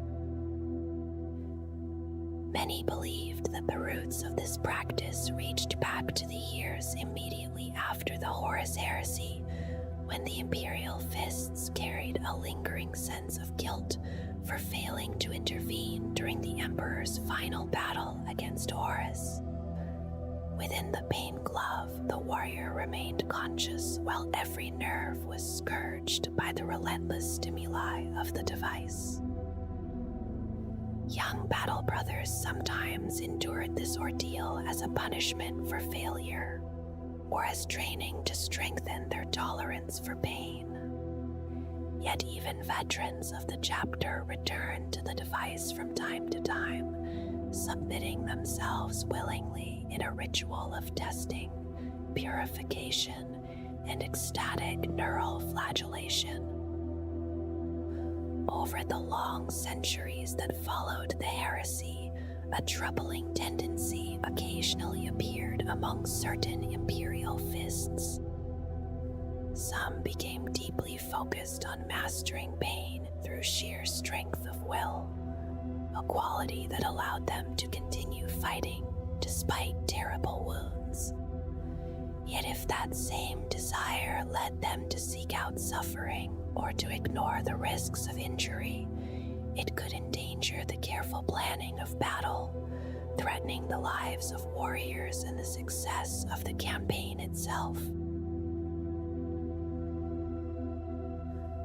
Although the Imperial Fists as a chapter had largely withdrawn from the Jericho Reach, their presence did not fade entirely, for many of the Sons of Dorn continued to serve within the ranks of the Death Watch, where their reputation for discipline and steadfast character made their presence both expected and respected among their battle brothers. Since the earliest days of the Death Watch, warriors of the Imperial Fists had stepped forward to serve the long vigil, and even as the chapter redeployed to distant war zones, several of those stationed at Watch Station Ariok chose to remain behind and fulfill the obligations that had first brought them to the region. Among those who stayed was Chaplain Magno Stoen, a veteran who had served as chaplain to the Imperial Fist's 3rd Company for nearly 2 centuries before. Several of its squads were deployed to the Jericho Reach in the year 801 of the 41st millennium. During those long decades of service, he had stood witness to many victories, including the fall of Fort Grimson and in the breaching of the 48th parallel, and he also played a decisive role in the destruction of the Space Hulk known as Scion of Vehemence. It was during a mission within the region called the Slinar Drift that Stoen and his brothers encountered a foe they had never faced before, the cruel and elusive Drukari. The Imperial Fists fought with their usual determination, yet the battle unfolded in grim circumstances, for they found themselves surrounded and impossibly far from any hope of reinforcement. What truly happened during those final moments is known only to Stoen himself, because no other warrior survived to recount the battle, and the chaplain has always kept his own counsel regarding those events. It is known that he was taken alive by the Drukari after being struck again and again by toxic projectiles until even his transhuman resilience could no longer withstand the spreading poisons of the Xenos weapons.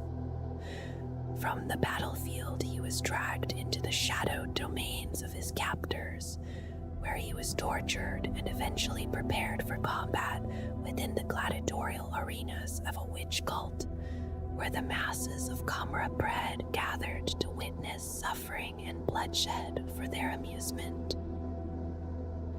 Though Stoen has never spoken in detail about what he endured there, it is said that he resisted every torment inflicted upon him, and the scars that still mark his body stand as quiet evidence of those trials.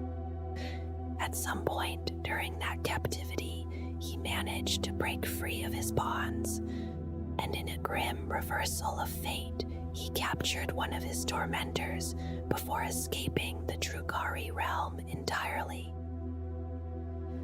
With relentless determination, he made his way back to the Jericho Reach, carrying his prisoner with him across the long and dangerous journey. When he finally arrived at Watch Station Ariok, he presented the captive to the Death Watch and declared his intention to swear the Apocryphon Oath, committing himself to the long vigil among the alien hunters of the Imperium. The Drukari captive survived only a few solar weeks, once deprived of the psychic energies drawn from the torment of others. Yet before its death, the warriors of the Death Watch learned much from the creature's cruel knowledge.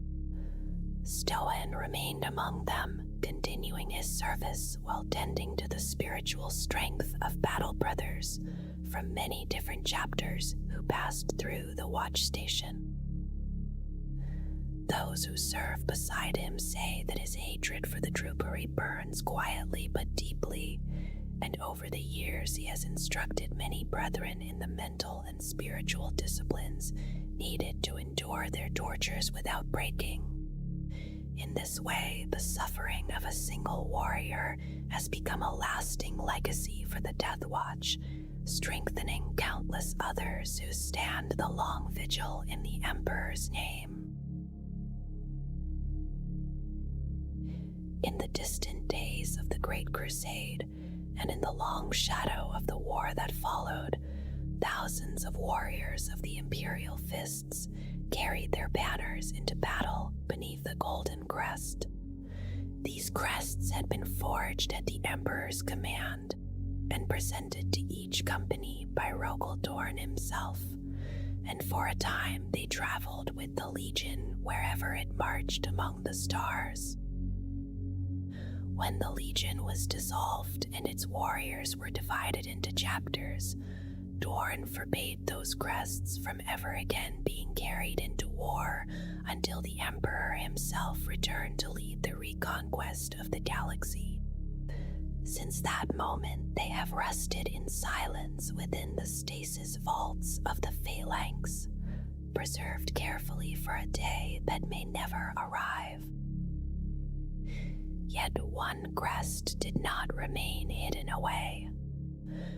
during the siege of Terra, when the infiltrator Macellanos attempted to reach the Emperor and strike a fatal blow, the warrior Garos Hargrim seized the shattered remains of his company banner and brought the traitor down. Hargrim fell even as he struck the killing blow, and Dorn later commanded that the broken crest be reforged into a Grotius known as the Angel of Sacrifice, a relic carried by favored chaplains ever since, both as an honor and as a solemn burden.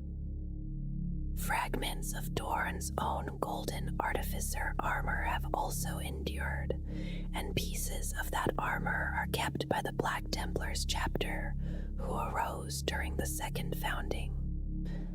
Other relics carry memories of distant wars, such as the Banner of Stekandata, whose origin lies in a brutal campaign fought by the Third Company on a world long lost to mankind since the Dark Age of technology.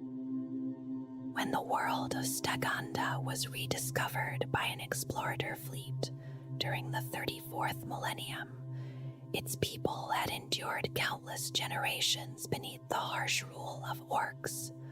Avan Gor, who led the Imperial Fists in that era, declared that it was the chapter's duty to restore the Emperor's light to the world, and although the entire chapter joined the campaign, the Third Company carried the heaviest burden of the fighting until their captain finally slew the orc warlord who held the planet in chains. In the quiet that followed victory, a new standard was fashioned so that the memory of that struggle would remain. Some relics carry quieter and stranger histories. The bones of Chief Librarian Melandar Osrak, whose deeds are whispered through fragmentary records from the late 32nd millennium, still radiate a lingering psychic strength long after his passing. Tales speak of his battles against demon lords of the Maelstrom and the cleansing of a plague vessel named Morbiditis, and though many of those stories are uncertain, none question the immense power that Osrak possessed. Even now, the scrimshod remains of his skull may be wielded by a librarian of the same gene seed, allowing feats that lesser minds could never command. Deep inside the inner chapels of the Phalanx lies a powerful relic, the skeletal hand of Rogal Dorn. It was recovered from a Chaos warship called the Sword of Sacrilege during the First Black Crusade. Since then, every chapter master has carved his name into the bones as a reminder of his duty to the Primarch and to the warriors he commands. Long ago, the ritual was more personal. Dorn himself would clasp hands with a newly appointed chapter master after both cut their palms, letting their blood mix as a symbol of shared responsibility. That tradition ended with the Primarch's death. Some relics remember sacrifice in the heat of battle. Duty's End, a powerful storm shield, once belonged to Brother Sergeant Artor, who stood with only 9 fellow Space Marines against a horde of orcs, numbering close to 1,000, while defending a mining colony on Deep Cut 9. The miners fled into the tunnels despite promises of aid, leaving the small squad to guard the minehead alone until the tide of attackers finally overwhelmed them. Artor was the last to fall, his shield battered by endless Sluga fire as he continued to strike down greenskins until the end. The Eye of Hypnoth came much later, a sophisticated Auspex array given to the Imperial Fists during the 39th millennium after they helped defend the Forge world of Hypnoth from Wet Chromac. The device is prized for its ability to uncover hidden weaknesses in enemy fortifications. In Dekmarine Karazhan, has used it so often since the middle years of the 41st millennium that its machine spirit answers his touch with unmatched precision. Weapons also carry the legacy of the chapter.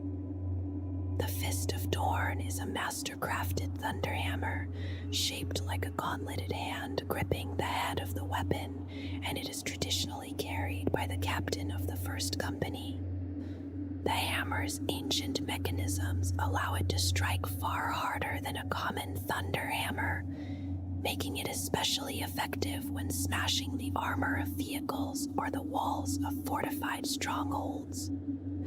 In the present era, it rests in the hands of Captain Darnath Lysander, who received it after the death of his predecessor Clytus during a tragic teleportation accident. Other relics are quieter reminders of faith and unity.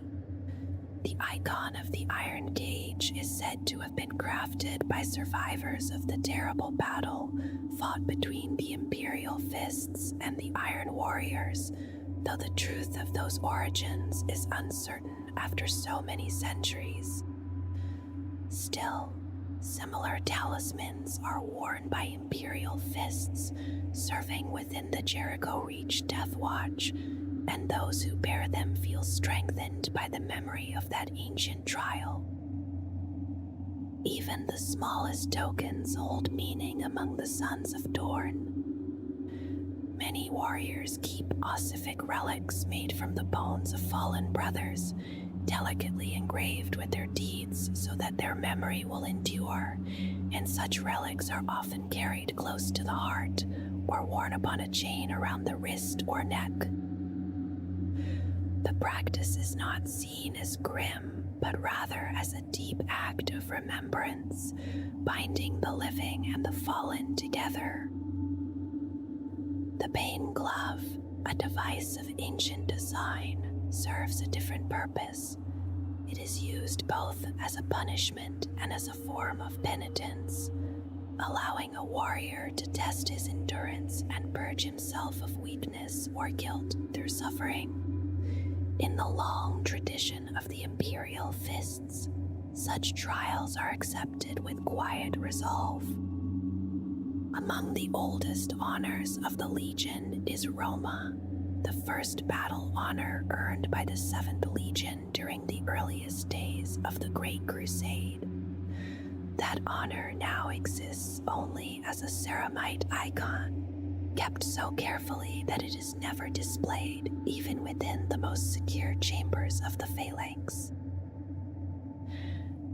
And as the years pass and the warriors of the chapter grow older, many feel drawn toward the craft of scrimshawing the bones of their fallen brothers. The slow carving of those marks becomes a quiet act of devotion, sometimes a penance imposed by chaplains, and sometimes chosen by the warrior himself, allowing grief and memory to settle gently into the long history of the Imperial Fists.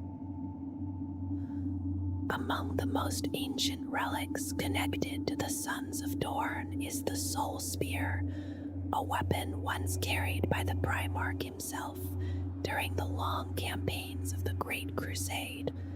The spear was forged from lost archaeotech by the hand of the Emperor and given to Dorn as both a weapon and a symbol of trust, and in battle it behaved like a vortex of the warp, slicing through armor and matter with terrifying ease. When the Legion was divided during the second founding, the relic was entrusted to one of the new successor chapters, the Soul Drinkers, who guarded it for many centuries. At some point, the spear vanished from their possession and remained lost for more than 10,000 years, until the chapter finally traced its resting place to an abandoned star fort, drifting in silence. After defeating the defenders within that ancient structure, the warriors of the Soul Drinkers reached the chamber where the spear had been preserved, yet their triumph was short-lived when the Adeptus Mechanicus seized the relic from them. Their obsessive attempt to claim the weapon led to a crisis that spiraled into a chain of events, ending with the soul drinkers being declared excommunicate traitorous by the Inquisition. Despite that grim judgment, the chapter eventually reclaimed the Soul Spear, and their chapter master, Sarpedon, later used it to destroy a greater demon of Sinch known as Abraxas, proving once more the fearsome power that the relic carried within it. Other relics speak less of cosmic power and more of craftsmanship and quiet tradition. The bolt pistol known as Spartian, now carried by Captain Garadon, has been in use since its forging during the 35th millennium. Many warriors have wielded it across the centuries, and those who have trusted the weapon often remark that when the marksman's aim is true, the pistol shot will find its path regardless of the obstacles before it. The Strikers of Alarox are another relic tied closely to a single warrior's deeds. These heavy gauntlets were worn by Captain Airlocks during the cleansing of Hive Greyreach, a hive city that had fallen into terror after demons massacred much of its workforce population. In the course of that brutal purging, Alarox confronted the demonic Herald of Khorne, responsible for the slaughter, and ended the creature's rampage with his own hands. One relic carries a story of sorrow rather than victory. The sword once wielded by Rogel Dorn was shattered when the Primarch returned from the War Master's flagship Vengeful Spirit with the broken body of the Emperor at the end of the Battle of Terra. In grief and penitence, Dorn broke the blade across his knee and swore never again to wield it. First Captain Sigismund later preserved the shattered weapon and had part of it reforged into the blade known as the Sword of the High Marshals, which became a treasured relic of the Black Templars. The remaining fragments of Dorn's original sword were kept within the halls of the Eternal Crusader, the mighty battle barge that serves as the flagship of the Black Templar Crusade fleet.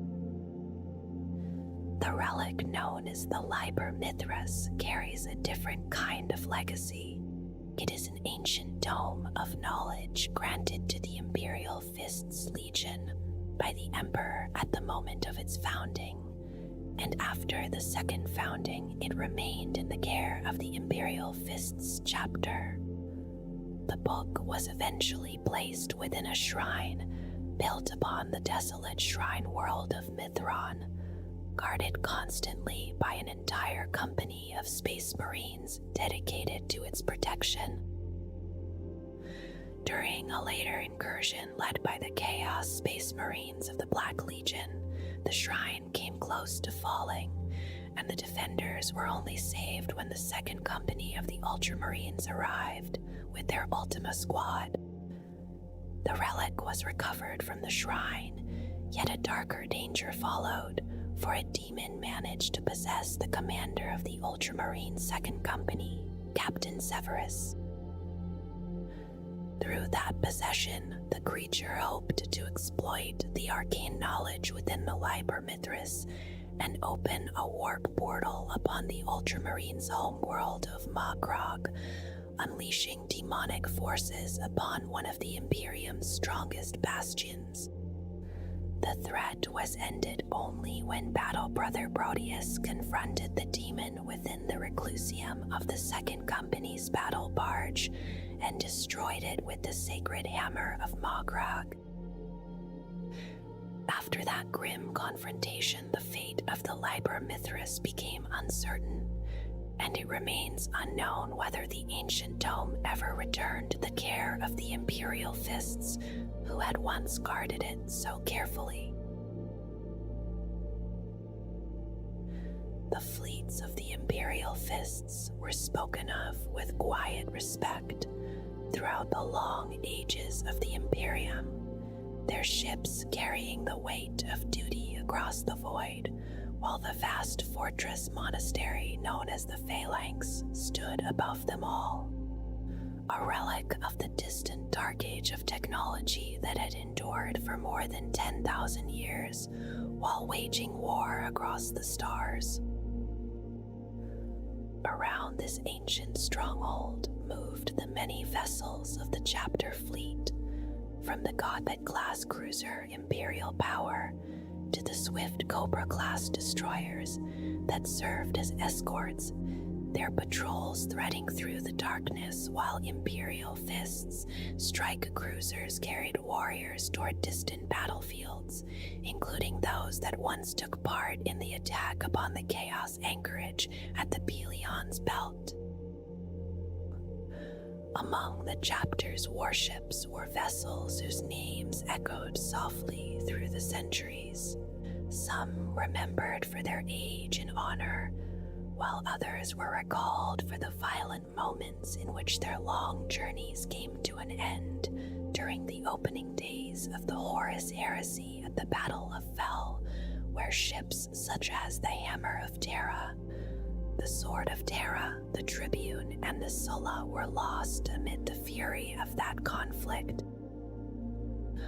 Other battle barges endured in memory for their deep lineage stretching back to the glory years of the Great Crusade. Vessels like the Spear of Vengeance and the Storm of Wrath, whose ancient hulls had carried the warriors of Roggledorn across countless war zones long before the great betrayal that would scar the Imperium forever. There were also smaller but honored ships within the fleet, including a trio of augmented Thunderbolt-class heavy frigates that became known as the Three Sisters of Justice, vessels created through the will of Rabut Giliman as a gift to Rogel Dorn and his legion, their black hulls and gold brows said to cut through the void like drawn daggers while delivering torpedo payloads before outrunning any answering guns. These swift frigates, named Lacrimae, Ophelia, and Persephone, gained such a reputation for hunting down fleeing enemies that the mortal auxiliary forces fighting beside the Imperial fists came to call them the Three Sisters of Spite, a name that spread quietly through the fleets as the ships continued their relentless pursuit of enemies across the void.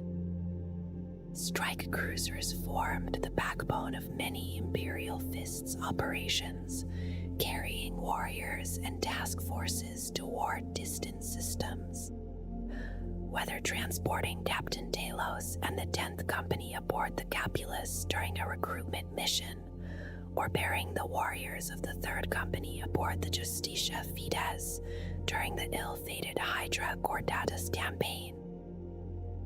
Some of these vessels met strange or tragic destinies across the centuries, as when the Shield of Valor carried Captain Darnath Lysander and warriors of the 1st Company before vanishing into the warp for nearly 1,000 years, only to emerge near the Iron Warrior's fortress world of Malodrox, where the ship and its crew were captured by traitor forces. Others earned renown through long service, such as the strike cruiser Titus, that carried Task Force Gauntlet to the Vernalis system and later gained honor during the Gothic War, while ships like the Truth and the Unity shared the fate of their sister vessel Halcyon when they were destroyed during the opening days of the Horus Heresy at the Battle of Fall. There were also ships whose stories carried a quieter defiance, like the wrathful Vanguard that had been sent to Deliverance to deliver advanced Mark VI power armor to the rebuilding 19th Legion before returning to Terra, yet whose captain chose instead to remain and fight beside the Raven Guard, using the vessel again and again as bait to draw enemy pursuers into ambushes laid by hidden allies. Among the larger warships remembered within the fleet were vessels such as the Lacedaemon, which once carried the first Imperial fists beyond the Sol System during the Great Crusade, before its destruction during the Battle of Fall, and the Oath of Stone, a scarred and ancient ship whose long service ended in that same opening storm of the Horus Heresy. Another vessel, the Oathbound, sailed out from the Segmentum Solar under the command of the human shipmaster Castera, with orders from First Captain Sigismund to find surviving Iron Hand's forces. And though it ultimately fell in battle after destroying the enemy ship Dawnstar, its mission succeeded when the ravaged battle barge Thetis survived to answer the call to arms in the defense of Terra. Beyond the roaming fleets themselves stood the great star forts that guarded the approaches to dangerous regions of space, including the Endeavor of Will, whose powerful and almost sentient machine spirit watched over the frontier near the Eye of Terror, alongside its sister fortification, the Bastion Inviolate. When an Iron Warriors warband led by the warsmith Shontu attacked this region in the closing years of the 41st millennium, the battle that followed brought about the destruction of the Bastion Inviolate. Yet the Endeavor of Will endured, and the attackers were driven away in a narrow defeat.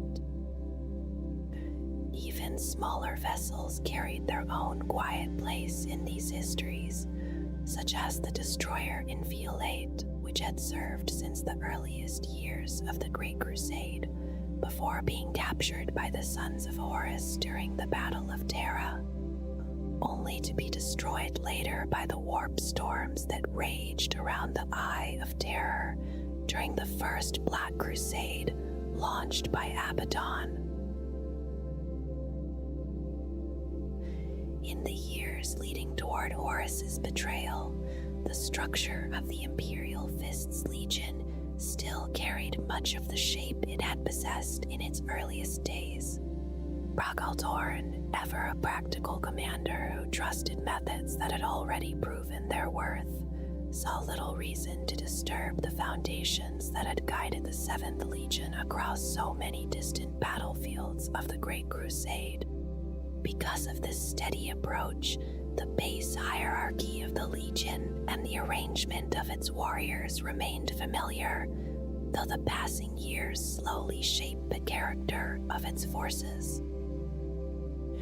As the crusade unfolded across the stars, the duties expected of the Imperial Fists and the ways in which they chose to wage war began to guide quiet changes within the Legion's formations. Their habits of recruitment and their growing preference for particular methods of battle slowly influenced every level of their organization. At the level of the squad, a clear pattern emerged over time, one that reflected both the nature of their campaigns and the temperament of Dorn's sons.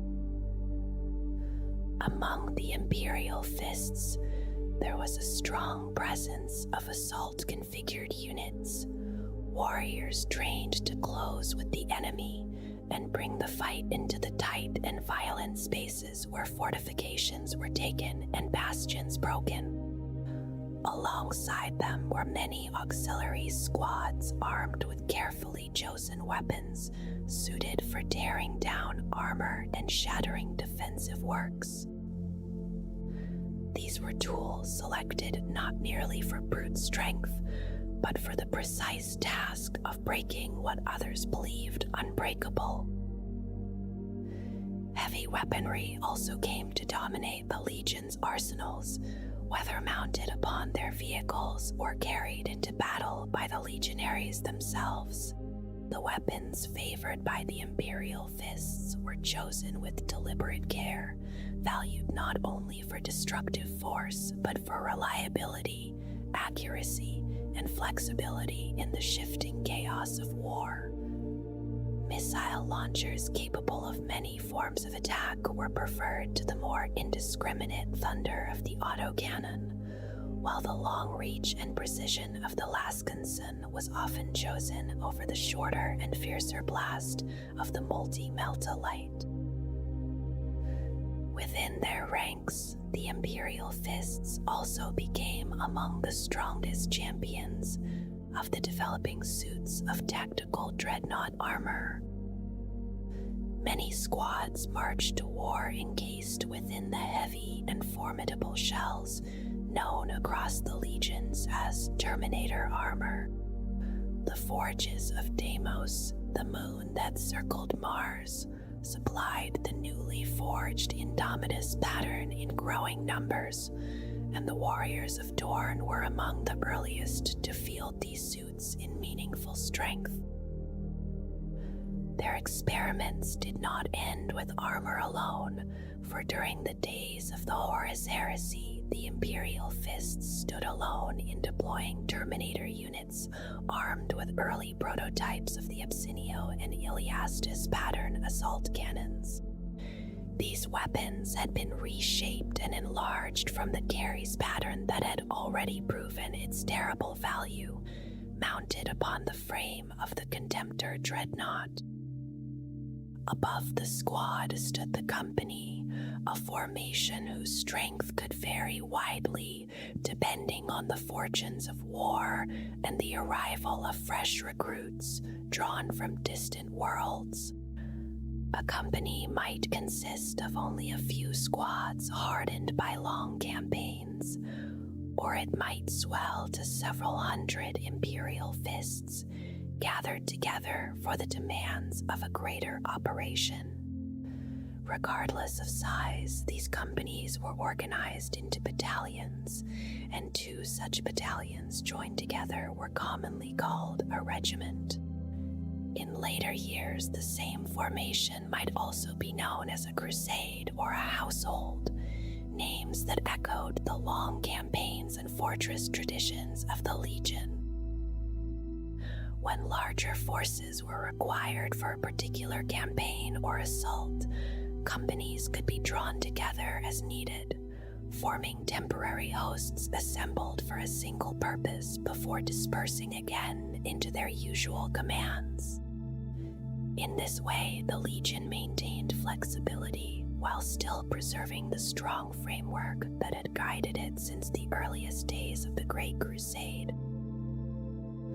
Among these many formations, from the smallest squad to the proud households of veteran warriors, certain names and deeds shone brightly through the long memory of the Legion. Yet even within such a storied host, there were some whose legacy could not pass unspoken, and foremost among them were the warriors known as the Templars. These warriors had been raised by Rogal Dorn during the first solar decade after he assumed command of the Legion.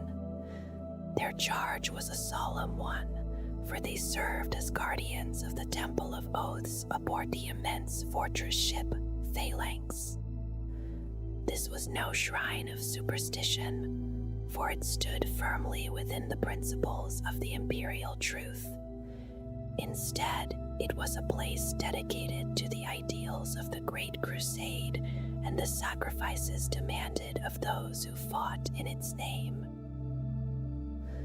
Within the halls of that temple hung the tattered banners of defeated enemies and the statues of heroes who had fallen in service to the Emperor. It was there, surrounded by the memory of victories and losses alike, that the warriors of the Imperial Fists returned to renew their oaths of loyalty to both their Primarch and the Master of Mankind. Every vow sworn by a son of Dorne was carved into the temple itself, etched across walls, floors, and ceilings of dark granite, so that the promises of each warrior would endure for all time.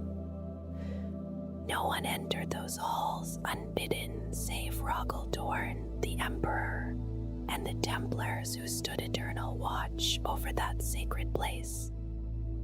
Though known formally as the First Company of the Legion, the Templars never fell below a strength of 1,000 warriors, and their ranks were drawn from the hardened veterans of the entire 7th Legion. Skill with blade and bolter alone was not enough to earn a place among them.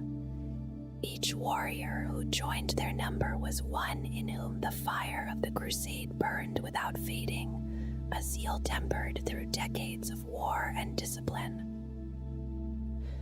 At the time of the atrocity upon Istvan III, the greater part of the Imperial Fists was already returning to Terra alongside Rogel Dorn.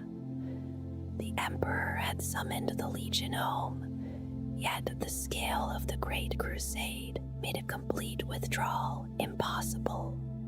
Some forces remained at the far edges of the Imperium to finish campaigns that could not yet be abandoned, while others held distant fortresses or had not yet reached the gathering point of the Legion's return.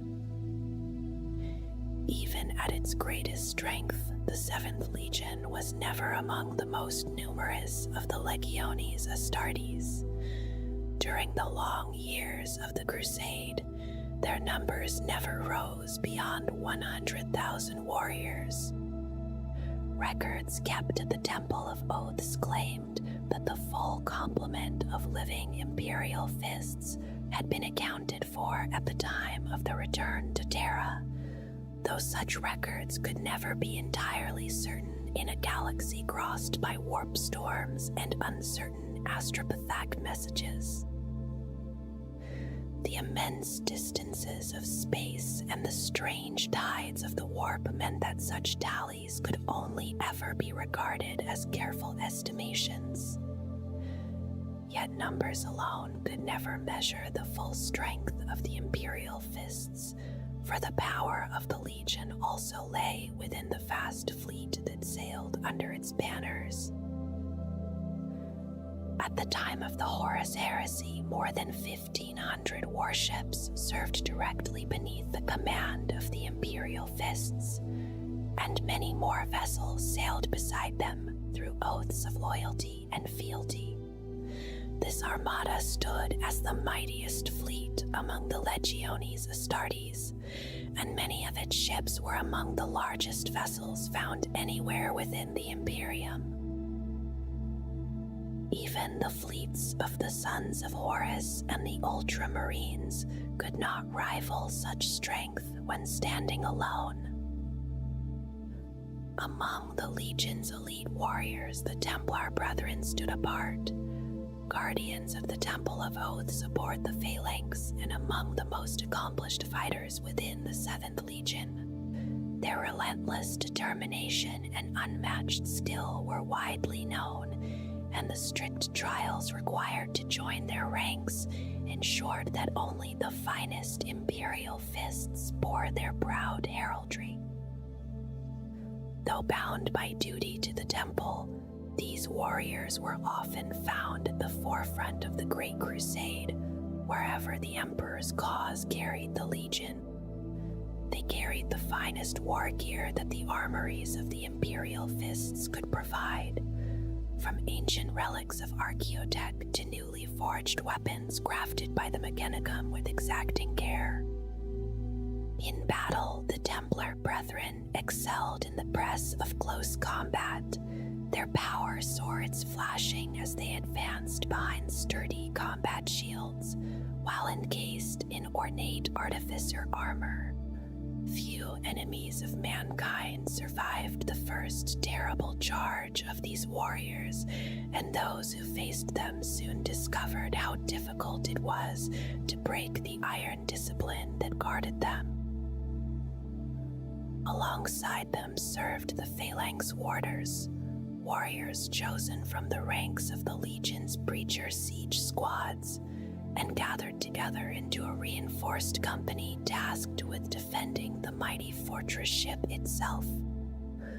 Armed with brutal close-range weapons and protected by heavy boarding shields, they formed a wall of ceramite that few attackers could hope to breach. The warders were trained to fight from behind their shield wall with grim efficiency, combining solid defense with devastating bursts of firepower against any enemy who dared to approach the phalanx. Even among the stern warriors of the Imperial Fists, they were known for the harsh discipline under which they trained and served. They pursued no honors beyond the continuation of their duty, displaying few battle decorations and observing none of the rituals that other warriors might use to celebrate victory.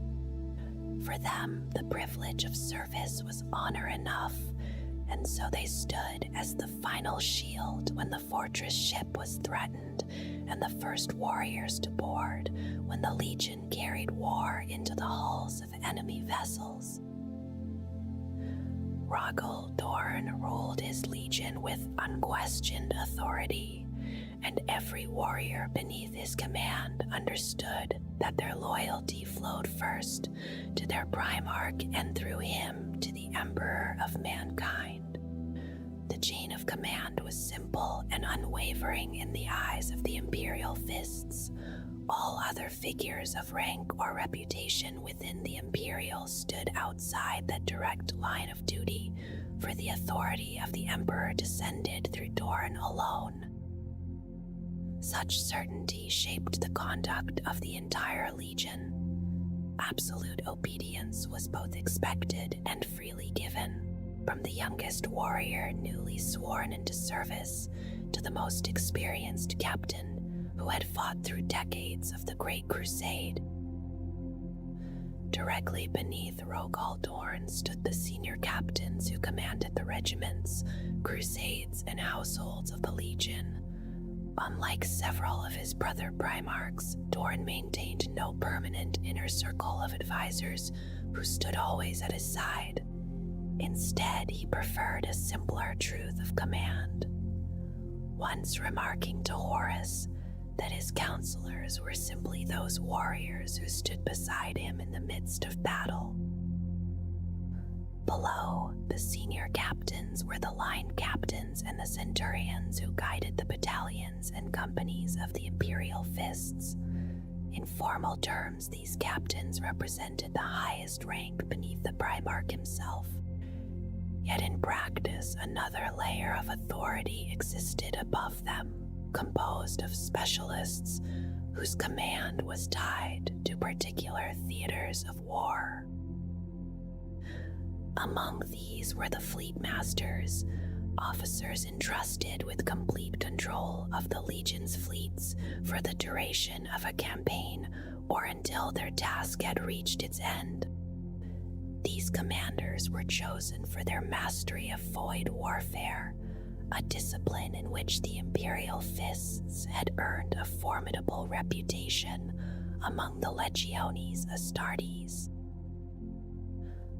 Alongside them stood the siege masters, officers whose responsibility was the arrangement and direction of all forces engaged in the slow and relentless labor of a siege. When such a campaign unfolded, the siege master held total authority over the warriors involved in the operation. Only the Primarch himself could overrule their decisions. The existence of these roles reflected the immense importance Rogel Dorn placed upon both void warfare and siegecraft, for they were the fields of battle in which the Imperial Fists most often proved their strength. Beyond the Primarch himself, there was only one other office whose authority extended across the entire Legion. The first captain of the Imperial Fists was also the commander of the Templars, and by long tradition, he was regarded as the finest warrior within the 7th Legion. As the guardian of the oaths sworn by every Imperial Fist, the first captain possessed not only great authority, but also the deep respect of all his brothers. His position carried a solemn weight that bound together the ideals of the Legion and the promises carved within the Temple of Oaths. Other titles existed as well, granted to those entrusted with the stewardship of the permanent fortresses built by the Imperial Fists across the Imperium. The duties of such commanders centered upon the maintenance of strong defenses and the training of new recruits, though in times of siege they also assumed full command of the fortress they guarded. These responsibilities were usually temporary, for the officer appointed to such a role would eventually return to the wider campaigns of the Great Crusade. Even so, the titles they carried did not fade upon their return. The titles of Castellan and Legion Seneschal held subtle differences in both honor and duty, yet each represented a responsibility of great significance within the traditions of the Imperial Fists. Those who bore such titles carried them with them even after they had rejoined the moving hosts of the Great Crusade, a quiet mark of the trust once placed in their command. After the brutal losses suffered in the Iron Cage during the long years of the Great Scouring, the warriors who remained within the Imperial Fists were no longer simply survivors, but veterans hardened by relentless war. And in time, they proved themselves fully capable of embracing the disciplined structure laid down within the Codex Astartes. In the centuries that followed, the chapter stood beside the Ultramarines as one of the clearest living examples of that doctrine, not through rigid obedience alone, but through a steady confidence that allowed each warrior to think and act when the moment required it. Within their ranks, every battle brother is trusted to read the shifting rhythm of combat and to decide for himself how best to strike. And because of this quiet trust, the Imperial Fists often move as flexible battle groups where many kinds of strength work together in careful balance. A foe who faces such a formation may first see many different threats appearing at once, and before the enemy can truly understand what is unfolding, the Imperial Fists are already pressing forward with such speed and discipline that resistance falters under the sudden weight of their assault. Even after the age of the heresy had passed into distant memory, the Sons of Dorn never abandoned the old mastery that had long defined them. Their warriors remained deeply skilled in the patient craft of urban warfare and the relentless art of siege fighting, yet they have never limited themselves to those fields alone. For the Imperial Fists will meet their enemies in open battle across any world or landscape when duty demands it. When defending ground, they will indeed raise fortifications and stand behind stone and steel, though such measures are rarely their first instinct, and they prefer to exhaust every aggressive path before settling into the stillness of a defensive wall. Yet within that fierce determination lies a quiet flaw that has followed the chapter for centuries, a reluctance to truly accept the possibility of defeat. And this stubborn confidence can sometimes dim their awareness of the dangers hidden inside their own bold strategies.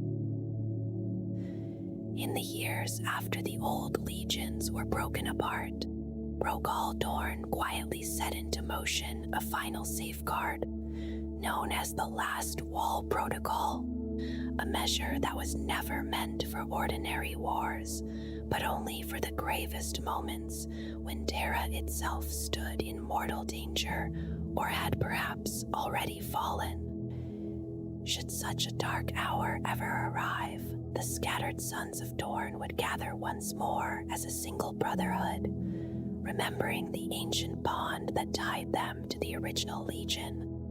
Even if the Imperial Fists chapter itself were lost to history, the successor chapters would still carry that memory within them, and the protocol would one day awaken nearly 1,500 Terran years after the heresy had ended during the troubled days of the War of the Beast in the middle years of the 32nd millennium.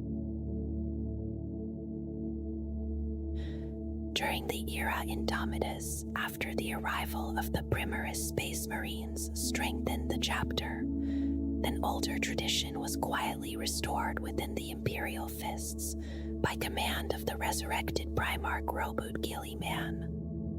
The Huskarls were brought back into existence as an elite formation, though their purpose in this new age was shaped very differently from the past. Rather than serving as a ceremonial honor guard for the chapter's commanders, these warriors were entrusted with a duty that reached far beyond the halls of their fortress monastery. The Huskarls became the defenders of entire worlds that carried immense strategic value for the Imperium, and each warrior within their ranks was chosen for a rare mastery of defensive planning and the construction of planetary fortifications. Those selected were expected to think not only as soldiers but as architects of war, capable of shaping the defenses of an entire star system so that every fortress, bastion, and orbital position worked together as a unified shield. In this responsibility, the Huskarls quietly followed the ancient example of Rogal Dorn himself, recalling how their Primarch had once overseen the defenses of the Sol System during the terrible years of the Horus Heresy. Within the Imperial Fists, there exists a librarium like that found in many chapters of the Adeptus Astartes, a brotherhood of psychers whose discipline allows them to draw carefully upon the dangerous currents of the warp while still remaining loyal servants of the Imperium. These librarians are chosen in different ways according to the traditions of the chapter, sometimes drawn from the same seed worlds that supply ordinary recruits, and at other times discovered among the rare psychers delivered to the Scholastica Psychona.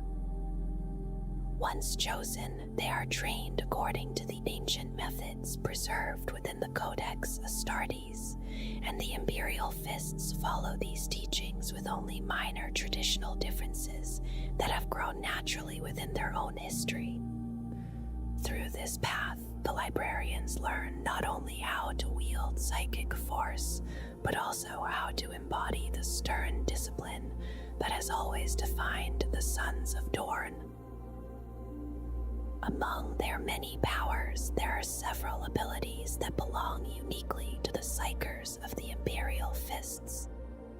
One such discipline is known as Into the Crucible, where a librarian reaches across memory and spirit to call upon the souls of those Imperial Fists who fought and died beside their Primarch during the Battle of the Iron Cage.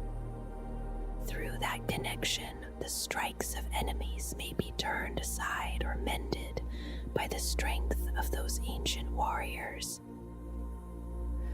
Another power draws deeply upon the legacy of Rogal Dorn himself, remembered by many as the Emperor's most steadfast son and the loyal guardian who carried out his commands without hesitation. In a technique called Noble Praetorian, the librarian touches that inherited spirit within his own blood, allowing a fragment of Dorn's nobility to fill his body and transform him into a defender of the weak, whose strength and resolve rise sharply in the midst of battle.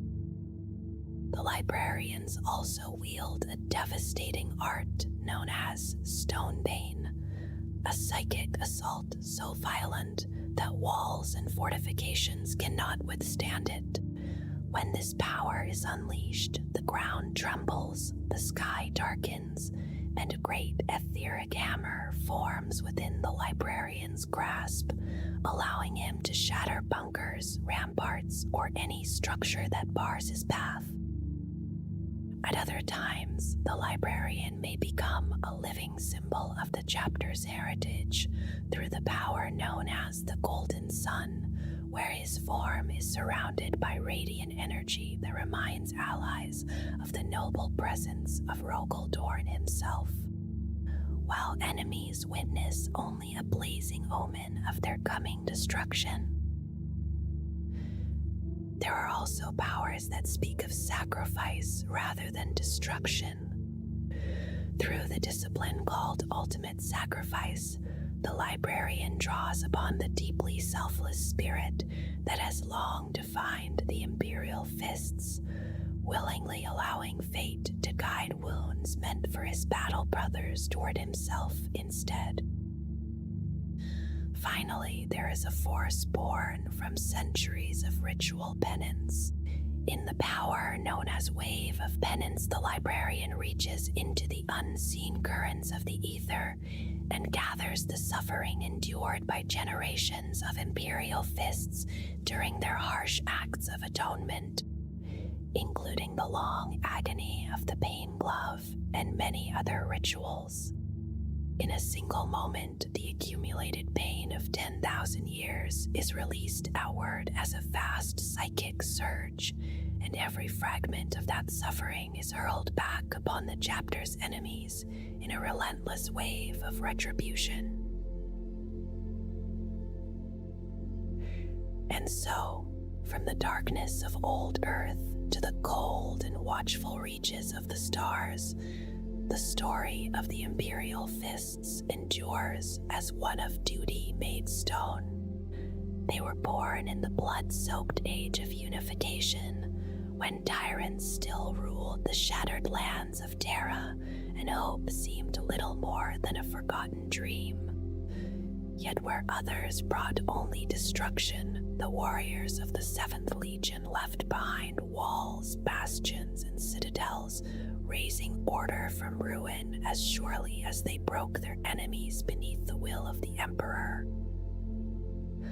Among the frozen heights of the Himalaya Mountains, upon the ruins of the cities of the Crystal Sea, and across the conquered domains of old Earth, their purpose became unmistakable.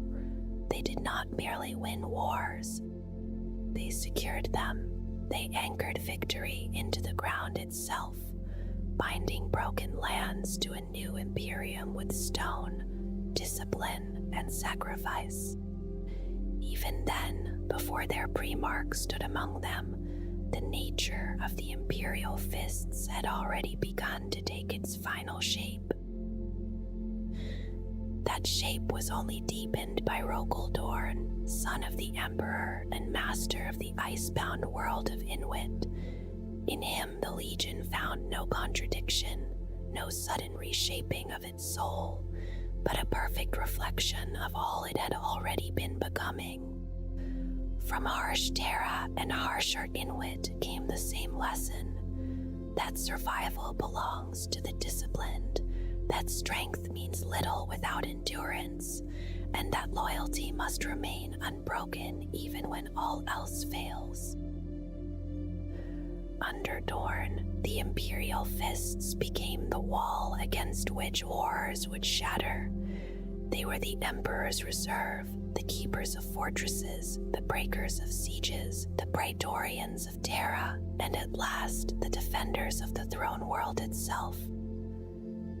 They stood in the path of betrayal, endured the storm of the heresy, and bore the grief that followed in silence, as hard and cold as the stones they had so often raised with their own blood. Even after the Legion had been broken, after the long bitterness of vengeance and the slow passing of centuries, that same truth endured among the sons of Dorn. They never measured themselves by glory, by comfort, or by the praise of others, but instead by what remained standing when the battle had finally passed, by a fortress that still held, a gate that had not been broken, a world wrested back from the enemy, and the quiet certainty that their duty had been fulfilled. When one reflects upon the Imperial fists, the mind should not turn only to walls, siege lines, citadels, or bastions. Instead, it should turn to resolve, to the quiet and terrible strength required to remain steadfast while darkness gathers on every horizon. For the warriors of Dorne understood that the defense of mankind was never a lesser calling than conquest, but perhaps the greater burden of all. For in the end, that has always been their truest nature, not merely the builders of fortresses, but the fortress itself.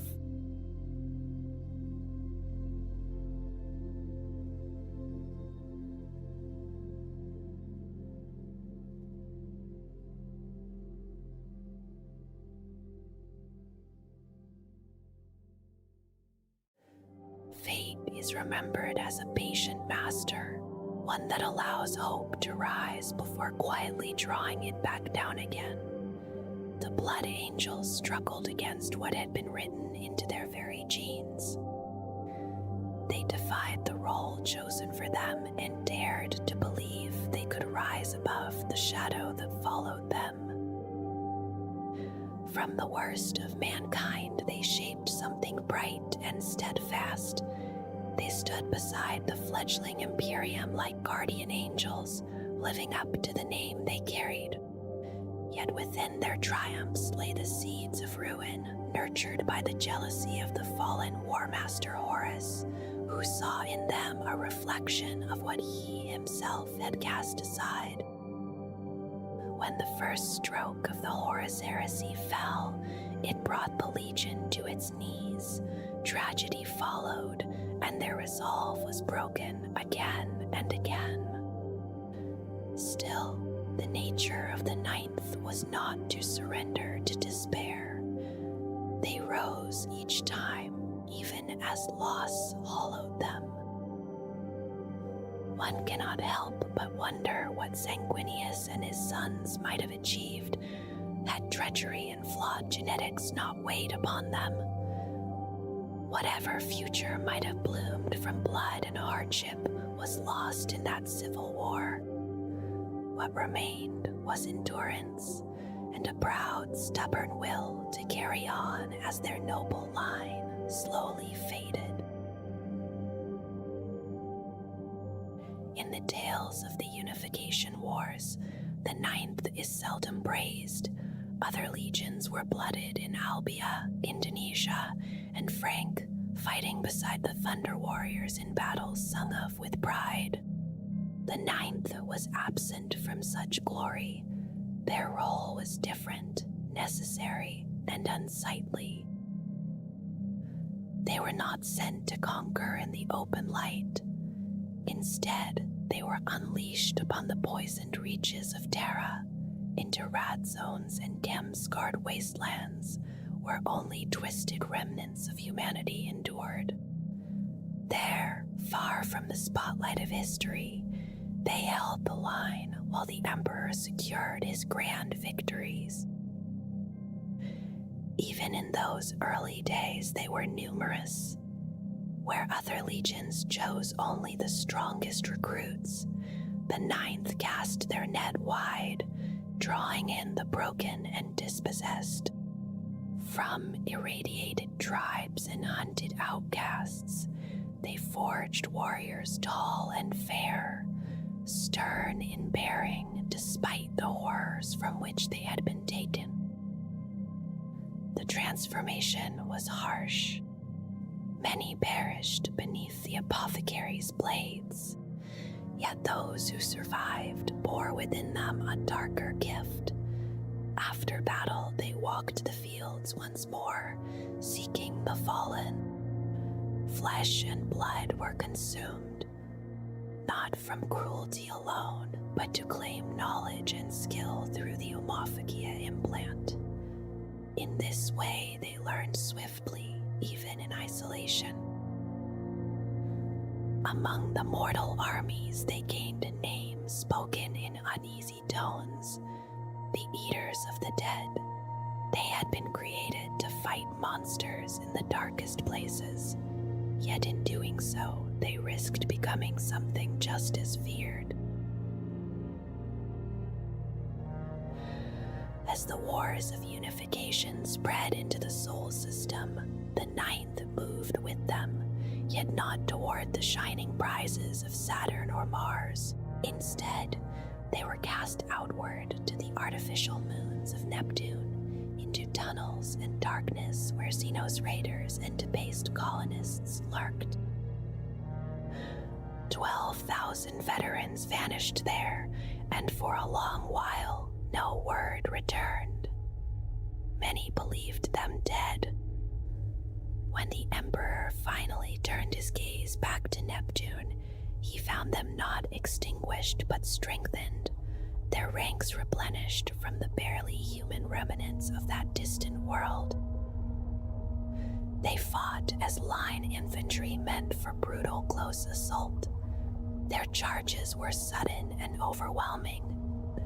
They painted their storm gray armor with charnel symbols, and often went unhelmed so the sight of blood-streaked angelic faces might unsettle their foes.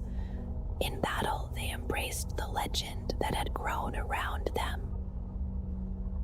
Again and again, they were sent where survival seemed impossible.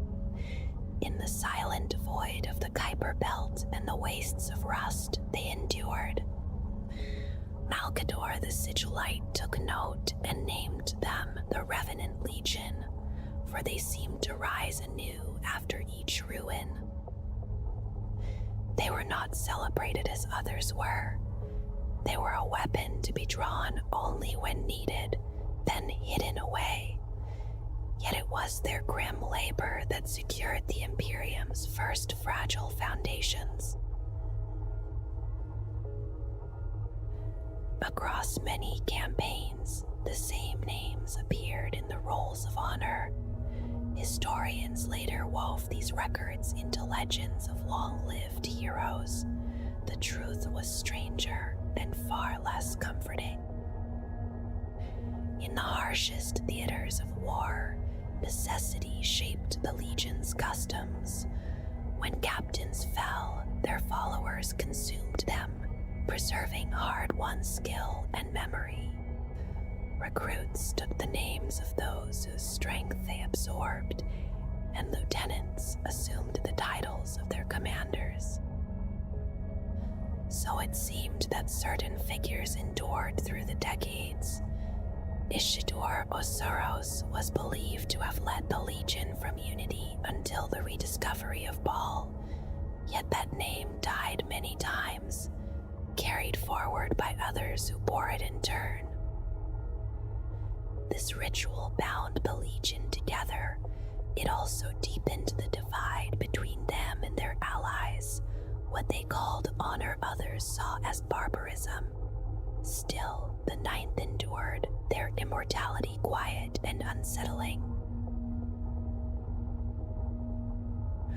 When the Great Crusade pushed into wilderness space, there were worlds that strained the sanity of mortal men. Key Burin was one such place, a wasteland of irradiated sands and cannibal tribes ruled by the warlord Eglobia. Imperial regiments vanished there, swallowed by mutant hordes. 3 companies of the Ninth were sent to aid the stranded Veredan regulars. Drop pods fell through black smoke, and the Legion carved a path through the throng with cold precisions. At first, resistance was scattered. Then it became a tide. Mutants capable of rending ceramite surged in endless numbers. When the Legion pressed toward the warlord's banners, sorcerous horrors tore at reality itself. Losses mounted, and nearly 2 companies were destroyed. Those who survived withdrew without hesitation. Reformed and diminished, they chose a slower war. Raids replaced open battle. They bled the tribes over many years, rebuilding their strength from the very world that sought to consume them. In desperation, they pressed mutants into service and turned to cannibal practices to survive and deny the foe. The campaign stretched on for 12 long years, remembered later as the Banquet of Kiburen. Among mortal soldiers, a darker name spread in whispers, the Charnel Feast. In the final year, Eclobia's fortress stood surrounded. His sorcerers were slain, and his armies starved. When he fled in a crude spacecraft, he rose only to meet Imperial cruisers bearing the heraldry of the 7th Legion. His life ended beneath their guns. Rogaldorn arrived expecting compliance. Instead, he found a world reduced to ruin by the Imperium's own hand. The report of the 9th stirred his wrath. He saw monstrous acts, yet also the ruthless capability of warriors who had endured alone. He reprimanded them and ordered the city of Burin burned, its memory erased before any remembrancer could set it into record. Thus ended the Charnel Feast, buried beneath ash and silence. With each campaign, the Legion's dark reputation deepened. They were sent to the wild edges of the Crusade, where death clung to them like a shroud. They fought with cold fury and did not relent until the enemy lay destroyed. Mercy was seldom their concern. Without a Primarch to guide them, they drifted into isolation. Charnel cults and bloody prophets took root within their ranks. Victories brought fear rather than gratitude, and conquered worlds sometimes worshipped them as red angels. Incidents multiplied. During the Second Siege of Irant, their 14th Company was sanctioned for killing and consuming prisoners upon the walls. Reports from the retreat at Shadam claimed wounded soldiers of the Malagant Rifles Regiment had been drained of blood rather than abandoned. Supplies grew scarce as distrust deepened. They fought in scattered companies, clinging to pride even as disrepute closed around them. A reckoning approached. They would either be remade or erased from history. It was then that a scout flotilla found a world of deserts and ruins called Baal. When the Primarchs were carried through the warp, Sanguinius came to rest upon Baal Secundus. The moon was scarred by radiation and ancient folly, inhabited by feral tribes who survived upon plunder and hardship. His earliest days in the desert remain unspoken. He endured the poisoned air and slew creatures that others feared. When tribesmen found him, white wings rose from his back, and many would have killed him as a mutant. Compassion stayed their hands. Among the people of the blood, he grew swiftly. He learned their ways, surpassed their warriors, and once slew a giant fire scorpion with his bare hands. When anger seized him in defense of his tribe, a nimbus of light crowned his head. As he matured, his wings bore him upon the desert winds. He gathered warriors not through conquest, but through hope. Under his guidance, the mutant tide receded, and for a time, Baal Secundus knew respite. He became master of his world by acclamation, a winged guardian in a land of ash. Baal was long thought barren and without worth. Yet in the year 843 of the 30th millennium, the Emperor came there and found his lost son. Sanguinius had foreseen his arrival. He met his father alone, kneeling in the dust, asking only that his people be spared. The Emperor saw loyalty and rare promise in the winged Primarch and granted his wish. The Imperial truth was withheld from Baal. No void ship would descend upon its second moon without Sanguinius's leave.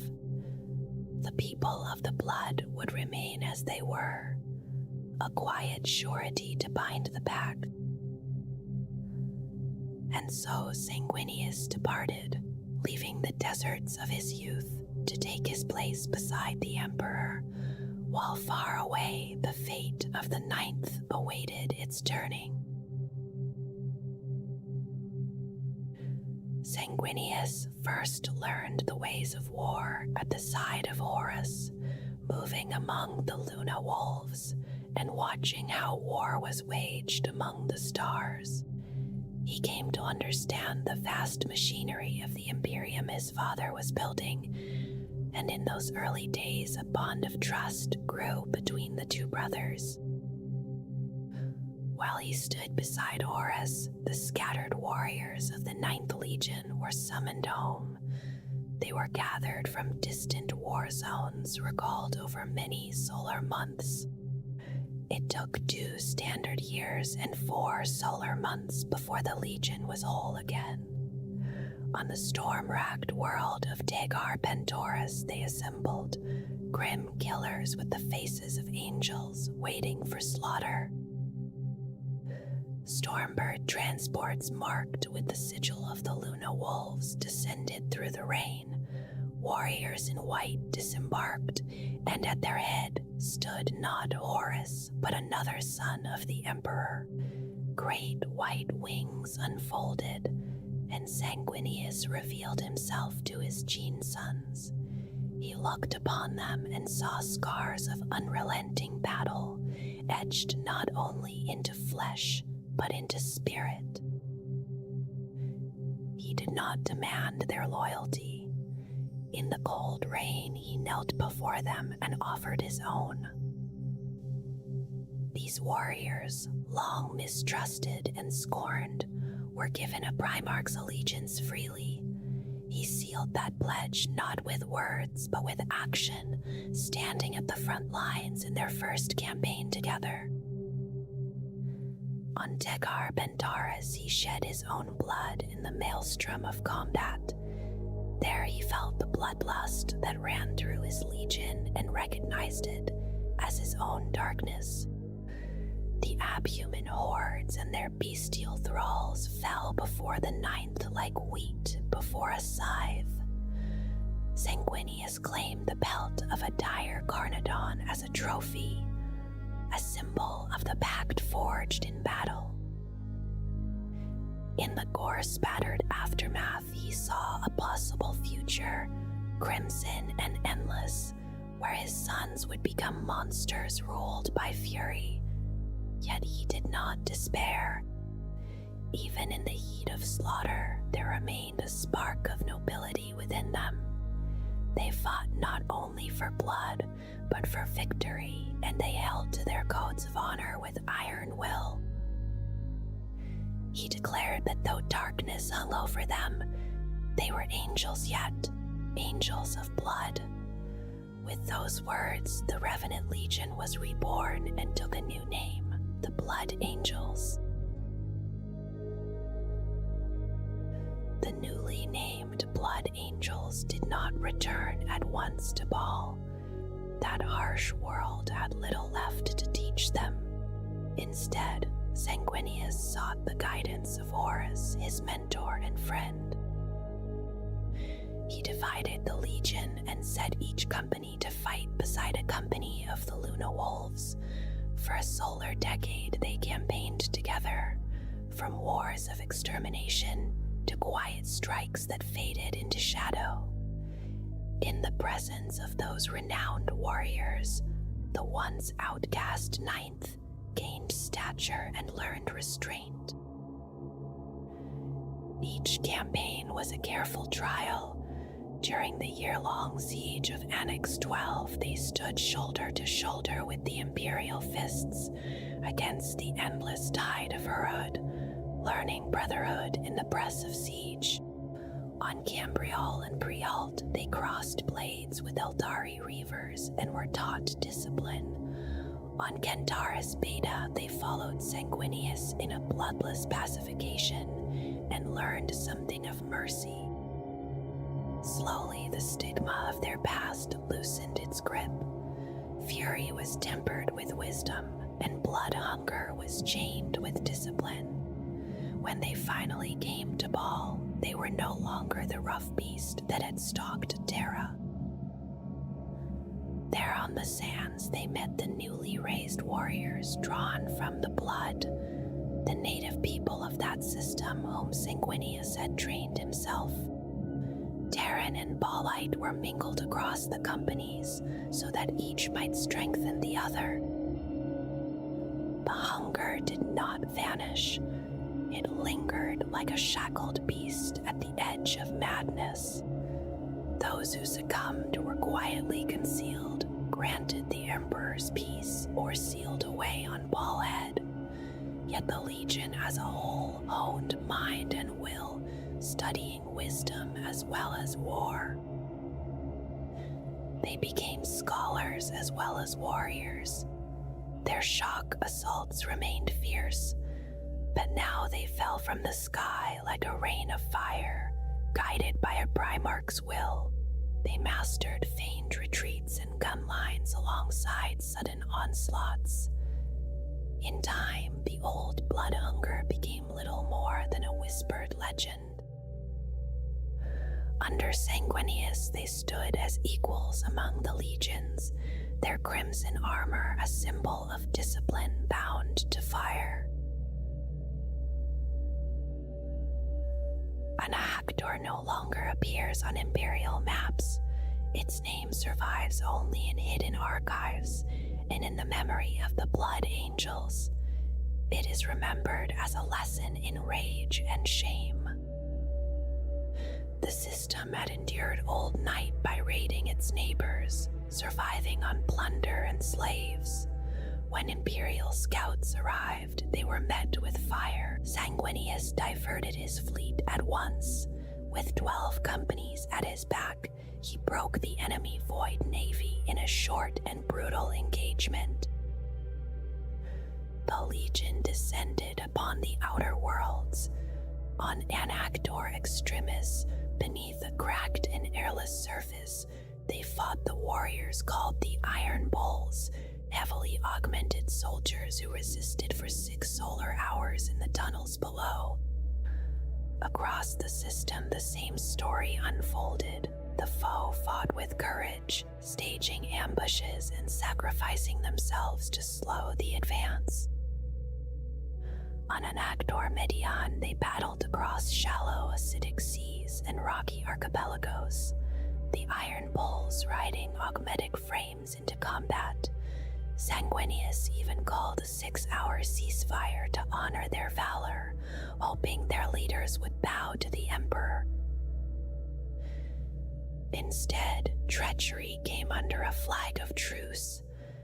Transport barges approached the Red Tier bearing gifts, then erupted in flame. 132 Blood Angels died in the explosion. Cruisers were crippled, and one was left gutted and abandoned. Sanguinius cast aside restraint and declared the day of revelation. The inner system burned beneath nuclear fire. Outposts were reduced to ash. When they reached Anahector Centralis, the Blood Angels fell from the sky, led by the silver-masked Aralim, the Order of the Angel's Tears. What followed was no longer a battle, but a massacre. The Legion brought forth phosphex and rad weapons rarely sanctioned by their Primarch. Cities became charnel fields. Fortresses were blackened wounds. Anaktor was not conquered but ruined, its survivors taken as serfs. The last of the Iron Bulls fell at the hand of Sanguinius. With a small cadre of his Sanguinius guard, he cut his way into the palace of Anaktor's ruler. Horned exoskeletal suits barred his path, but he moved through them with terrible grace. White wings spattered in blood carried him above the ungainly engines. He cleaved them apart or hurled them down to shatter. The throne room lay ahead. There he dragged the trembling lord from his seat and forced him to witness the ruin of his kingdom. In that silent moment, the price of treachery was laid bare. At the height of the Great Crusade, countless worlds were brought into the Imperium. Among the legions, the Blood Angels shone brightly. Their speed and the spectacle of their assaults made them favored subjects of the Remembrancers. They were sent against the darkest foes and to liberate the enslaved. To those they freed, they seemed true angels descending from the heavens. Among their brother legions, they earned acclaim for skill at arms and magnanimity, yet much of their renown came from Sanguinius himself. He was admired among the Primarchs, meeting each brother with warmth. Even Angren's rage was calmed in his presence. Only Horus was held in greater respect, though he remained more aloof. Sanguinius moved easily among distant courts and Mechanicum realms. He embodied the pride of those golden years. During the Olenor Crusade, though he was not present at the fighting, many believed he was worthy of the rank of War Master. It was the apex of glory for the Blood Angels and their sire, a peak from which their fall would one day shake the Imperium. The dream of unity shattered when Horus fell to the Chaos Gods. Though he had once stood closest to Sanguinius, he believed the angel would never betray their father, so he devised a plan to sway or destroy the Blood Angels. Long before, on Melchior, Horus had witnessed Sanguinius slay one of his own sons. The Primarch revealed a hidden flaw within his genome, later known as the Red Thirst. Only a few among the Legion knew the full truth. Horus promised silence and help, and Sanguinius trusted him. Years later, as War Master, Horus ordered the Legion to the Cygnus Cluster, claiming he could free them from the flaw. Trusting his brother, Sanguinius obeyed. The cluster had become a realm of chaos ruled by Kyrus the Perverse. The Blood Angels were ambushed on arrival. Demonic forces crippled their fleet. Sanguinius was taunted by the Greater Daemon, yet he answered with assault. On Cygnus Prime, he faced Kabanda, a Greater Daemon of Gorn. The demon slew 500 of his sons with a single blow. The shock drove Sanguinius into unconsciousness, and his legion into a black rage. In their fury, they shattered the demonic host. Librarians defied edicts to heal their Primarch. Once risen, Sanguinius defeated Kabanda and banished Kyrus. Yet a shadow lingered within the legion, a curse that would later be called the Black Rage. Attempting to reach Terra, they instead followed the beacon of the Pharaohs to Sotha, arriving in Ultramar. There they were welcomed by Robut Gilly Man, an when in the isolation of the ruined storm, the foundation of Imperium Secundus was declared.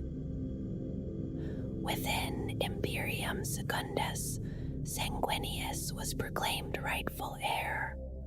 Lion L. Johnson was named Lord Protector, yet Conrad Kersey escaped captivity and spread terror across Mogrog. Guilliman and the Lion pursued him, clashing over policy and punishment. In time, the Lion cornered Kersey and broke his spine, bringing him before Sanguinius and Guilliman for judgment. The Night Lord's Primarch defended his actions as fate. Accusations and anger divided the brothers. The Lion was banished, yet later returned to halt Kersey's execution, arguing that the Emperor still lived. Sanguinius understood, for he too bore visions of his own death. As the wider war raged, Sanguinius assumed command of loyal forces. The rivalry with the World Eaters turned to enmity. At last, the traitor host reached Terra, and the Blood Angels stood at the siege of Terra. They defended the walls with unyielding fervor. 3 times the enemy gained footholds, and 3 times they were cast down. At the Eternity Gate, Sanguinius held the line until the wounded were carried within. There he faced Kabanda once more and broke the demon's back before the gate closed. When Horus dropped the shields of the vengeful spirit, Sanguinius joined the Emperor in a teleport assault. Scattered through the demon-haunted vessel, he was brought before his fallen brother. Horus offered power in exchange for betrayal. Sanguinius refused. They fought upon the command deck, and though weary and wounded, the angel matched the War Master's fury. At last, Horus unleashed psychic force beyond endurance. Sanguinius was slain in agony, and that psychic echo scarred his sons forever. When the Emperor entered the sanctum, he found Horus standing over the broken body of the angel. In the battle that followed, Horus was destroyed, though the Emperor was mortally wounded. It is said that the blade of Sanguinius had opened a flaw in Horus's armor, without which the Emperor might not have prevailed. For this reason, the Blood Angels remember him as the greatest of the Primarchs. The Imperium was changed forever after the defeat of Horus. The Emperor no longer walked among his sons in war. His broken body endured only through the life-sustaining machinery of the Golden Throne, and the burden of rebuilding his realm fell to the surviving Primarchs. Rogal Dorn stood firm.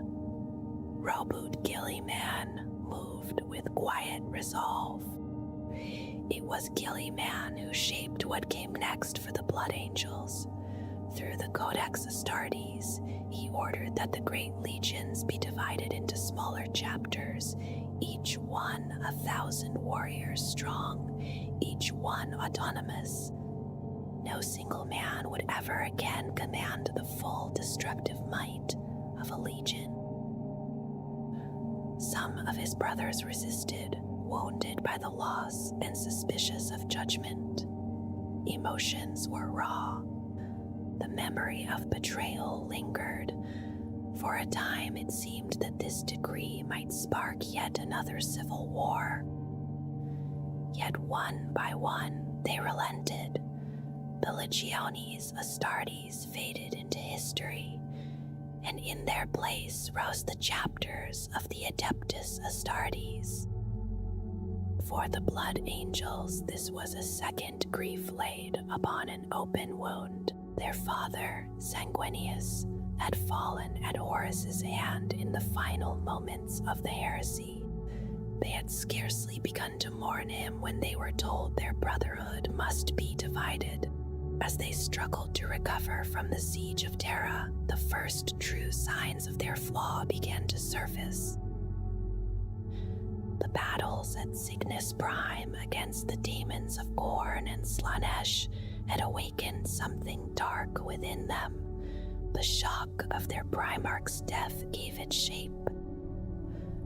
The red thirst stirred in their blood, and the curse that would be called the Black Rage took hold of their souls. Though the heresy had ended, their greatest trial had only just begun. From sorrow came renewal. This era would be known as the Second Founding. Guided by Ascalon, the sole survivor of the Sanguinary Guard, the remnants of the Legion formed new chapters. Each carried forward the rites and traditions of Sanguinius, shaping them into new identities while honoring the old. Among them stood Nasir Hamid, called the Flesh Terror. His chapter took to the stars in a relentless crusade, seeking out the remnants of the traitor legions. Even in those earliest years, their reputation was written in blood. As the millennia passed, more chapters were raised from the gene stock of the Blood Angels. Each bore the legacy of Sanguinius in its own way. Some, like the Angels in Carmine, built reputations of unquestioned honor. Others drifted far from their origins. The Carmine Blades even passed for sons of the Ultramarines for a time, until a meeting with Asterath the Grim revealed the truth. At last, they understood the strange afflictions they had hidden. They could name the Red Thirst. They could name the Black Rage. And so the sons of Sanguinius endured, divided in form, yet bound by blood and memory. The sons of Sanguinius have long gathered in solemn council when matters of great weight arise.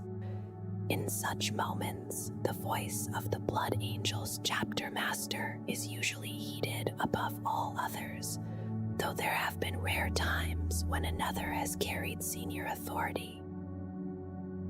When Lord Commander Kala-El fell to the Black Rage, it was the Angel Sanguine and the Angels Vermilion who stepped forward together, guiding their brethren through the storm of Wake Vangrod, the incursion of Silas Gorhend, and the latter days of the Nova Terra Interregnum.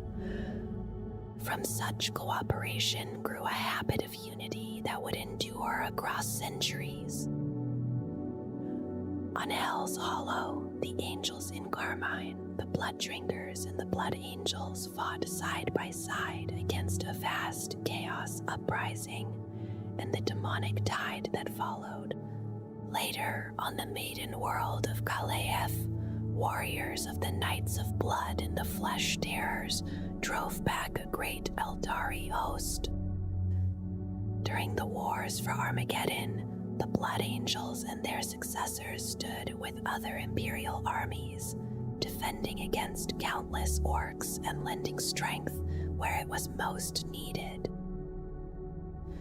When Goskul Mug Uruk Thraka's forces descended upon Armageddon, Lord Commander Dante's renown was such that Dushan and Marnius Calgar entrusted overall command of the Space Marine strike force to him. The Blood Angels bore the fiercest fighting, and in a massed drop pod assault, they struck deep into the Orc horde, breaking its back through close and brutal combat. Far from such vast battlefields, the life of Rafen began upon Baal Secundus. Son of a tribal chieftain and brother to Archeo, he entered the blood trials, seeking to become a neophyte. He failed a simple task set by Sergeant Horus and walked into the desert in quiet despair. Fate turned in the storm. The Thunderhawk carrying Horus and the chosen aspirants crashed near him. Raven fought beside the wounded space marine against the deadly wildlife drawn to the wreckage. Because of losses in the crash, a place was found for him after all. Raven rose swiftly within the chapter, becoming a sergeant and earning distinction in grave events. When Archeo appeared to be the reborn Sanguinius, it was revealed to be a plot by the Inquisitor Remius Stelli, who had fallen to Cinch. Archeo had been mutated by the power of a Lord of Change, meant to corrupt the Blood Angels from within. On the shrine world of Sabian, Raven was forced to slay his own brother, saving the chapter from damnation. He later defended Baal against the schemes of Fabius Bile, the renegade apothecary of the Emperor's children. After Bile stole a phial of Sanguinius's blood during a conclave of the Sanguinary Brotherhood, Dante sent Raven to recover it and to deliver judgment. Aboard the strike cruiser Tycho, Raven pursued Bile and joined forces with his blood cousin, Nox of the Flesh Tearers. Their hunt led them to the Archeo Horde and to the renegade Magos Mat Hun Zelek, who had dealt with Bile under the false identity of Haran Serpens. Amid servitors and Skitari, they shattered Zelek's trophies and forced his surrender. There, Raven claimed a plasma pistol, once borne by Arion, a hero of old. Their path next led to Dynacus V, a world scarred by Tyranid attack, yet still holding feral horrors beneath its waters. In a submersible descent, they faced monstrous creatures like Kraken. Raven was captured and brought before Bile, implanted with a creature that bound his body. The primogenitor boasted of plans to clone the Emperor himself. Even wounded, Raven tore out Bile's neck. But death did not end Bile. Clones stood in his place, and only later was the truth revealed. The real Fabius Bile was elsewhere. Amid a deadly arena and an uprising among captives, Raven destroyed a captive zoanthrope that powered Bile's warpcraft, and with the stolen vial of Sanguinius's blood coursing through him, he defeated the last clone before escaping as Dynacus V burned. Even as these events unfolded, war pressed on other fronts. During the Third War for Armageddon, Captain Erasmus Tycho led the Third Company to defend the Hive World. There he fell to the Black Rage and met his end upon the walls of Hive Tempestora, fighting as part of the Death Company. Brother Captain Makavi took command in his stead. Soon after, a tendril of Hive Fleet Leviathan turned toward Baal. The shield worlds of the Cryptus system, once a bulwark against the Great Devourer, had collapsed. At the same time, the bloodthirster Kabanda led a demon host against Ammonai in the Baal system. Facing war on two fronts, Dante called upon the Sanguinary Brotherhood. Successor chapters answered, even the Knights of Blood, who had long been declared excommunicate. Together they prepared for a trial not seen since the heresy. On the shield worlds of Cryptus, Dante and his brothers battled the cryptoid tendril, halting its advance though at great cost.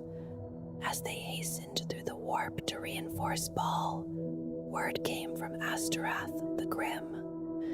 Chaos forces threatened the Diamor system, a move that could weaken the Cadian Gate before Abaddon's 13th Black Crusade. With reluctance, Dante divided his strength. Much of his force turned toward Diamor, while he pressed on toward Baal with only an honor guard. The Blood Angels would not abandon either duty. Even stretched thin across Armageddon, the Eye of Terror, and the eastern fringes, they fought on, resolute and unyielding. The Blood Angels arrived in the Diamor system as if drawn by unseen design. First Captain Carlane and the warriors of the First and Second Companies translated into real space, almost alongside Astaroth's Fifth. The timing spared them from ruin. A psychic storm engulfed the Fifth Company's ships. It struck at their curse and unleashed the black rage across nearly the entire company. Only Astaroth, Chaplain Da'anar, their fellow chaplains and librarians endured untouched. Within the vessels, madness reigned. Carlan sent sanguinary guard and chaplains to restore order, and once control was secured, the Blood Angels launched their assault. On the world of Amethel, Crimson Slaughter warbands entrenched themselves at Mechanicus hubs, naming their war zones carnage, cruelty, hatred, malice, and perdition. At Hub Beta Secundus, the Death Company descended in 2 waves. Da-Enar led his brothers into the heart of the complex, while Astaroth and Lamardes encircled the outer defenses. The traitors were crushed against the lines they had overrun.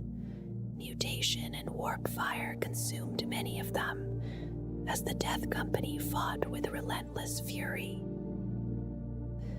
Yet this was only the beginning.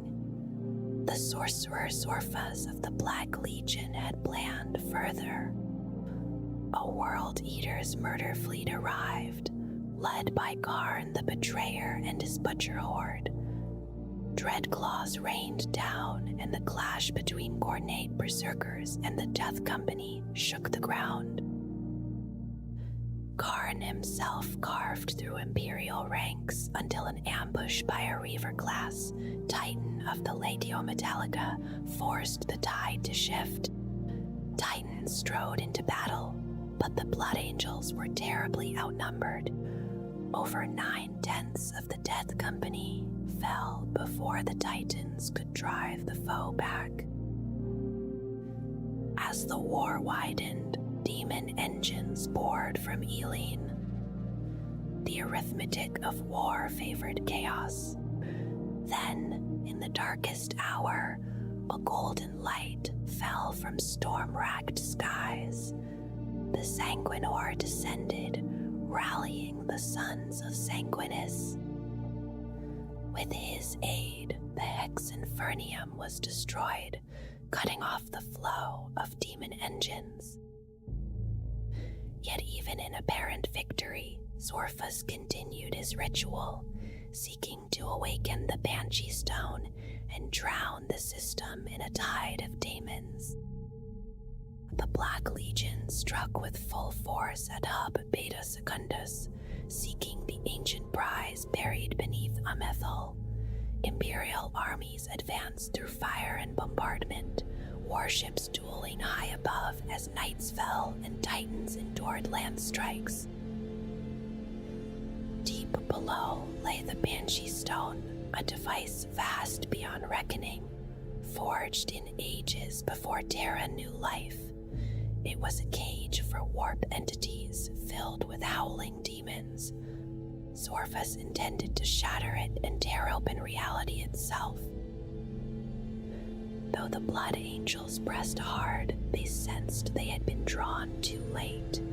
Within the excavation pit, they beheld the crystal heart of the artifact, blood seeping through cracked stone. The ritual faltered, yet the wards were grievously damaged. Zorphus ordered retreat. He and his cabal vanished in a blaze of warp light, leaving the Imperium to contend with the aftermath. On the surface, battle raged until the last traitor fell. Librarian Asmasiel and his brethren silenced the stone's dreadful lament. Then came the blast wave. Firestorms consumed Emethal, reducing Chaos Industry to blackened ash. Victory was claimed, yet Asmasiel knew the damage to the Banshee Stone ran deeper than first believed. Cracks spread unseen, the prison weakened.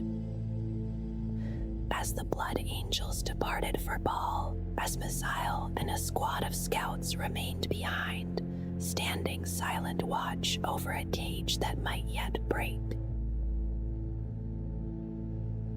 After the shield worlds of the Cryptus system were sacrificed, High Fleet Leviathan descended upon Baal in terrible strength. Its mass blotted out the stars. Dante strengthened every defense and sent out countless strike forces to harry the swarm. Many splinter fleets were destroyed, yet still the tide advanced. Successor chapters answered his call. The flesh terrors arrived first. Even the Knights of Blood came to stand beside their progenitors. Wave after wave was driven back, each greater than the last. Chapter masters fell in bitter fighting, and the moons of Baal were stripped of life. At last, the remaining warriors withdrew to the ruins of their fortress monastery, preparing for a final stand. Then the Great Rift tore open the galaxy. Etheric storms lashed the system. The Tyranid fleet vanished from the skies. On Baal, the swarm still threatened to overwhelm them. As the final perimeter broke, the stars reappeared. A new fleet had come. Robut Gilliman arrived with the Indomitus Crusade, and after fierce battles, the Xenos were purged. Upon Baal Prime, a grim sign remained. Xenos skulls were stacked in the 8-pillared mark of Kabanda, hinting at unseen forces in the void. With Gilliman came Archmagos Belisarius' call and a final gift. From the hibernation chambers of the Tsar Quasitore emerged hundreds of Primaris space marines, clad in the colors of the Blood Angels and their successors. They joined the last battles against Leviathan and replenished ranks thinned by war. Gaul offered not only warriors, but the means to create more. The sons of Sanguinius accepted with gratitude. Dante had never expected to see a Primarch return, yet he knelt before Gilliman when Gilliman named him regent of the Imperium Nihilus. The weight of fate settled upon his shoulders. The Great Rift has cast a vast shadow across the Imperium. With new purpose and strengthened by Primarchs' brothers, the Blood Angels stand against that darkness. Dante has sworn to cleanse his realm of chaos, no matter how many centuries it may demand. In the darkest night, golden angels still rise. Most Blood Angels Astartes come to bear an appearance that feels almost impossibly beautiful, as though the echo of their Primarch lingers in their features. There is something refined in their faces, something serene and angelic, as if nobility itself has taken human form. Yet beneath that grace lies the quiet mark of the flaw within their gene seed. As the years pass, many grow ever more pale, their skin losing warmth until it seems touched by moonlight rather than sun. Their eye teeth lengthen subtly, the small but telling change that emerges slowly over the course of their lives. These alterations are believed to arise from the meeting of Sanguinius's genome with the transhuman metabolism of the chapter's warriors. It is a union of inherited legacy and engineered transformation, and it leaves its trace upon them. Among the successor chapters of the Sanguinary Brotherhood, similar traits appear as well, sometimes shaped further by small errors in DNA replication that have crept in across generations. The armor of the Blood Angels is painted in a deep, vivid red, the color of fresh spilled blood and solemn remembrance. Across that red rests the black chapter badge, stark and unmistakable, while each warrior bears squad markings in the hue of his own company. The trim of the armor shifts in tone, though most often it remains red like the plates themselves, or turns to black in quiet contrast. Upon the chest, the Imperial Aquila is usually rendered in yellow, gold, white, or black, resting against the crimson as a symbol of loyalty carried into every battle. The Blood Angels hold fast to a strict heraldic system, one that allows a brother's company and squad to be known at a glance. In the chaos of battle, such swift recognition carries clear advantage, yet it is more than practicality. The sons of Sanguinius revere these markings, wearing them with pride as living signs of belonging. Rather than follow standard codex compliance symbols or rely on helmet color to show rank, their helms speak of operational role. Red marks those who serve as battle line. Yellow belongs to close support. Blue signifies fire support. Gold rests upon the heads of veteran Marines and command. Librarians stand apart in blue armor, their left shoulder plate painted red, with the chapter badge placed upon the right knee in black over a red field.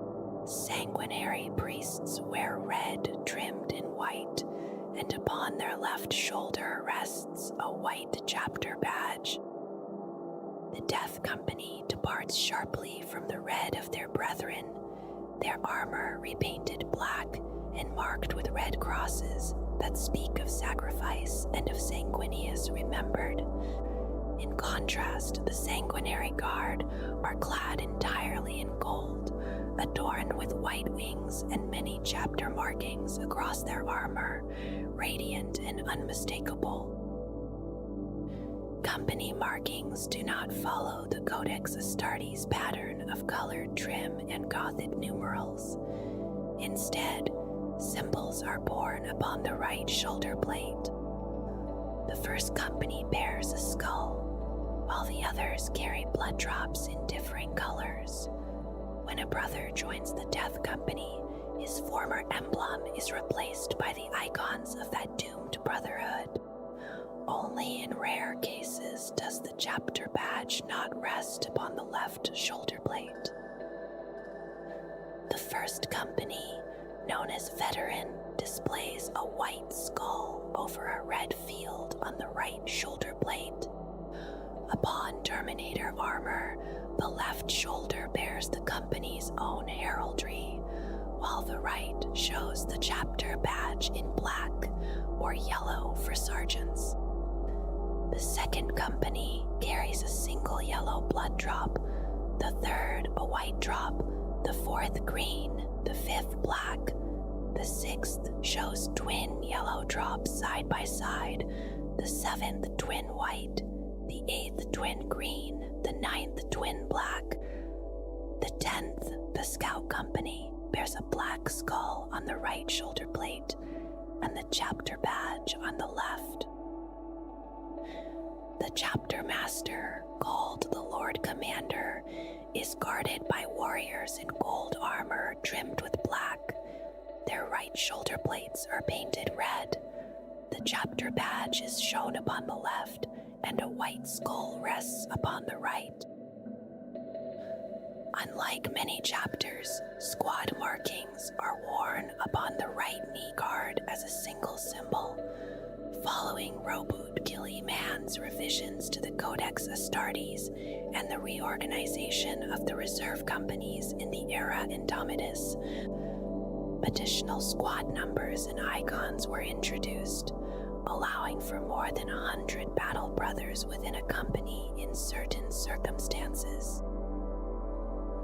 Within the first squad appears a white skull upon black, and in the second, a white skull upon blue. The third shows a red blood drop on yellow, the fourth a red drop on black, the fifth bears a white cross on black, and the sixth a white cross on blue. A yellow lightning bolt rests on black for the seventh, while the eighth carries a black lightning bolt on yellow. The ninth bears a yellow angelic wing on black, the 10th a black wing on yellow. Beyond these, yellow and black skulls, white blood drops, red saltires, white lightning bolts, and angelic wings in red or white continue the pattern across further squads, each symbol tied to its field. Sergeants stand out with black pauldrons edged in red, marked by the Blood Angel's blood drop icon, while veteran sergeants add wings to that emblem.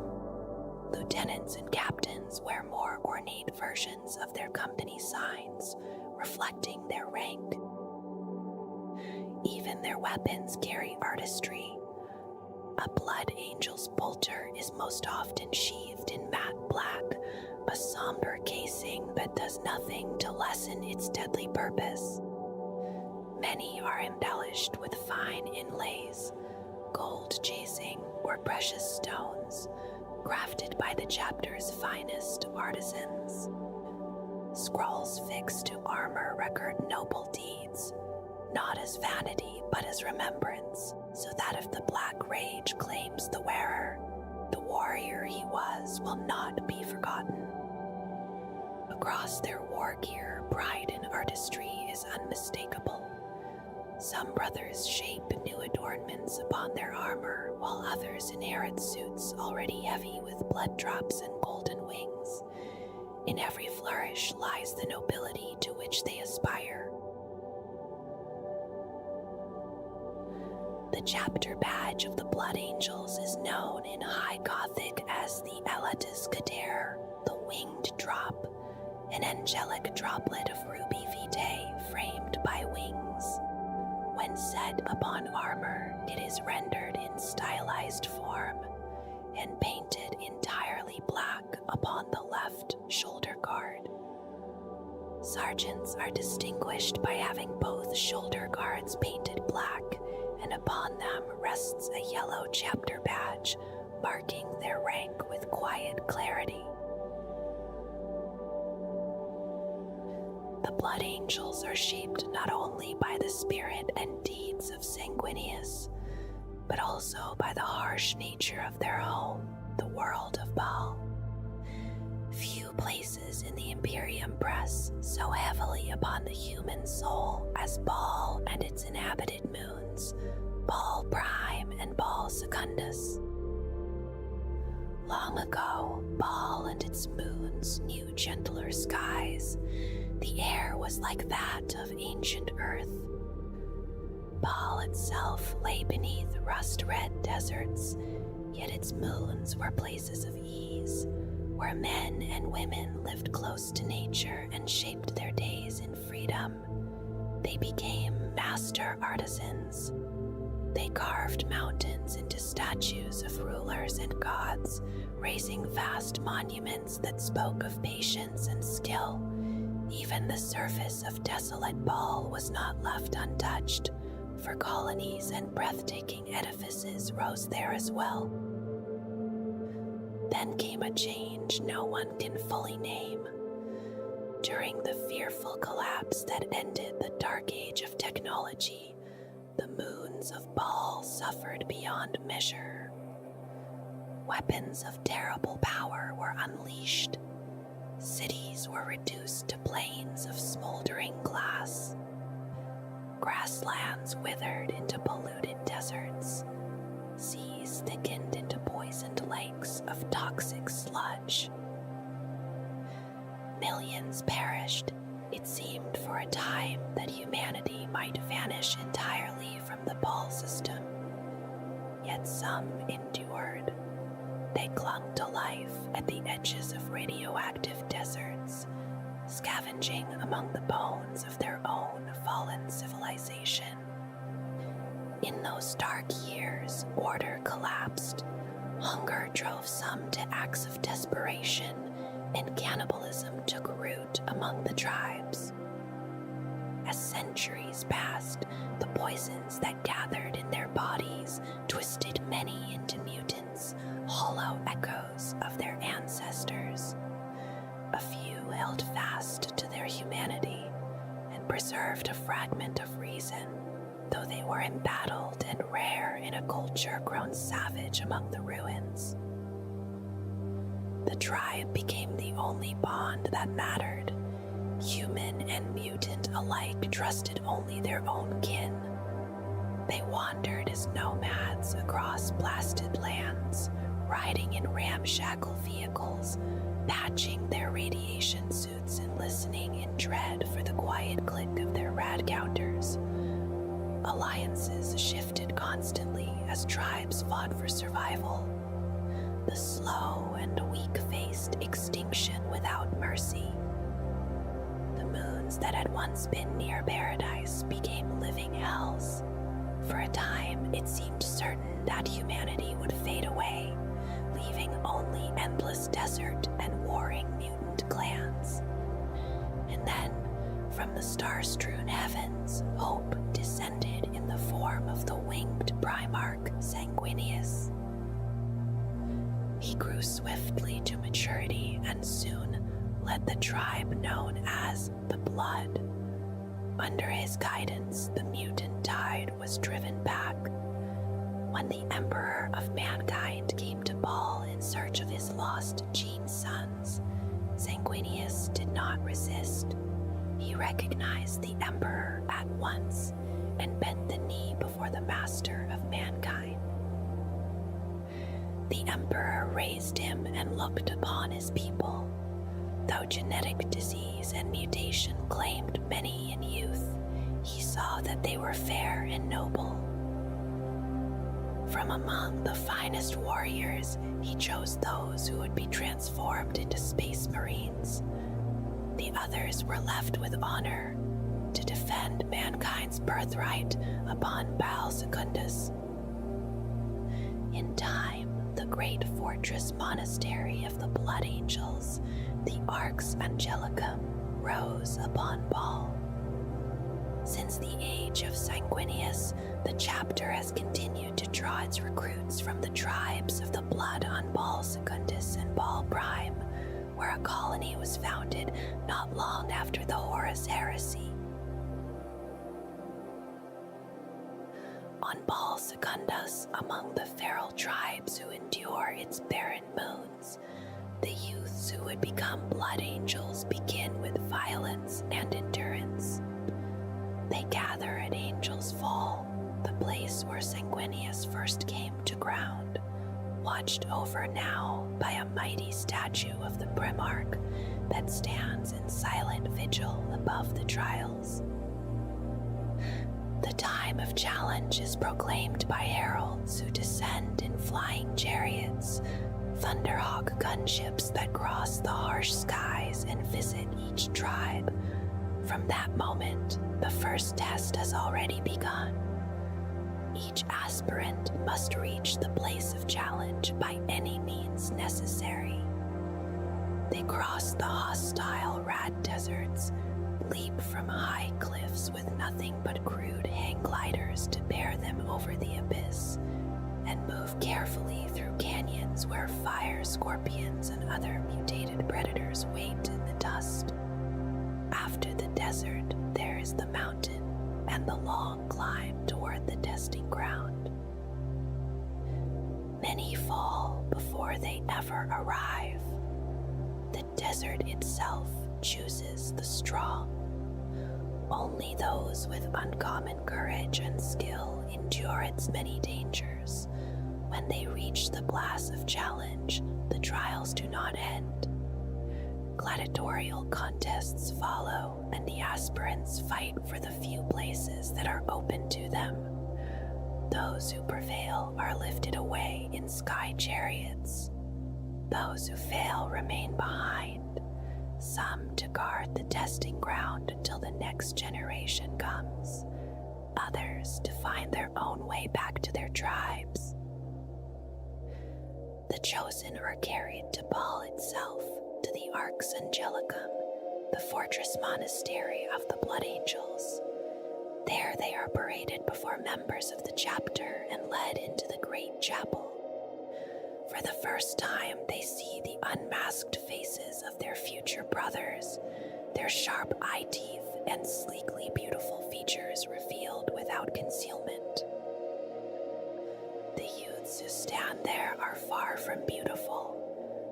Life beneath the ambient radiation of those barren moons leaves its mark. Stigmata, stunted growth from malnutrition, lesions, and carcinomas are common among them. Hard lives have shaped their bodies, and the desert has not been gentle.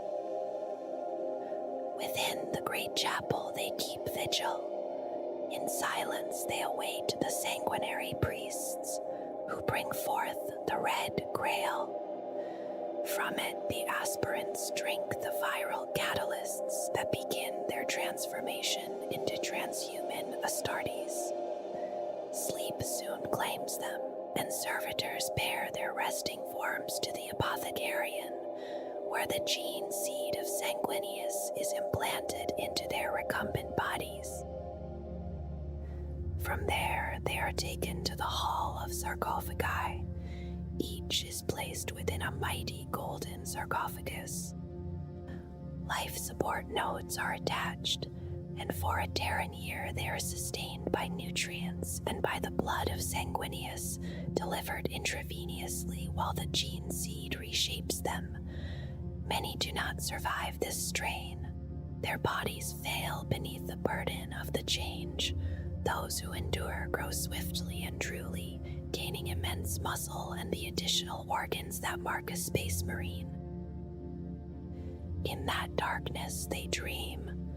The gene seed carries memories of Sanguinius, and through these visions the Primarch's essence begins to settle into their souls. On rare occasions one awakens too soon, and is left alone within the claustrophobic dark. Those who emerge early are almost always touched by mental infirmity, and even after, the dreams linger, returning in sleep and sometimes in waking hours to haunt the Blood Angels.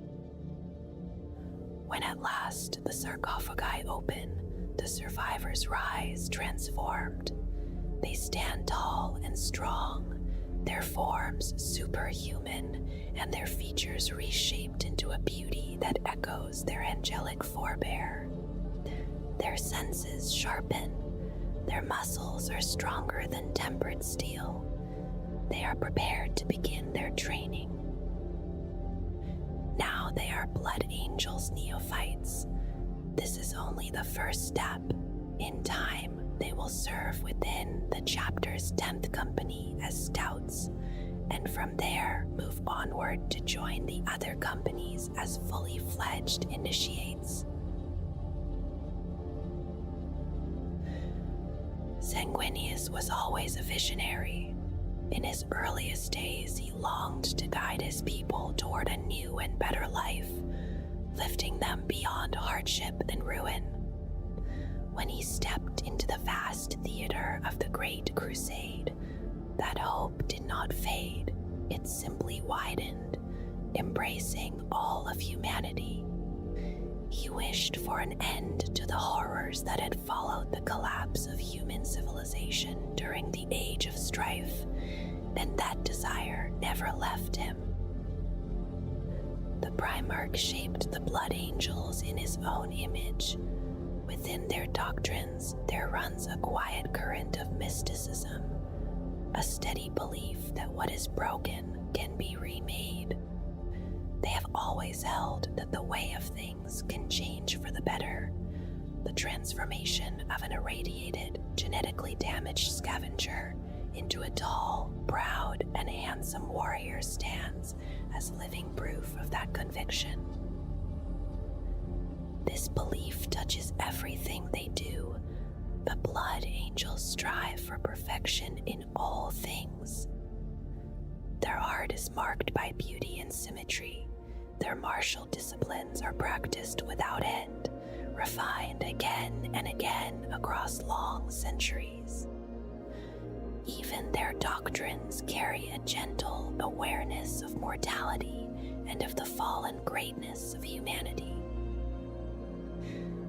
Physically, they are among the longest lived of all the Space Marines. Their gene seed bears a rare peculiarity, greatly extending the lifespan of those who carry it. It is not uncommon for a Blood Angel to live for 1,000 Terran years. The current chapter master, Commander Dante, has endured for nearly 1,100 standard years, his life stretching across ages of war. Such extended years grant them time to master art as well as battle. Centuries pass as they perfect the disciplines to which they devote their minds, and it is little wonder that their armor and banners are among the most ornate crafted by the Adeptus Astartes. There are stranger customs as well. An inquisitor named Carillion once journeyed to their fortress monastery on Baal in the 40th millennium. He witnessed a habit that sets them apart. Whenever possible, the Blood Angels sleep within the very sarcophagi used to create them. In that timeless slumber, they believe themselves one step closer to Sanguinius, seeking some quiet insight into the mind of their forefather. While they rest in those chambers, their blood is cleansed and purified. In this way, the chapter hopes to slow the long drift of possible genetic degeneration, holding back the shadow that may one day overtake them until a permanent solution for the Black Rage can be found.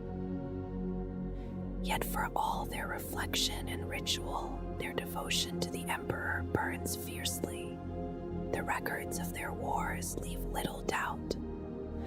With fervor and zeal that equals or surpasses any other chapter, they carry out his will. Across the Imperium, their victories stand in numberless measure, and the tally of aliens and heretics they have slain in his name is beyond counting.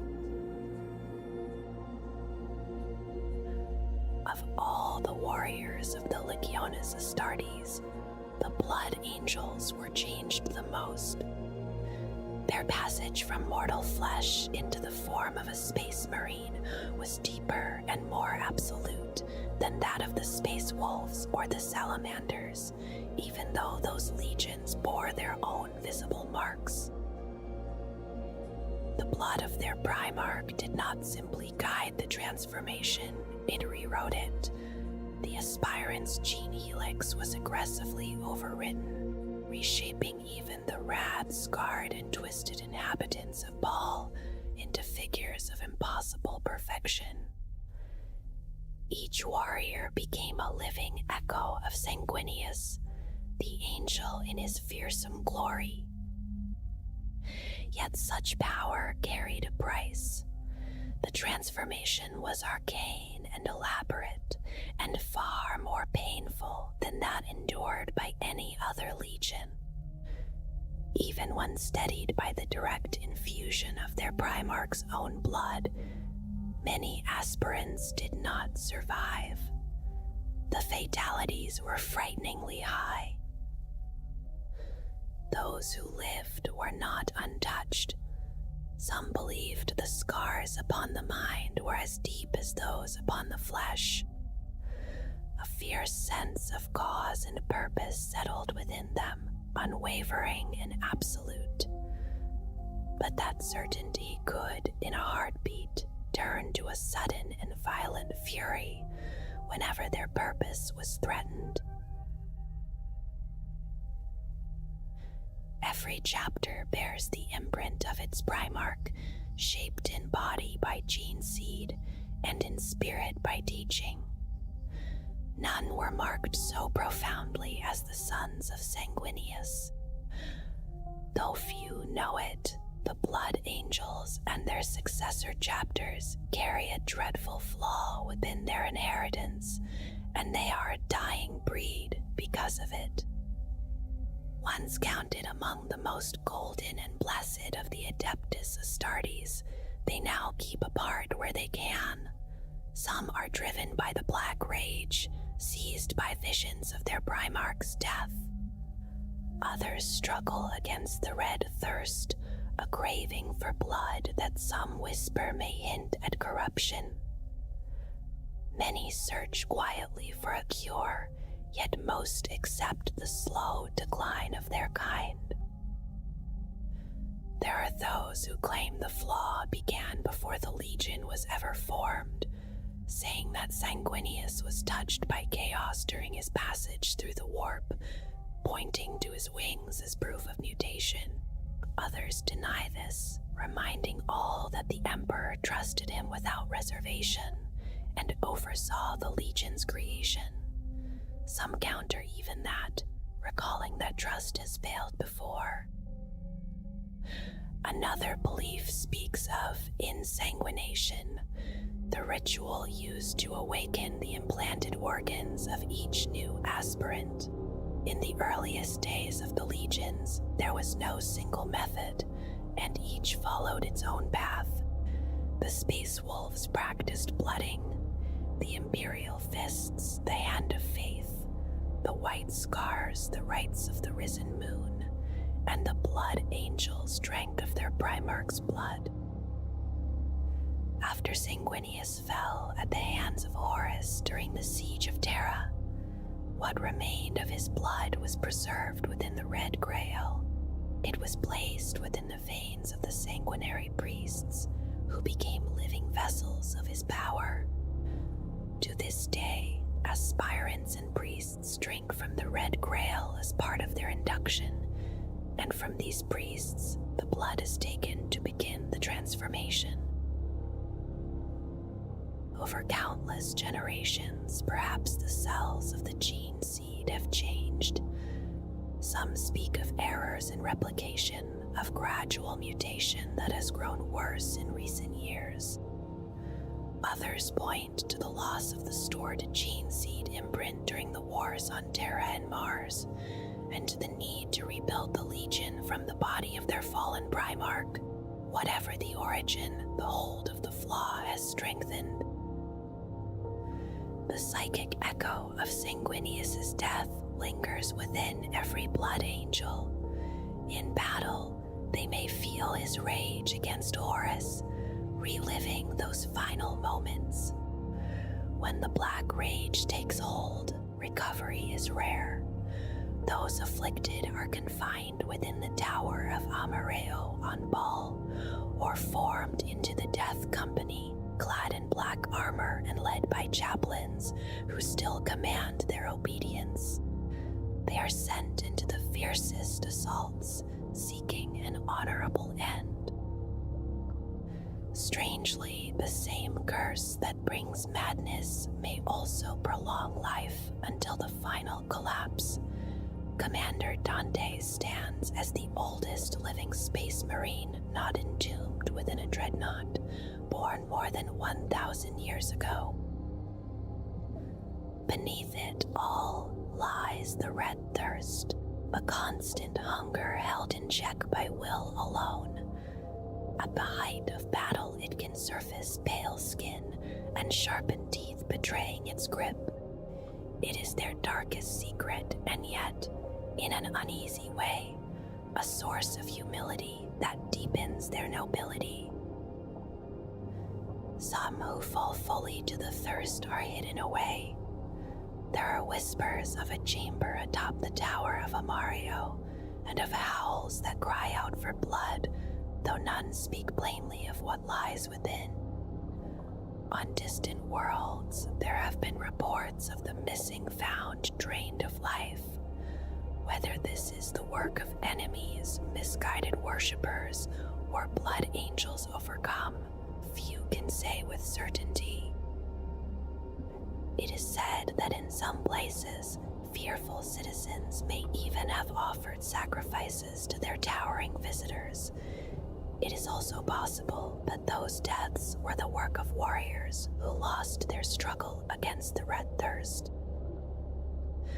Those touched by it often grow pale, and the urge to drink the blood of their foes can rise without warning in the midst of combat.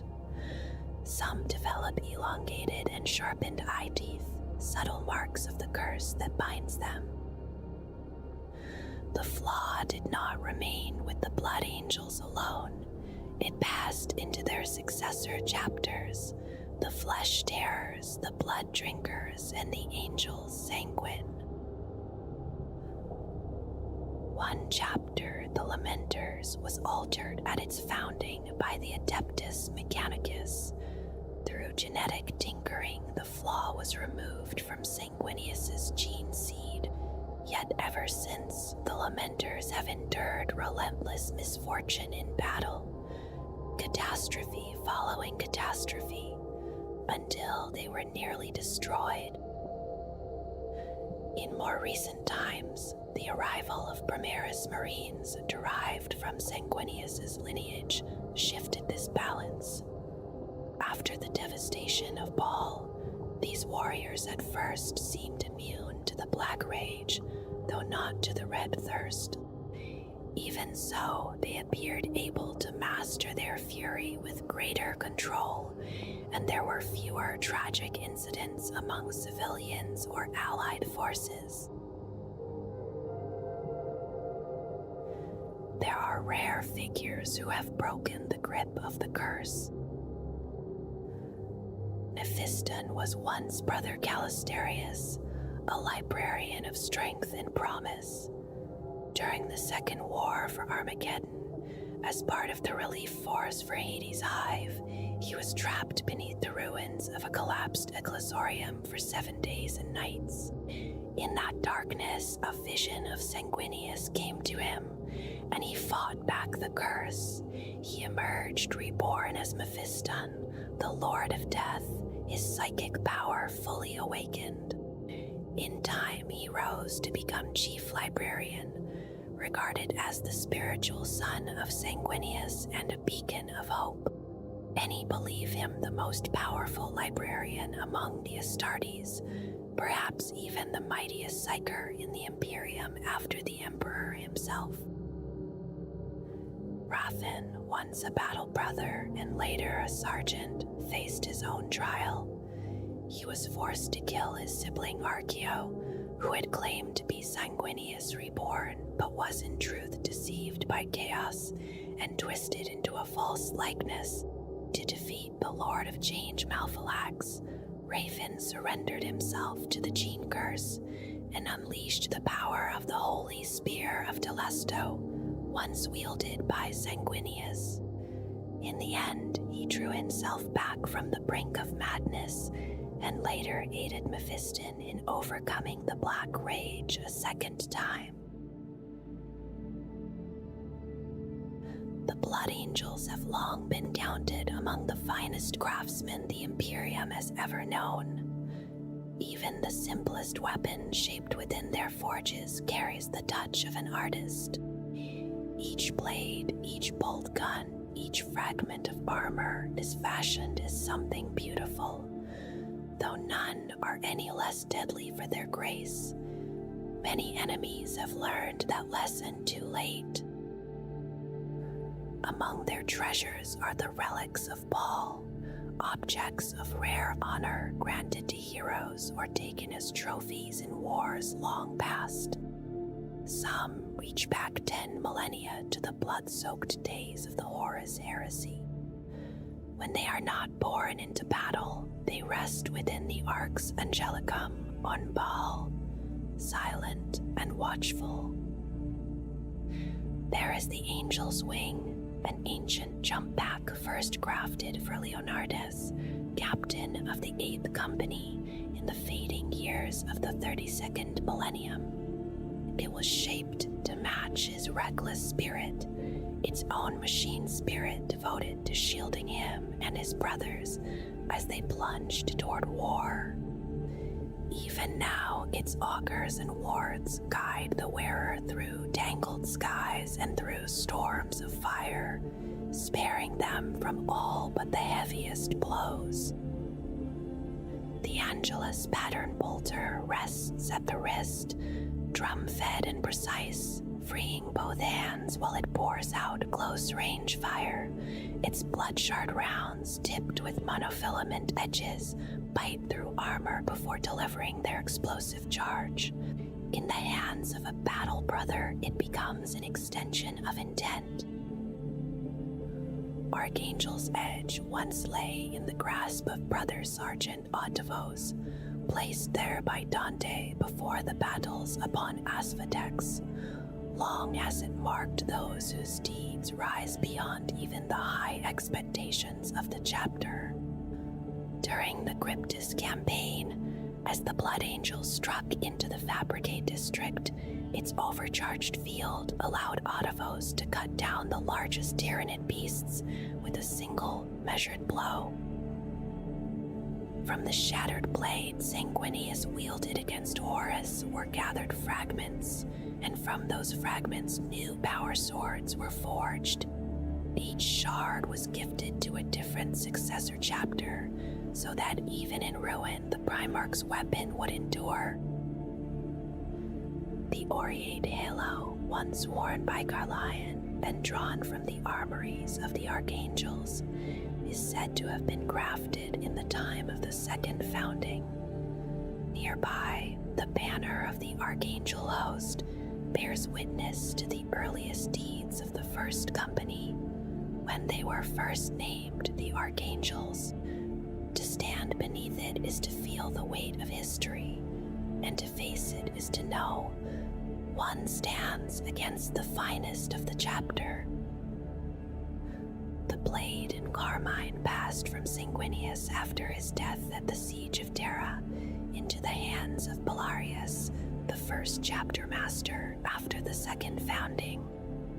It is said that only those who carry the blood of the Primarch may draw upon its true strength. Other weapons were shaped for darker duties.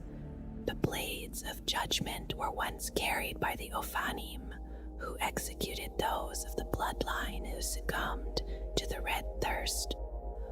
Forged from blanks no artisan would claim, they took the form of great swords, axes, and glaives, all bound to the grim task of slaying space marines who had fallen from grace.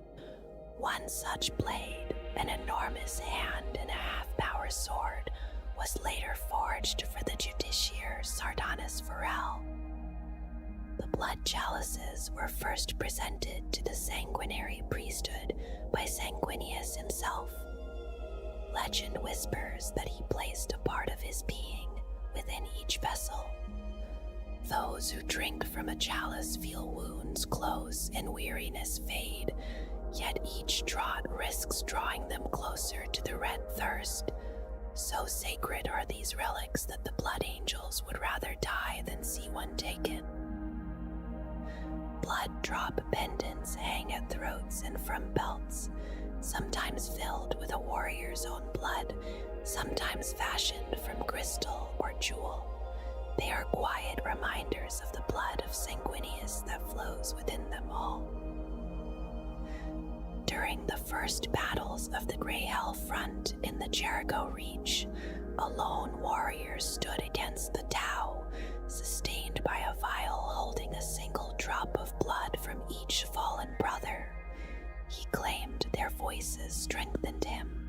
The chaplains later declared that gathered blood, a relic known as the Blood of Heroes, a reminder of duty owed to the Aculus Crusade.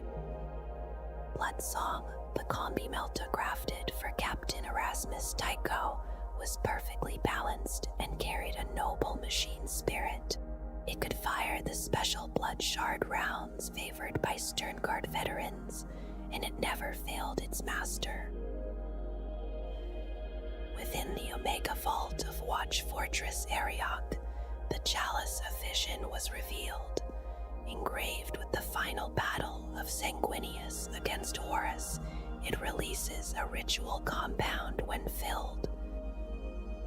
Through the Rite of Vision, it is said to grant a clarity akin to that once possessed by the Primarch. And there is the crown angelic, wrought by the artisan Agostinius. Its worth cannot be measured in coin. On the field of battle, it burns with a merciless radiance that sears the souls of the foe, and even the bravest feel their courage falter beneath its light. The dead man's hand once encased the fist of Erasmus Tycho, a gauntlet able to pierce armor at close quarters. Hidden within it were digital weapons, ready to flash to life in the press of combat, turning a single strike into something far more lethal. Across the chapter, heroes wear death masks shaped in the likeness of the fallen. Golden energy arcs across their surfaces, and baleful light shines from their eyes. Though they grant no added protection, their presence alone unsettles the foe. When a member of the Sanguinary Guard falls, his mask is placed within the sarcophagus of Sorrows on Ball. After 7 days and 7 nights in darkness, it bears the stylized features of its former wearer, a change the Blood Angel's name a miracle. The death mask of Sanguinius, modeled upon the Primarch after his death, is bound into the helm of Commander Dante. It carries the echo of his rage at Horus's betrayal, and in battle it seems to awaken. A nimbus of golden light surrounds him, and his true face remains unseen beyond the fortress monastery. After Mephiston was struck down by the Tyranid creature called the Mind Death, the librarians of the Conclave of Blood shaped the executioner's hood. Using psychically charged fluids from a slain Maleceptor, they crafted a psychic hood attuned to the resonance of the hive mind. It could not silence its powers entirely, yet it nearly blocked the suffocating shadow in the warp. The Exsanguinator serves both as a medical instrument and as a weapon. When a brother falls, the sanguinary priests use it to recover his gene seed, preserving his legacy for those yet to come. Fury of Baal, a masterwork plasma pistol, burns as fiercely as the star that circles their home. Its containment chambers and heat sinks temper its wrath so that it harms only the enemy, never the hand that holds it. Galleon's staff was fashioned by librarian Donatus Galleon to draw away the fury of his red thirst and feed it into his psychic strength. Since his passing, others have taken it up, though its hunger for emotion deepens with each passing century. The glaives in carmine, wrought from angel steel by forgotten methods, have endured since before the Horus Heresy. In the hands of the sanguinary guard, they move in sweeping arcs, never scratching or warping, as graceful as they are deadly. Golconda, an iron halo, takes its name from a fabled statue of transcendence and mastery over the Black Rage. Golden icons hang from armor and belts, small gilded tokens of devotion that steady the spirit. The Hammer of Baal, placed into Garlean's care by Dante when he became captain of the First Company, has shattered traitors and aliens across countless worlds. Heaven's Teeth, a master-crafted chainsword from the era of Sanguinius, now rests with Brother Corbulo. Octavio once struggled against the red thirst until a chaplain inscribed the canticle of unceasing service upon his bolter. So long as he struck down an enemy each day, his mind remained clear, and he is said to have fought a battle every day of his life. That blessed weapon still channels rage into cold precision. Some speak of the ravenous blade as though it thirsts for blood itself, urging even mighty heroes toward the madness of the Black Rage.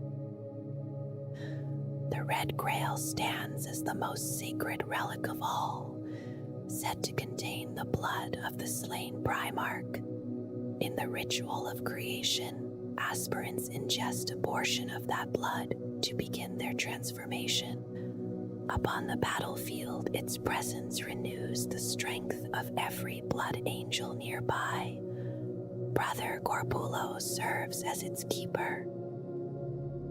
The Shroud of Sanguinius is believed to be the fragment of the standard the Emperor used to cover the Primarch's body upon the vengeful spirit. Only a small piece remains, held in stasis, yet its psychic aura can drive nearby warriors into an ecstatic state through its silent emanations. The Spear of Telesto was once carried by Sanguinius during the Great Crusade. Forged from lost archaeotech by the Emperor himself, it was gifted to his angelic son. Within the fortress monastery on Baal, the tapestries of Riga show the Primarch wielding it against the slaughter lord Moroga. Its blade, shaped like an elongated tear with a hollow at its heart, recalls the single drop of blood Sanguinius shed when he swore fealty. Light glimmers within it, then along its sculpted haft stands the hooded angel of blood, wings spread wide, beneath a purity seal bearing the Emperor's personal mark. In battle, it can unleash a blast of energy that vaporizes any who do not carry the blood of Sanguinius. Once thought lost during the Horus Heresy, it was later traced to the world of Evangelion in the 41st millennium.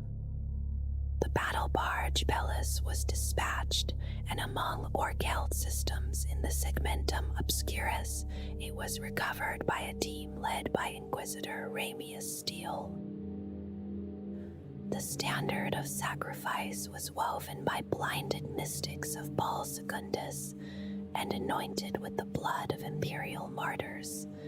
It radiates a quiet aura of selfless heroism that steadies those who stand nearby. Valor's Edge, a power sword of striking beauty, gleams with golden light and bears a finely worked hilt, set with jewels. Ancient records suggest it was presented to Sanguinius by the Emperor as a token of some long-forgotten victory. The blade judges the purity of the one who grasps it, and when that intent is true, it blazes with golden fire, cutting a radiant path through any foe. The Veritas Vitae is awakened only when the scrolls of Sanguinius foretell a specific conflict. The prophetic words are read into its machine spirit, and this ornate Vox Reliquary hovers behind an officer, repeating fragments of foresight that may shift the course of battle, or even of war. The winged jump packs of the Sanguinary Guard carry them downward like avenging angels, broad wings catching the light as they descend. To enemies it is a vision of fear, and to allies it is a promise of deliverance. And there are the wings of Sarnath, once borne by a legendary Sanguinary Guard who fell upon Baraspine in the Atlantis Nebula of the Galaxy's sector. His body was left a withered husk and his armor shattered, yet his jump pack endured. Repaired with reverence, those wings were later gifted to the Death Watch in exchange for a vow to hunt down and exact vengeance upon the unknown killers who struck him down. The fleet of the Blood Angels carries with it a long and solemn memory, its vessels moving through history as they once moved through the void. At its heart sailed the Red Deer, a Gloriana-class battleship that stood as the flagship of the 9th Legion during the Great Crusade and the Horus Heresy. Close beside it in those distant years was the Covenant of Baal, a battleship that for a time bore the weight of command during the Cygnus campaign, serving as interim flagship when the Legion required steady guidance. The Ignis too moved among them, another battleship of the same era, present in the long march of conquest and in the darkness that followed. Among the battle barges, Babelus is remembered with quiet reverence. It undertook a decade-long mission deep into the heart of an orc empire, and from that hostile domain it returned with an ancient chapter artifact thought lost since the elder days of the Horus Heresy. That relic was the Spear of Telesto, a weapon of magnificent craftsmanship and power, once carried into battle by the Primarch Sanguinius himself. Other battle barges stood ready as well, the Blade of Vengeance and the Blood Caller moving as instruments of the chapter's will. The Blood Crusaders served the Terminators of the First Company under Captain Ubaldo, carrying them to cleanse a Genestealer infestation within the Space Hulk Forsaken Doom, a threat that loomed over the Forge world of Gorgonum. In darker memory rests the Seleno, a battle barge destroyed at the Battle of Sibyl by the Word-Bearer's vessel, Dirge Eterna. The Victus once bore Captain Amit of the Fifth Company during the Great Crusade and the Horus Heresy, and after the second founding it passed to the newly formed Flesh-Tearers. When they made their home upon the world of Cretacia, they dismantled the Victus and razed their fortress monastery from its remains. Heavy cruisers and cruisers formed the wider body of the fleet.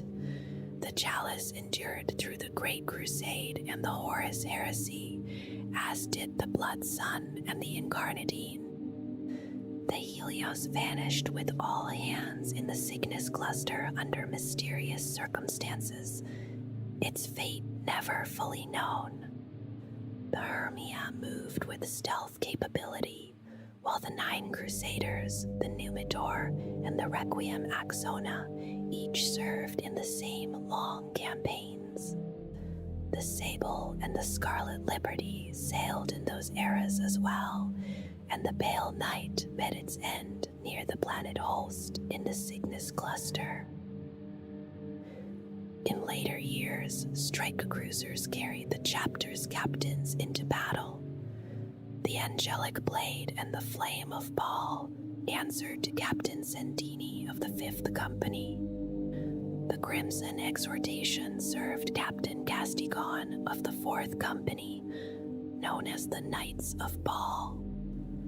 The Sanguine Tear moved under Captain Carlet of the First Company, its name echoing the legacy of sacrifice and duty that binds the fleet together, vessel by vessel, across the long silence of the stars. In battle, the Blood Angels were the Emperor's wrath made visible. Under the angelic presence of Sanguinius, their arrival felt like judgment descending from the heavens. They came from the skies as if on wings of fire, and when they fell upon lost human worlds, it was with a fury that seemed beyond mortal measure. Nations trembled at the sight of the Red Angels. Many fell to their knees before the splendor and terror of the Legion, fearing the flash of glimmering blades. Against alien foes, there was no mercy at all.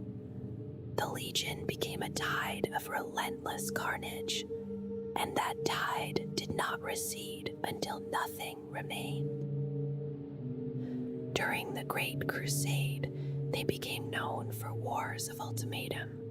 A world would be given a single choice, offered by Sanguinius or one of his breeders. Embrace unification or endure a day of revelation. Often, dread alone was enough. Whole populations surrendered at the sight of the gathered hosts. Yet for those who refused, the shining face of the angel would darken, and destruction would fall from above without hesitation. Their doctrines were shaped around shock assault, one overwhelming blow to shatter resistance at once.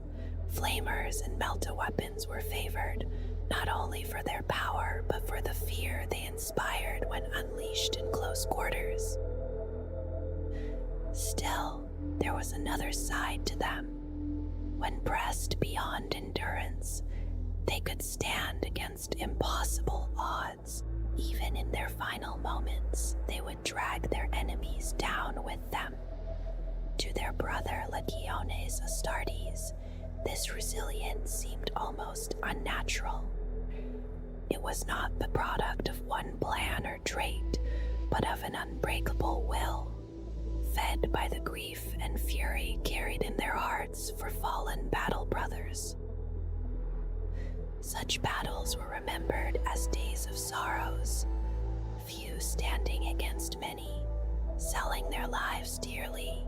Their names were preserved in sacred rites of battle and remembrance, spoken again and again so that they would never fade. When much of the Legion was absent at Cygnus Prime, the scattered ships and garrisons that remained faced war in a fractured Imperium. They were often outnumbered. Again and again, they endured their own days of sorrow, and as they burned into the night, countless traitor foes perished alongside them. In the eras that followed, the companies of the Blood Angels fought much like other Space Marine forces, yet always with a marked preference for aggression. Their actions were decisive, often launched from space and carried swiftly onto planetary soil by highly mobile forces. Assault units, including the Death Company, would strike first. They closed with the weakest point in the enemy line as soon as the moment allowed, moving under the cover of supporting fire. Behind them came mounted tactical units and armored forces, ready to widen the breach and turn it into collapse. Once the line was broken, the assault did not pause. They pushed forward into the depths of the enemy position, disrupting any attempt at organized response. Meanwhile, the remaining forces advanced methodically, clearing resistance and establishing fire support to hold the next objective in place. Their devotion to perfection in all martial things shaped careful, strategic, and tactical planning. Long years granted them time to refine their craft, and it showed in the precision of their campaigns. Yet there was a flaw that could not be planned away. The black rage might seize any warrior in the midst of battle. When it did, discipline could give way to an uncontrollable charge, a need to tear the enemy apart with bare hands if necessary. At times, that sudden fury brought victory where none seemed possible. Sheer aggression shattered positions that should have held. But Imperial commanders sometimes hesitated to call upon them, wary that such savagery, once unleashed, might not be easily contained. Like their brother chapters, the Blood Angels keep a librarium, and within it serve psychers of rare discipline and strength. These librarians are chosen in the ways long established, drawn either from the chapter's own worlds or from gifted psychers who once walked the halls of the Scholastica Sicana. They are trained according to the ancient paths set down in the Codex Astartes, and though a few traditions differ, they live by its word with steady devotion. In war, they are terrible to behold, breaking the designs of enemy warlords from Damocles to the Cadian Gate. Yet their lives are not shaped by battle alone. They test new recruits, guide their own training, and watch over the sacred halls of knowledge entrusted to them. Each librarium is a quiet sanctuary, a place of whispered secrets and hidden truths. Ancient tomes rest beside sacred scrolls, and every record laid down by the chapter or vital to its existence is preserved there. Fortress monasteries hold such chambers with reverence, safeguarding lore, battle accounts, and psychically active artifacts such as force weapons. Victories are remembered, defeats are not forgotten, and the legends of heroes are carefully recorded by those sworn to protect the chapter's memory. Beyond the homeworld, smaller librariums travel within battle barges, serving during long campaigns among the stars. Though no two are ever identical, many rise around a central pillar, with racks of books and scrolls spiraling outward into shadowed antechambers. There lie data slates, chronicle stones, and Nemenos slates, preserving the final words of heroes and the secrets wrested from fallen foes. At the heart of each stands the oldest copy of the Codex Astartes available, held within a stasis plinth or shielded by hollow reflection. In dark times, lords of the Adeptus Astartes walk those silent halls, seeking resolve in the ancient words that have guided them for generations.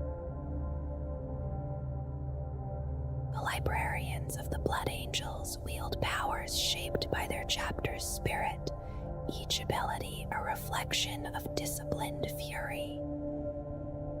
With blood boil, a surge of psychic force drives an enemy's blood into a raging heat, flash boiling it until it bursts forth in a final, violent release.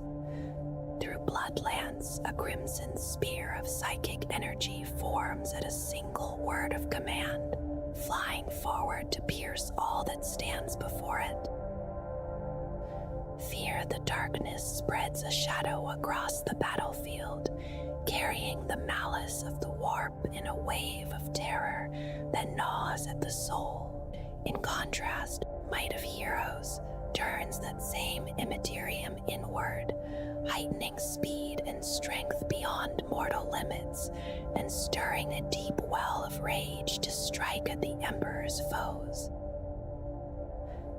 When the Sanguine Sword is invoked, a force weapon glows with violent red light, fed by a fragment of the librarian's inner fire. Shackle's soul reaches into an enemy's essence, binding it in psychic chains that deny movement, attack, or the shaping of further power.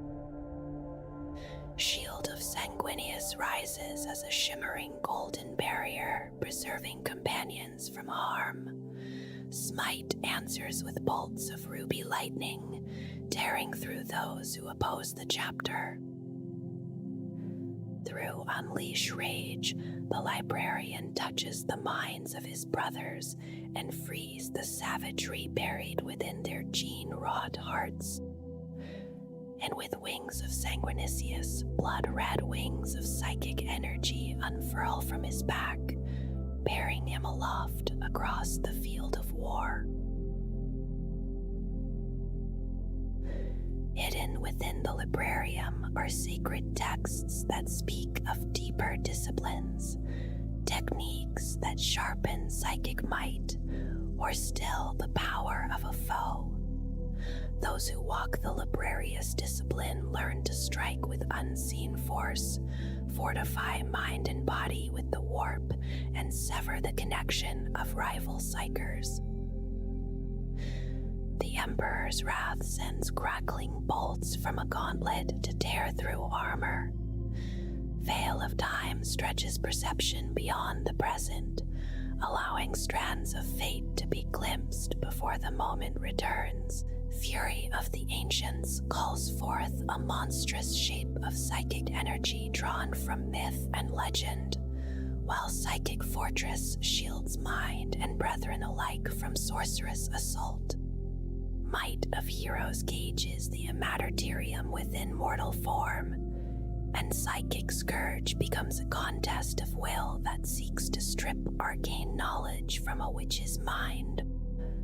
Through Null Zone, defenses, both technological and mystical, are cast down, leaving the enemy exposed to retribution. Technomancy turns attention to the spirits of machines.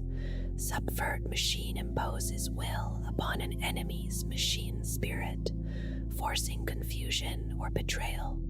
Blessing of the machine stirs dormant spirits to brief but violent life. Machine Curse lays bare inner workings for destruction, and Reforge soothes a wounded hull through communion of mind and spirit. Warp metal armor gathers warp energy into steely protection, while Fury of Mars unleashes a pulse that ruins impure technology. Machine Flens rends armor apart and hurls the torn fragments onward to strike again. Fulmination is the art of lightning, of arcing life force shaped by thought alone. Electro surge races through veins and leaps outward to jar flesh. Electro shield forms a crackling barrier against harm, and Electro Pulse releases a storm of energy that disrupts machine circuits. Lightning arc bursts from eyes and mouth in lethal arcs. Fists of lightning wreath the hands in living coronae, and Magnetokinesis lifts allies within a field of force to safer ground. With electro displacement, a flash of warp-born lightning exchanges positions in an instant. Geokinesis reaches beneath the skin of a world. Chasm opens the ground into molten depths. Earthblood draws healing strength from the planet itself. Scorched earth twists solid ground into burning ruin, and Landquake sends a shockwave that casts warriors from their feet. Phase Forum shifts an ally out of step with reality, while Warpquake shatters a structure through focused will. Shifting Worldscape raises Earth and those upon it, bearing them through the air before setting them down anew. To be entombed within a dreadnought is counted as the highest honor, for though flesh is broken, the mind and spirit endure in service to Chapter, Primarch, and Emperor. Most who receive this fate are veterans or captains who fell at the front. On rare occasions, a librarian is interred, his psychic gift undimmed by ruin of the body. Within a librarian dreadnought, the armor and firepower of a Furioso dreadnought are joined with a mind that is itself a weapon. From within the sarcophagus, fearsome blasts of warp energy and seething arcs of etheric force are unleashed, and waves of dread roll outward to scour the enemy's courage. Some replace a power claw with a force blade, fast and laced with psychoconductive material. Through it, psychic power is focused with terrible precision. At the moment of impact, reality itself seems torn apart, and few armors can withstand such force. These ancients are revered above most, and even seasoned captains heed their counsel. It is almost unheard of for such warriors to serve in the Death Watch. Only under near unique circumstances does it occur, most notably when a librarian falls during the long watch and a dreadnought body stands ready to receive him. Though many fallen are returned to their chapters, there have been rare times when a librarian has insisted on remaining at the Watch Fortress, his will conveyed through mind speech rather than broken lips. Such spirits are indomitable. Even a watch commander will not deny their wish. Entombed once more, they continue their vigil until it ends, and their remains may be returned home. Some choose to remain long after the vigil is complete, and the apocryphal oath fulfilled, slumbering for centuries within stasis-sealed vaults at the heart of the watch station, waiting for the call to rise and fight again. The Blood Angels have long served within the Death Watch, the chamber militant of the Ordo Xenos of the Inquisition. When they take the black and stand as Death Watch battle brothers, they carry themselves with quiet intensity. They expect much from themselves, and no less from those beside them. As sons of Sanguinius, they are masters of finely wrought weapons and of assaults that break armies apart in a single decisive blow. Their vanguard veterans are striking figures within the ranks, moving with skill and certainty. Perfection is not a simple ideal for them. It is a demand that follows them into every action, every command. When one of their number is chosen to lead a kill team or raised to the rank of watch captain or watch commander, he becomes a stern and exacting master, yet he is always capable, steady in judgment, and sure in war. Beneath that calm exterior, however, there is a burden. The dreadful flaw of the chapter gnaws in silence. At night he rests uneasily within his sarcophagus, his blood drawn through arcane machineries in the hope that the flaw might be held at bay. None beyond the sons of Sanguinius are permitted to glimpse this struggle, and even among themselves it is rarely spoken of. They endure it with dignity, waiting for the day their apocryphal oath is fulfilled and they may return to their chapter. When the Oculus Crusade began in the Jericho Reach, the Blood Angels were not present at its outset. A message had been sent, carried by a meme locked Master Astropeth and directed to their chapter master, Commander Dante. Aid was requested for the coming offensive, yet at that time, much of the chapter was engaged in suppression actions near the galactic core, and companies that might have been spared were drawn away by the Tyranids' assault upon Ultramar. Still, their bloodline answered in other ways. a company of the Angels Vermilion appeared at the muster point without warning, mere solar weeks before the first assault. Soon after, 2 companies of the Flesh Terrors arrived, another successor of the Blood Angels. Though kin by lineage, these forces fought apart, and no exchange between them was ever observed. Just before the Tyranids reached the war zone, both chapters withdrew without further word. Not long after, a Blood Angel strike force made planetfall at Heathguard. Its leader, veteran Sergeant Tobias, spoke before the Crusades' high command and recalled how his squads had stood with their brother chapters at the Battle of Magrog. While many veterans of that struggle had returned to Baal, this force had chosen to pursue the splinters of High Fleet Behemoth. Their path, he said, had brought them into the Jericho Reach in the wake of High Fleet Dagon. From that moment onward, the Blood Angels fought boldly within the Reach. Some actions were undertaken at the request of Lord Tetrarchus and other Imperial commanders. Others followed their own quiet purpose. On several occasions, they operated alongside the Death Watch, and veteran Sergeant Tobias entered the Chamber of Vigilance more than once. Watch Fortress Ariok came to hold many of their number. The opportunity to serve under the venerated Watch Commander Mordecai drew them in, and their presence left its mark. Warriors there became skilled in operations centered upon the Stormraven gunship. It was believed that much like the Grey Knights, the Death Watch in the Jericho Reach had long possessed access to this craft.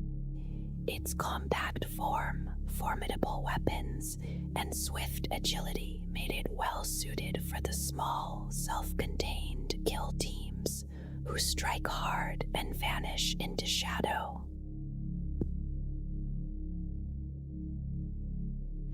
In all its incarnations, the Ninth Legion never truly fit the standard by which the Legiones Astartes were measured.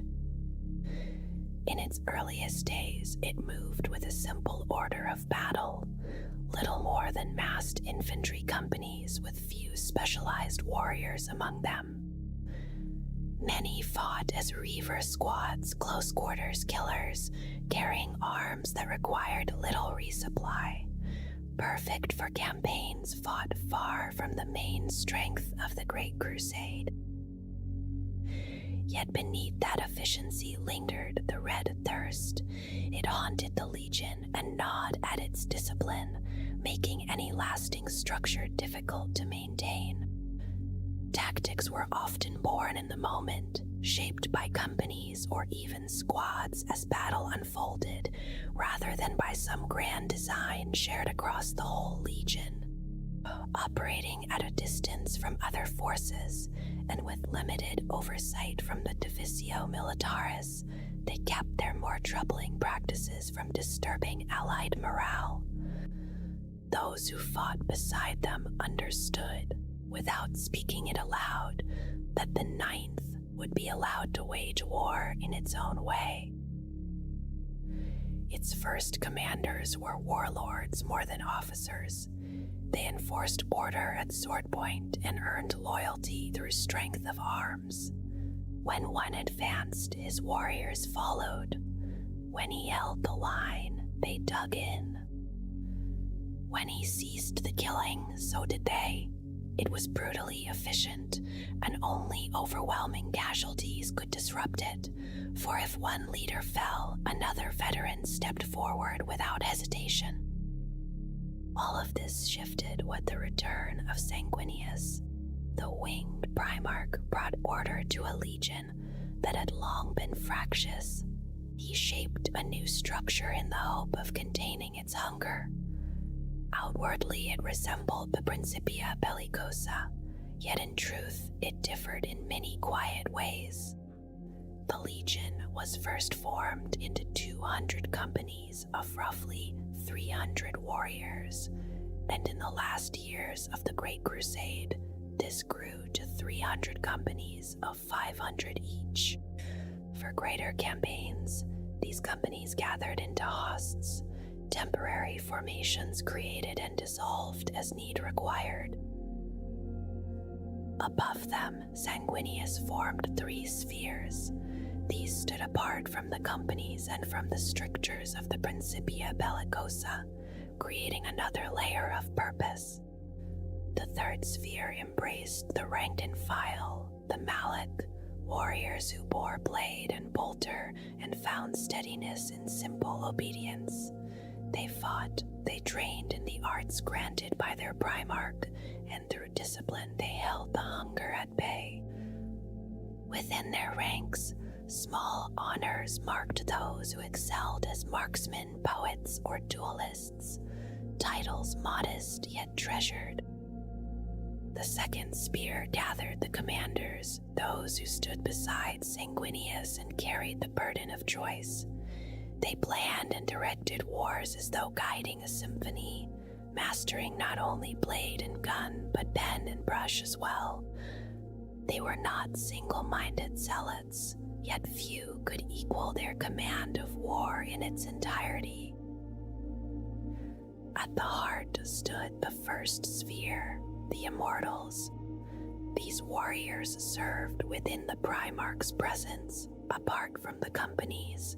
Each surrendered his former name and took another, shedding identity to act without regret.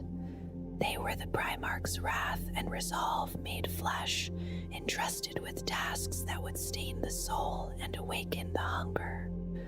When their duty ended, they laid aside those burdens as they laid aside their assumed selves, returning to the ranks once more.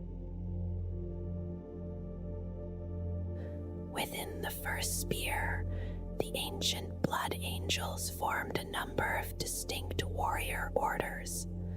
Each stood apart from the 300 companies, bound instead to a singular purpose under the Primarch's will.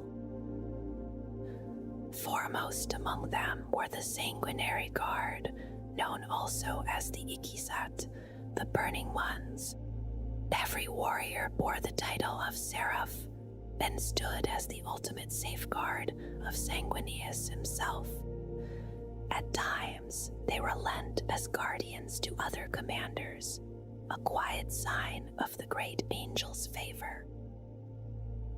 The Crimson Paladins, called the Cherubim or Storm Winds, guarded the Primarch's halls and sanctums and the Legion's holdings across the galaxy. Their watch extended over Baal, Canopus, and Siphof.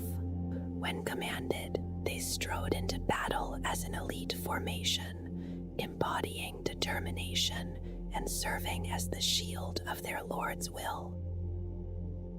In the shadows moved the Burning Eyes, the Ophanim known as the Many-Eyed.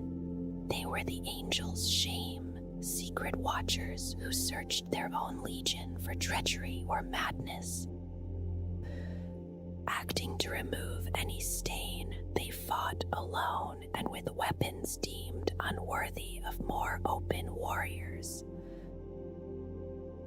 More visible were the angel's tears, the broken blade or dead hand. Each warrior bore the title of Heirloom and carried out the Primarch's wrath against those judged beyond salvation. They fulfilled a dark role akin to the destroyers of other legions, bringing cruel devastation where it was required. Among the lesser orders stood the High Host, sometimes called the Archeo or the Principati. These warriors bore the sorrowful duty of delivering the Primarch's ultimate sanction. Unlike their brothers in the Angel's Tears, they did not hide their faces as they unleashed weapons born of humanity's darkest nightmares, leaving murdered worlds in their wake. The command of Sanguinius's crimson hosts resembled the Principia Bellicosa in form, yet it bore its own distinctions. Authority was divided across the three spheres, each officer bound to the place given him by the Primarch. It was a strict and overlapping system, less flexible than some, but it created a firm line of responsibility that restrained the Legion's hunger and sudden rage. To guard against collapse in battle, the Blood Angels maintained many junior officers, lieutenants and sergeants ready to assume command if their superiors fell. On the field, authority was clear and absolute. Disobedience was a grave sin, punished harshly even when proven correct. The duty of the battle brother was simple. He obeyed. He acted. He placed the hunger aside while those above him bore the weight of consequence. All authority flowed from Sanguinius himself. From him it passed to the Lord Commanders, then to captains, and downward in an unbroken line. A sergeant's word carried the Primarch's voice. A captain's nod reflected the tilt of his head. This clarity kept the Legion centered. Their titles differed from other legions. Those who commanded hosts and stood above captains were called arcanes, bearing also the title of dominion when leading a company. Within a company, the junior officers were known as powers, who directed warriors in battle, and virtues, who served as exemplars in other pursuits. Some were named for their focus, archives of wisdom or powers of the blade, honors that reflected a legion encouraged to be more than mere weapons. By the final years of the Great Crusade, the Blood Angels stood among the foremost of the Imperial host. Under Sanguinius, the Legion had been transformed so completely that the old Revenant Legion was nearly forgotten. Once relegated to the rear guard, it now advanced at the forefront, praised in courts across the Emperor's domain. At any given time, the Legion numbered close to 120,000 warriors, organized into 300 companies. Only the vast forces of the Ultramarines and the Iron Warriors were said to surpass such strength. Their hosts were shaped for assault and orbital descent, rich in close quarters infantry and swift vehicles built for breakthrough and sudden strikes. Defensive assets were fewer, and without initiative they could be vulnerable. Yet during the height of the Great Crusade, such a reversal seemed distant.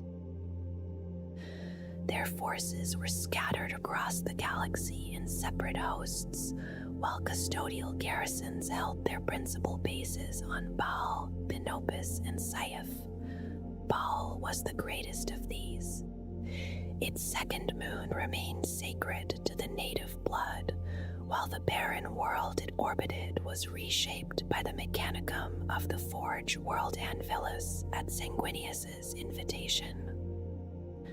There, in lands lethal to the unmodified, a manufacturing complex rose that rivaled smaller Forge worlds and supplied much of the Legion's needs. A standing guard, largely the Crimson Paladins, watched over it, and at least one company could often be found refitting. Canopus served as a lesser but vital center, producing vast quantities of shells and simple munitions. Troops bound for the front often paused there, finding brief rest before returning to war. Saiph was smaller still, a recruiting ground drawn from its endlessly warring tribes, guarded by only a single squad of Crimson Paladins. The Legion's fleet matched its martial strength. More than 300 capital-class warships bore its colors, many heavy cruisers and battleships. These vessels were prepared for orbital assault. mounting heavy linear cannon for bombardment, launch rails for swarms of drop pods, and expansive hangar bays for Stormbird and Thunderhawk craft. In void and on-world alike, the strength of the Ninth moved with purpose, unwavering while its Primarch endured.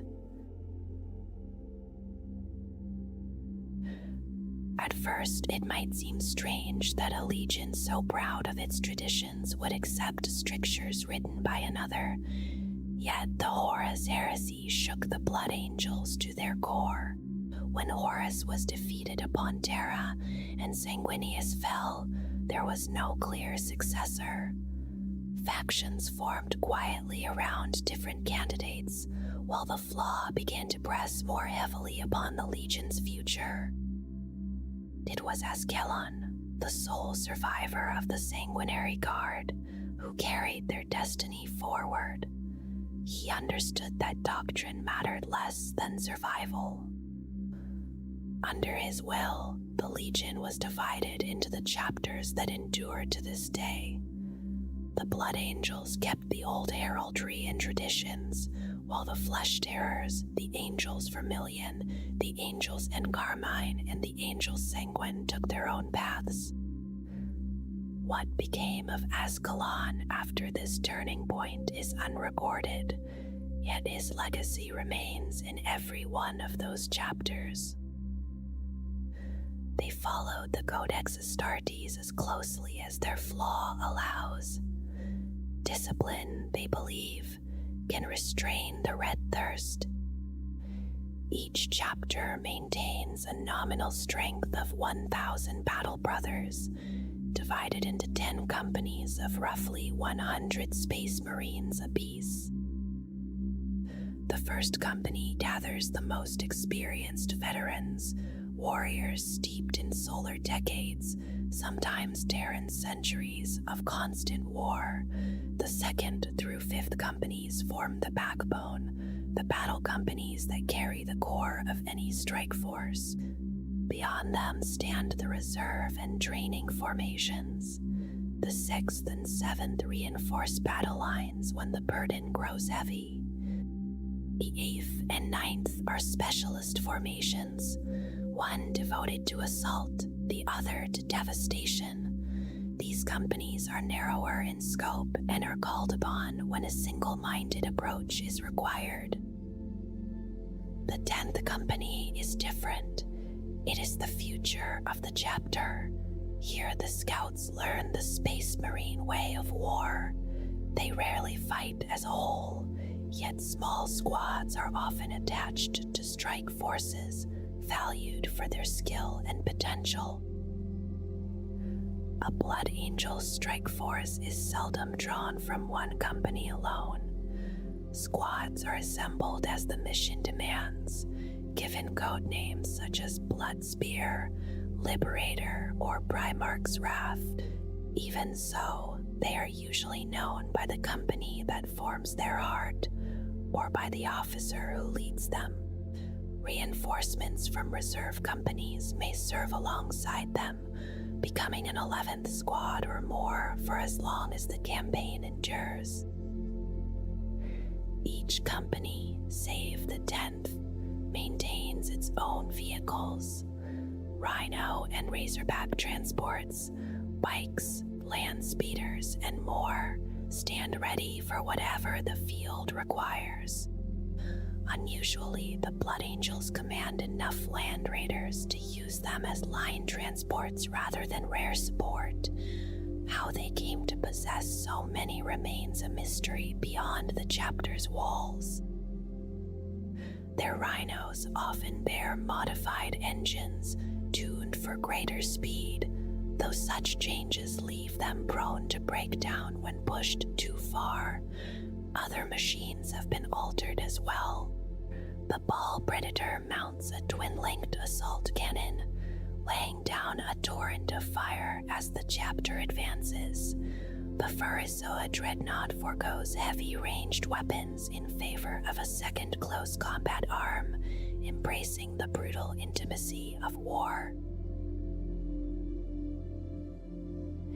In the closing years of the 41st millennium, the Blood Angels stood as a chapter of 10 companies, each led by a captain, guarded by elite veterans of his honor guard.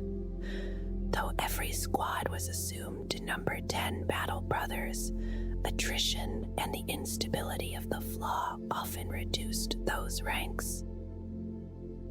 Alongside the companies marched the Death Company. It was not counted among the official formations. Its strength shifted with the onset of the Black Rage, and so it remained an auxiliary force, ever present, ever fixed. The chapter followed the Codex Astartes in most respects. Only the Sanguinary Guard and the Death Company stood apart from its standard structure. The first company was composed of veterans, hardened by countless wars and trained to wear the sacred and rare suits of Terminator armor. The second through fifth bore the weight of most campaigns as battle companies. The 6th and 9th companies served in reserve. They reinforced the line and replaced losses. The 6th and 7th were entirely tactical Marines. The 8th was made of assault Marines, and the 9th carried a full complement of Devastators. The 10th Company gathered the Scouts, neophytes not yet risen to full battle brotherhood. All who succumbed to the Black Rage, even dreadnoughts, were drawn into the Death Company. In this way, the chapter endured, ordered yet shadowed by its curse. In the era Indomitus, after reorganization and renewal, the First Company remained home to the most seasoned veterans, warriors shaped by solar decades and more of unbroken war. The chapter's heart still lay with its battle companies, the 2nd through 5th, which formed the core of every strike force. These companies typically fielded 6 battle line squads of intercessors or tactical marines, supported by close support and fire support elements. Inceptors, Reavers, Assault Marines, Assault Centurions, and bike squads moved alongside them, while Hellblasters, Aggressors, Devastators, and Centurion Devastators delivered heavier fire. The 6th and 7th became battle line companies of 10 squads each. The 8th and 9th were shaped into specialist formations, one devoted to close support, the other to fire support. They were called upon when a focused and overwhelming approach was required. The 10th Company, still the chapter's future, grew larger in the wake of the devastation of Baal. Heavy recruitment followed that desperate campaign. Many successors within the Sanguinary Brotherhood did the same. Their losses were severe, and renewal became essential. The birth of the Great Rift and the arrival of Primaris reinforcements marked a new beginning. Great heroes had fallen, yet worthy successors rose to take their place. The order of battle endured, reshaped but unbroken. The rule of the Blood Angels rests with the chapter master and his council. After the birth of the Great Rift, Roboot Gilliman expanded their authority, appointing them as leading imperial figures within the Imperium Nihilus, that vast and storm-racked region beyond Terra's easy reach. Brother captains fill most seats at the high table, though some places belong to senior officers, too injured for continued war. These veterans oversee the armory, the fleet, and the recruitment of new neophytes. Should the chapter master fall or be absent on campaign, the council acts in his stead. Each officer carries a title and duty. Some names come from the Codex Astartes, such as Master of the Watch. Others arise from the chapter's own traditions, like Lord of Skyfall and Shield of Baal. Unlike many Codex chapters, the Blood Angels include the Sanguinary Priesthood, Apothecaries, and Reclusium within their command structure. The Sanguinary High Priest and the High Chaplain take joint temporary role if the chapter master dies. This custom was born in the 35th millennium when Captain Kala El rose to mastery and succumbed almost at once to the Black Rage, plunging the chapter into crisis. Since then, caution guides succession. The High Chaplain and Sanguinary High Priest test the will and worthiness of any new candidate, guarding against another such tragedy. Blood Angels commanders rarely walk the battlefield alone. At their side stands the Honor Guard, seasoned veterans chosen for skill and resolve. They fight at the bleeding edge, protecting their leaders while lending wisdom and strength.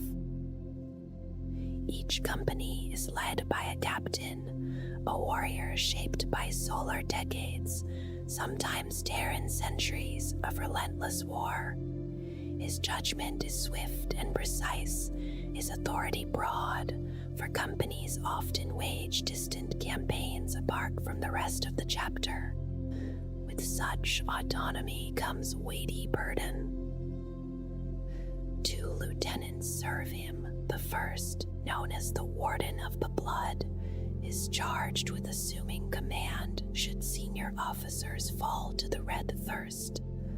The second, the Sword of Sanguinius, leads the most dangerous assaults, planting banners upon sacred ground and striking down key foes.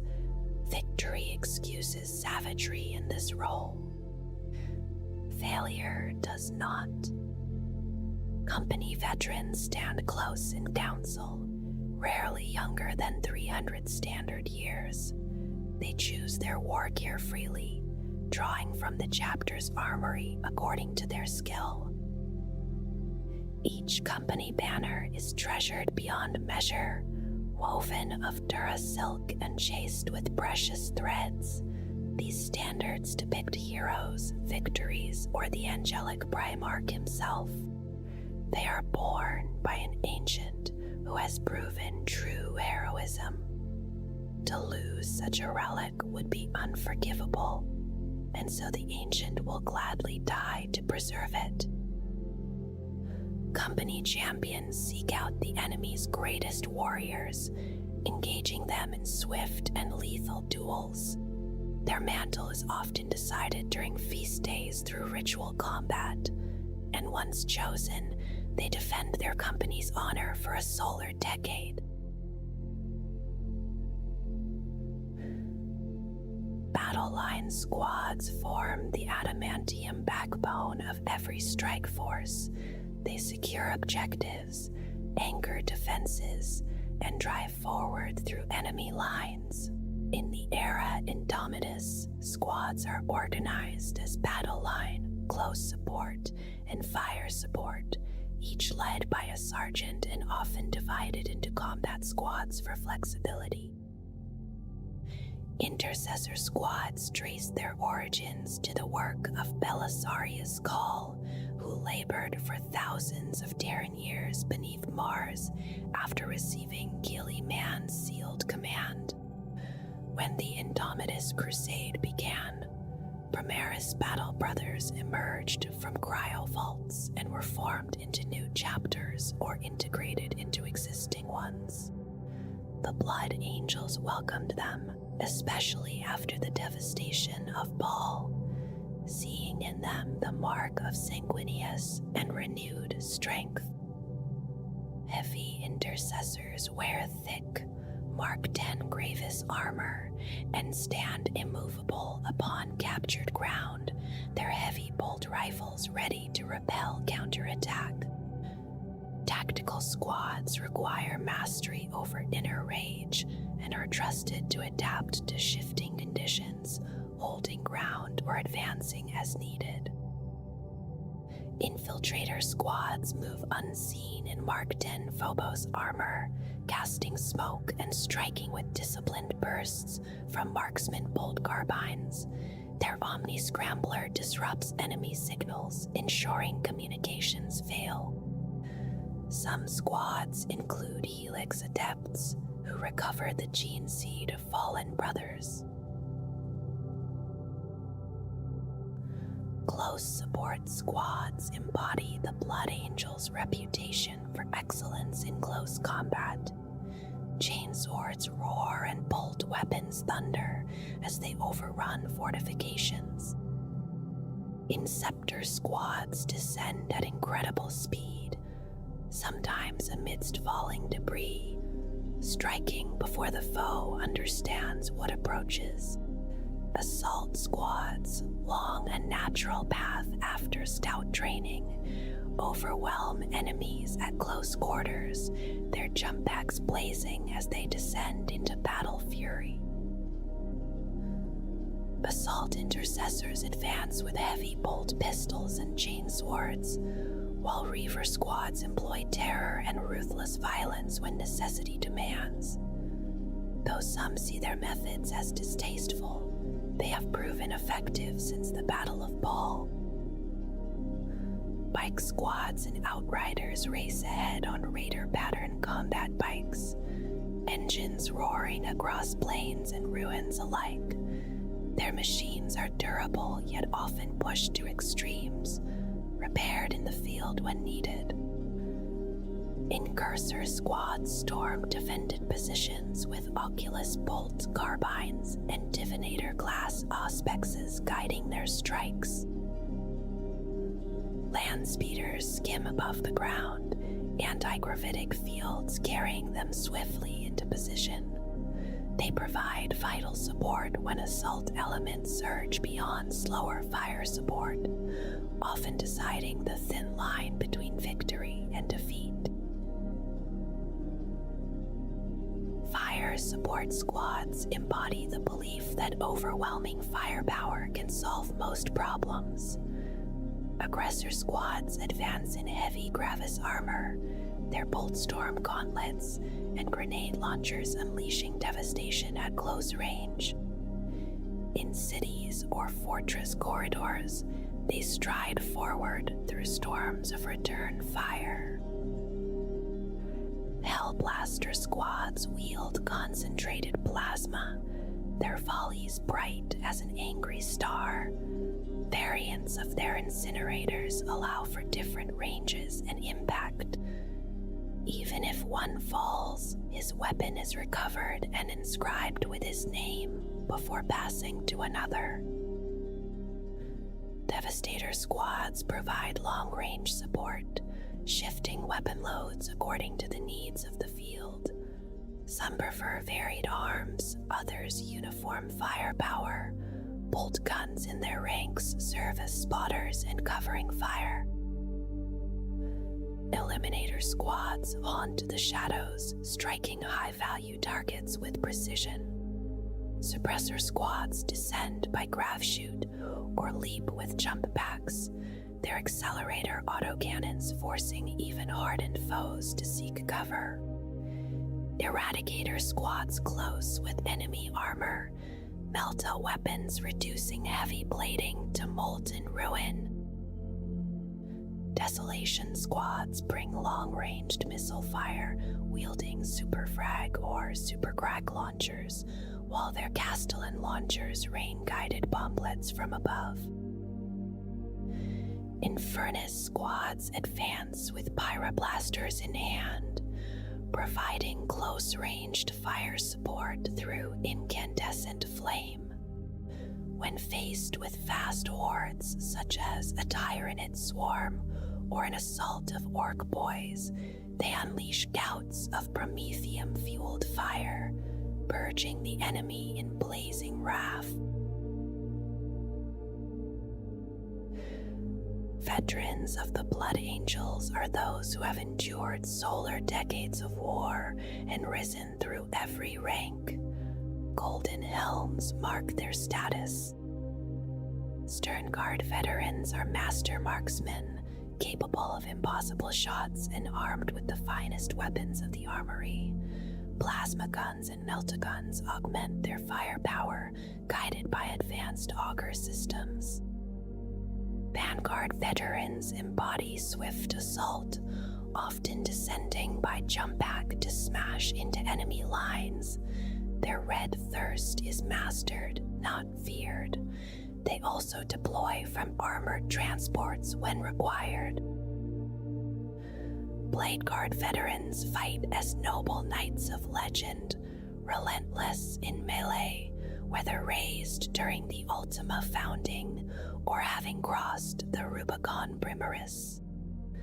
Veteran intercessors serve within the elite First Company, sometimes taking on assault roles as needed. Terminator squads don tactical dreadnought armor entrusted only to the most accomplished. It was such warriors who purged the Space Hulk sin of damnation. Assault Terminators favor lightning claws or thunder hammers and storm shields, embracing close combat fully. Among the Blood Angels stand formations not found elsewhere.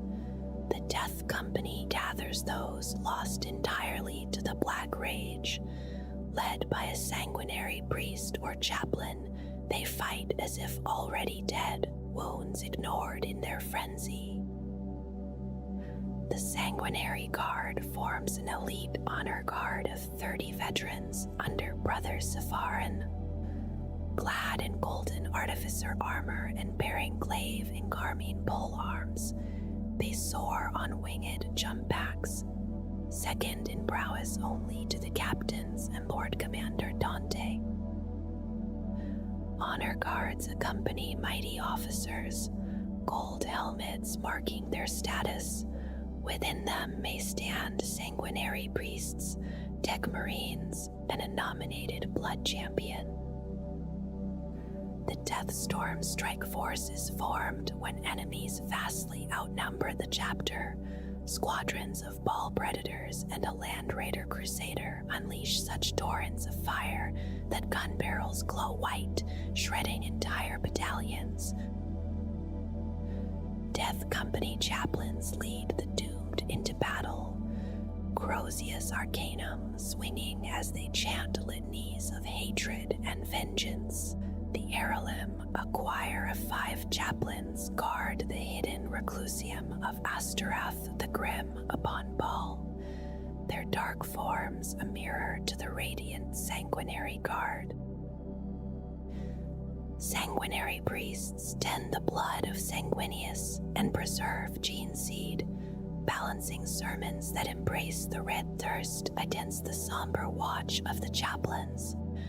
The reclusium rises high within the fortress monastery, banners and relics lining its sable halls. Within its sealed vault lie the scrolls of Sanguinius and the chronicles of the chapter's deeds, guarded in silence against the ages to come. Across 10,000 years of war, one truth has remained unchanged. The sons of Sanguinius are never free of their curse, yet neither are they wholly defined by it. The red thirst still stirs in quiet moments. The black rage still claims its toll. Each generation walks the edge of the same abyss that opened upon the deck of the vengeful spirit. They remember their father not only in statues of gold and marble, but in the discipline that binds their fury. They remember the choice he made when offered dominion over ruin. They remember that he knelt before them in the rain and gave loyalty before demanding it. In the long centuries since the heresy, the Blood Angels and their successors have bled upon 1,000 worlds. Some have fallen to excess. Some have walked so close to damnation that redemption seemed a thin and fragile hope. Yet again and again, they have chosen to stand. Lord Commander Dante bears that legacy as both honor and burden. In the lightless half of the galaxy, within Imperium Nihilus, he fights a war without horizon. Around him gather brothers of many heraldries, divided by chapter but united by blood. Each carries within his veins the echo of Sanguinius's final defiance. There is no promise that the flaw will ever be undone, no certainty that the black rage will fade into myth. The galaxy offers only endless war and the slow erosion of all things. Yet if fate is patient, so too are the Blood Angels. They were forged in the rad zones of Terra and tempered in the ashes of Baal. They rose from the name of Revenant and took upon themselves the mantle of angels. They have known glory, shame, betrayal, and apotheosis. They have stood at the eternity gate and upon the brink of extinction. And still, when the darkness gathers and the sky burns red, crimson armored warriors descend like falling stars. For as long as a single son of Sanguinius draws breath, the angel endures.